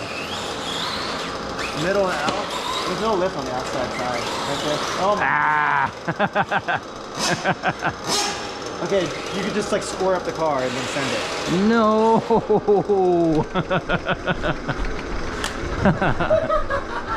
Dang it. That was tragic, brother. Yeah, you're right. The rear end's definitely loose. It's really loose.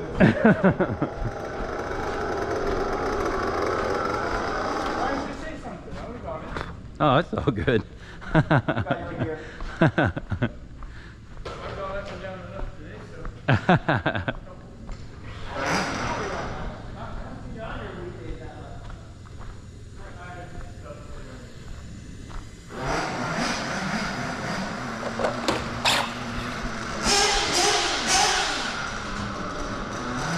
I should have left my radio up with you.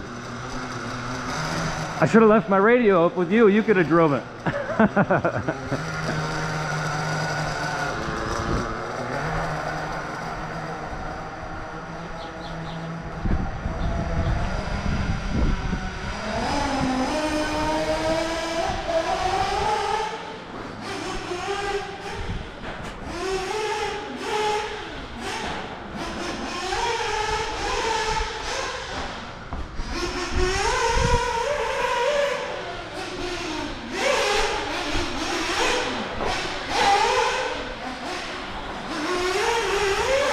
Yikes.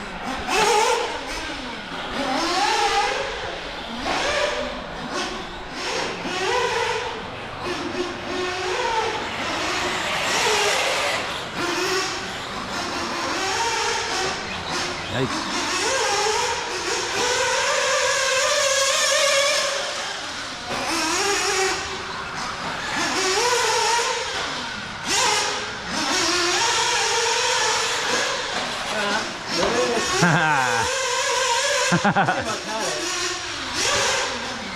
What's that?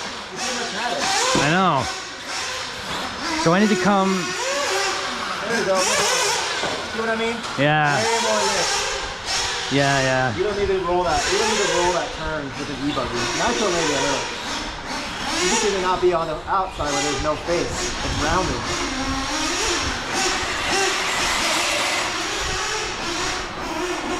Yikes. Yeah, that way it's off.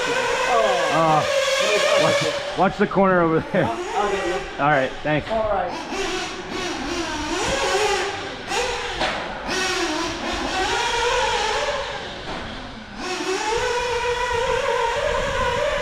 Hey, Carlos. Can you give me a little bit more ride height in the back?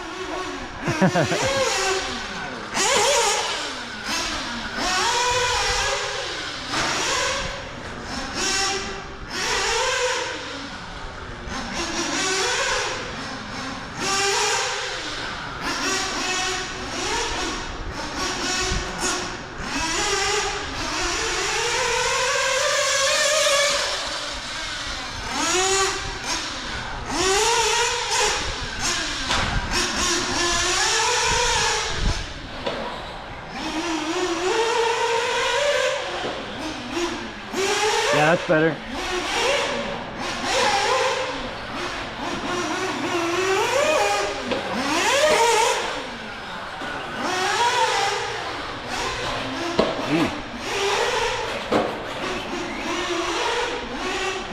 Oh yeah.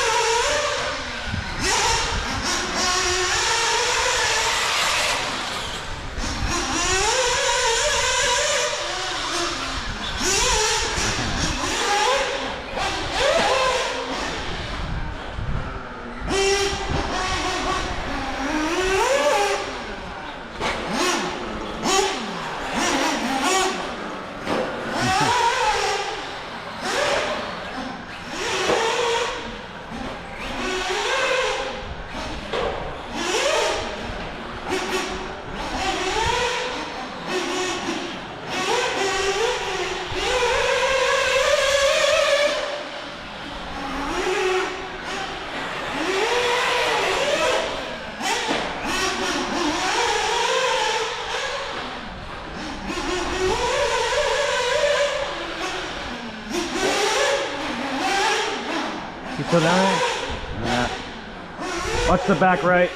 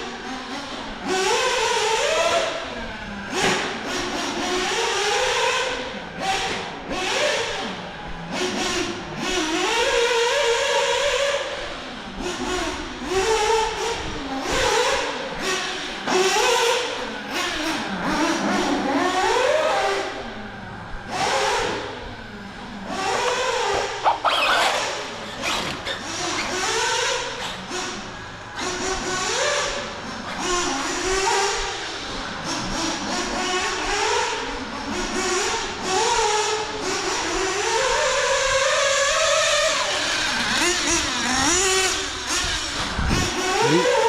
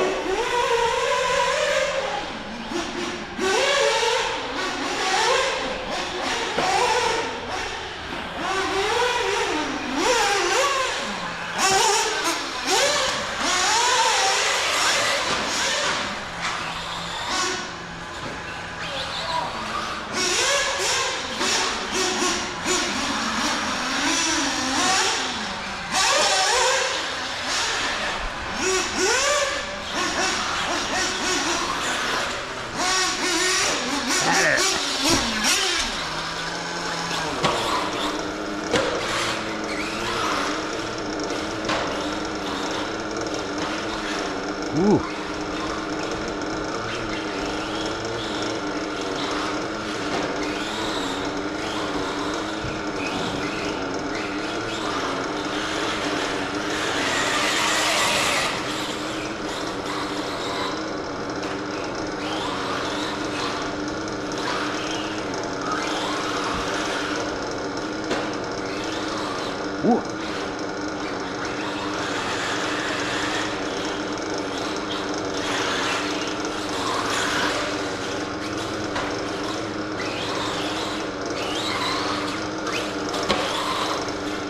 No. Hey.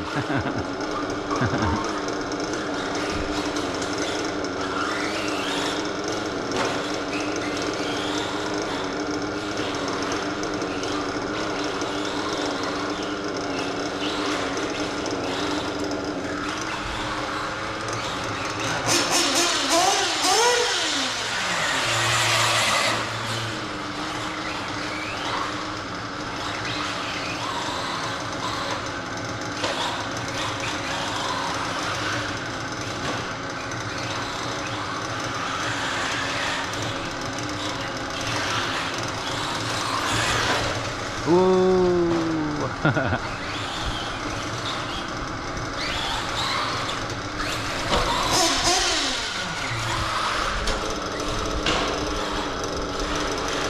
Oh, I had that.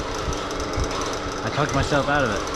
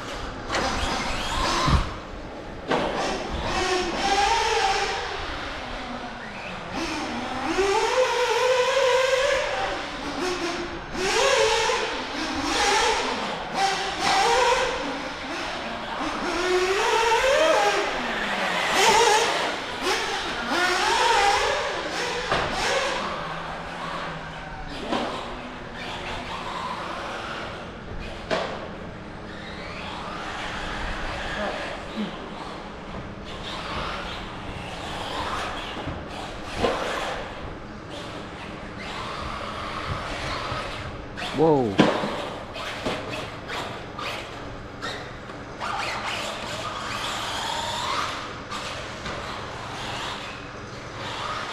Yikes. Tail's really loose.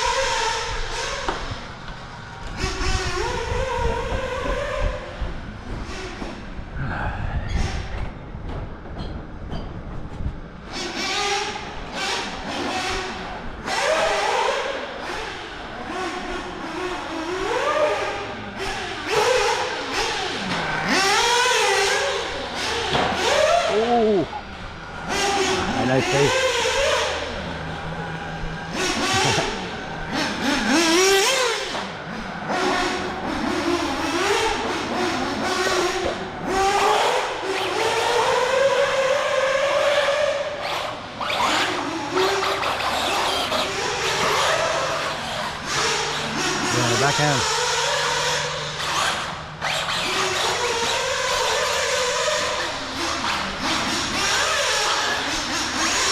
There's something wrong.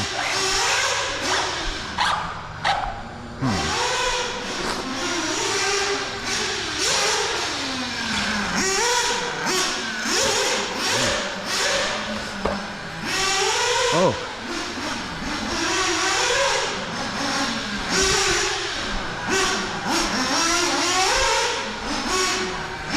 That won't do.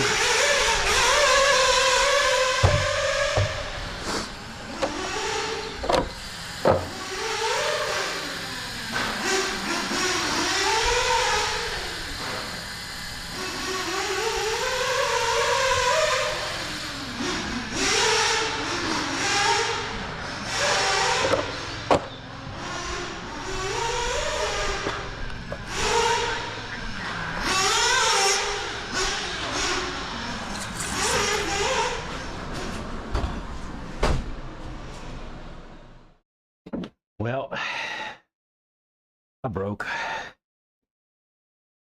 See if you can tell what I broke. That looks like crap, huh? So I guess that's a tomorrow me problem to solve. That ain't going nowhere. Just pour that arm right off. That's what I get for driving it hard, I guess. Y'all try to make me do sky jumps. That's what I get. Whoops, indeed. I greased the sky jump a couple of times. I definitely did. But you wanted me to try it, and here we are. Typically, I don't.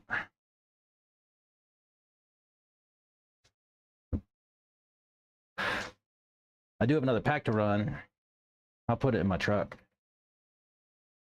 See if PNB setup on truck is super bad or what. Yeah, I mean, that wasn't terrible. It was just loose in the back. That's squirrely. I didn't like it very much. I would not recommend. Not an easy setup to drive. So we'll fix that one tomorrow. Today, I need to burn this other pack before I go, and I only have 15 minutes. So, we'll hurry up. Slap some wheels on this guy. And send it. I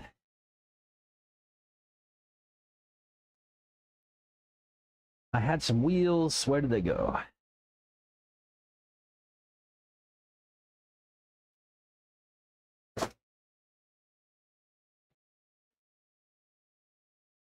Here we go.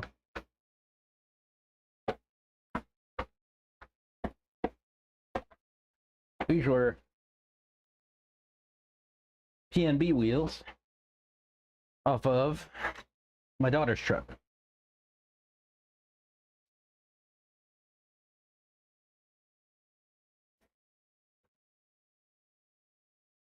On the PNB setup on my truck. See how it does. We don't have much time. We're gonna have to be fast. Arrows forward in the front. Forward in the front. Forward. Oh, radio, be quiet. Where'd I put my wheel wrench? We just used it. Well, where did I put it? Oh, here it is.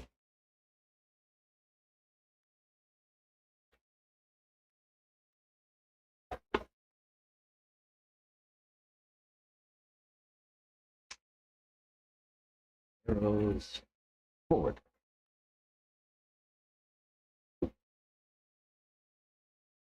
That, no, we're good.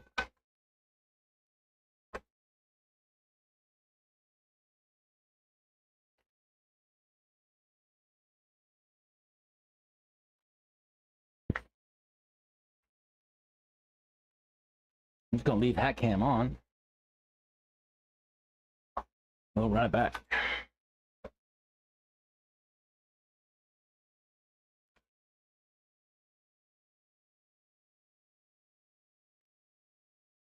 Yeah, sky jumping truck, much easier.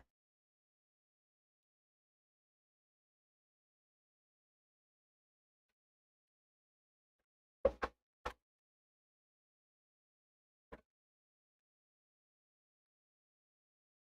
could also turn up my drive frequency. I did turn that down for PNB, or well, down, up. Smoothed it out.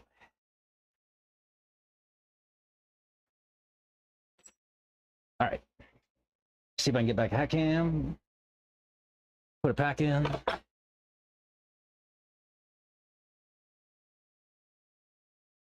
Oh, my radio shut down.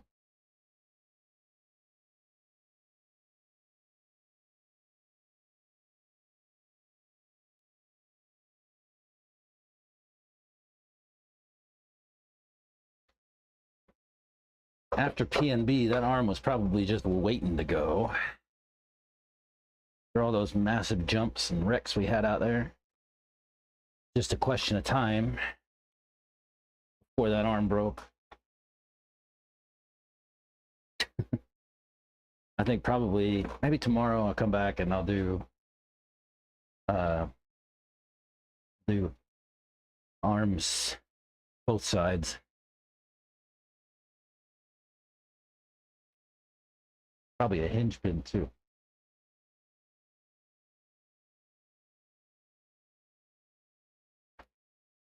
Breaking just means you're trying. That's right. That's right. All right. Let's try this again. And truck this time, and then I gotta get out of here.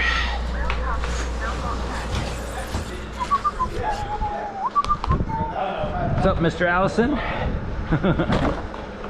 How you doing? We're all talking the speed control being the best thing on the planet. Yes. It definitely is so nice. I've been selling, I got a bunch of them in right now. You got to keep at least one for me. Well, I have 2 for you because you said you wanted Oh yeah, 2, yes. but 2, yes. if you don't want 2, that's fine too. I have 6 right now. And 2 No. for you. Oh, you have 6? Yeah. Okay. And I hear they're out of stock everywhere again, so. Yeah, I'll take 2, and I still need a truggy can too. I don't know if I have them in. I don't know. We'll figure it out. I still owe you some cash too. I'll bring that tomorrow. Oh yeah, you do. Yeah. So I left my PNB setup on everything. I'm just trying it. So far, it's not so great.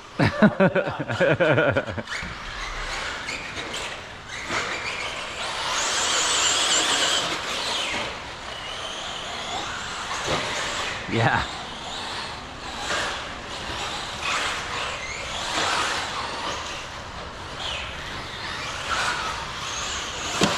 Oh yeah, it's bad.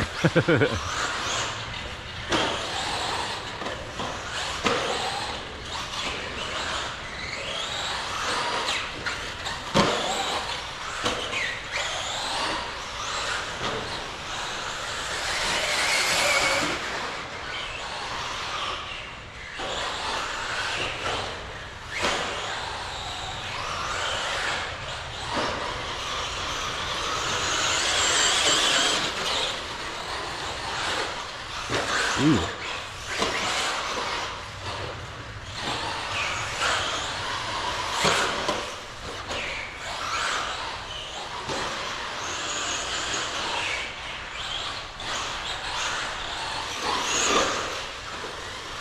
Oh, just case.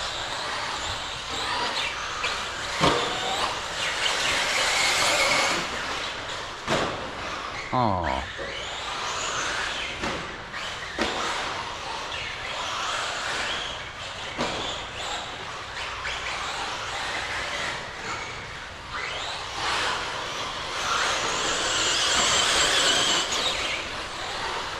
Oh yeah, it's way too soft.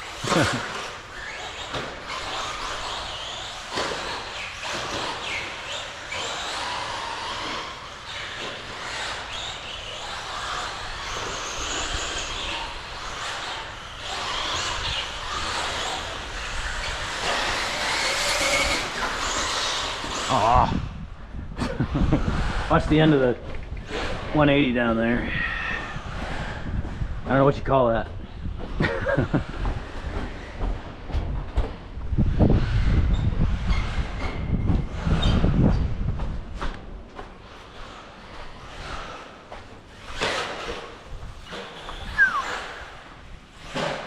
So neat.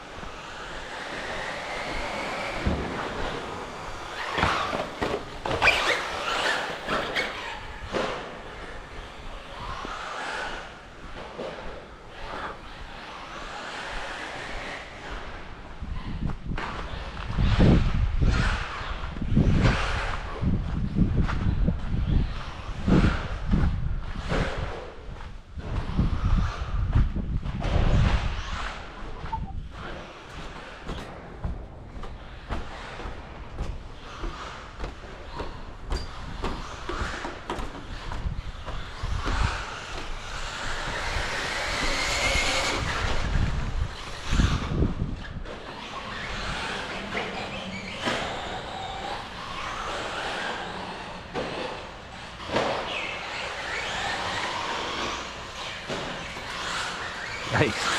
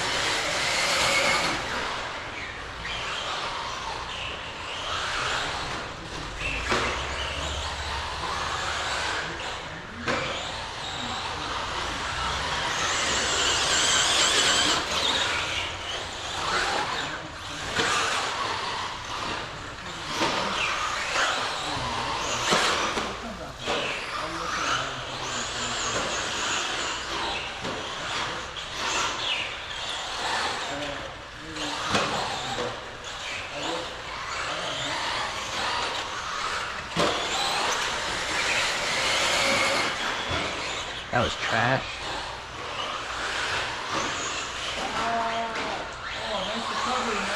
Like that? Sit down, Curtis. That's showing off. Ah. Look at that. Some of the cool stuff you get when you're running slick, you know.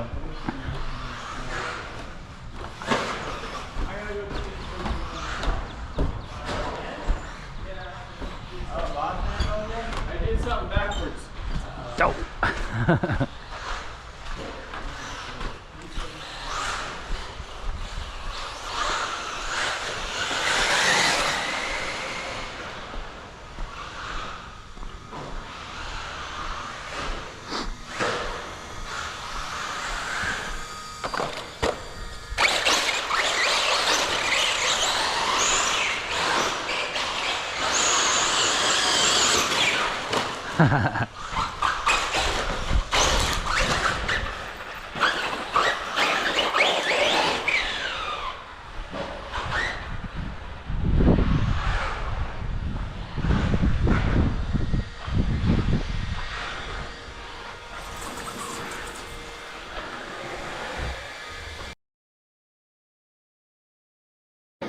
All right.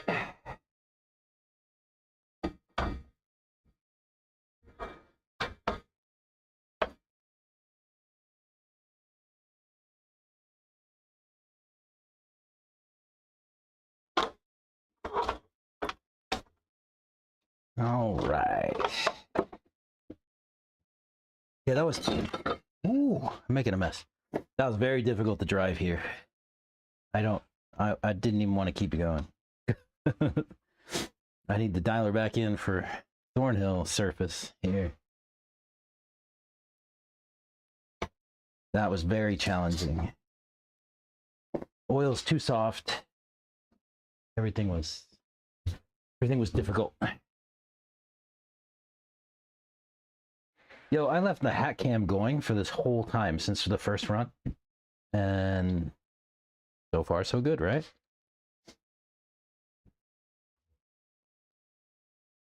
No glitches. It's my new antenna setup.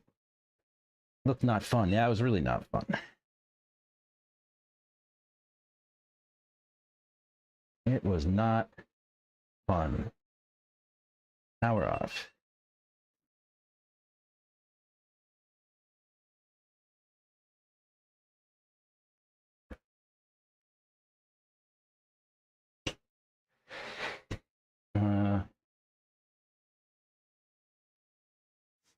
Charge up the hat cam while I'm gone. And I think tomorrow we'll have some work to do.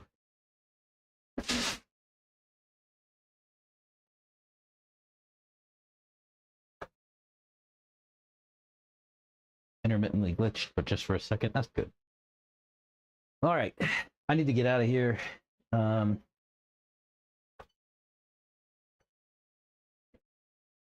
Me and the family are going to go and see a rock show. We're going to go see the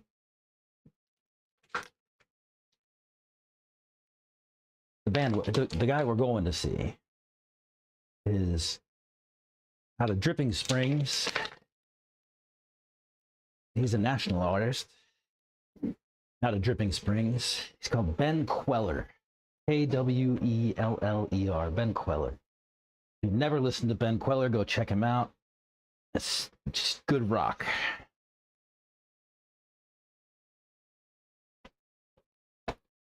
He's opening for somebody, but we don't really care about them. We're just going to go and watch BK and get out of there.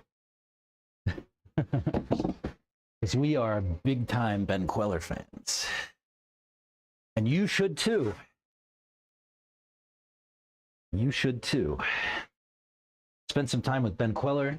I promise he will make your life better.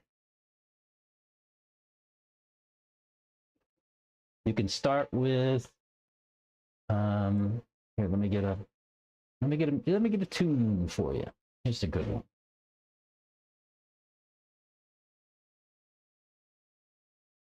Here's a good one. Some old stuff.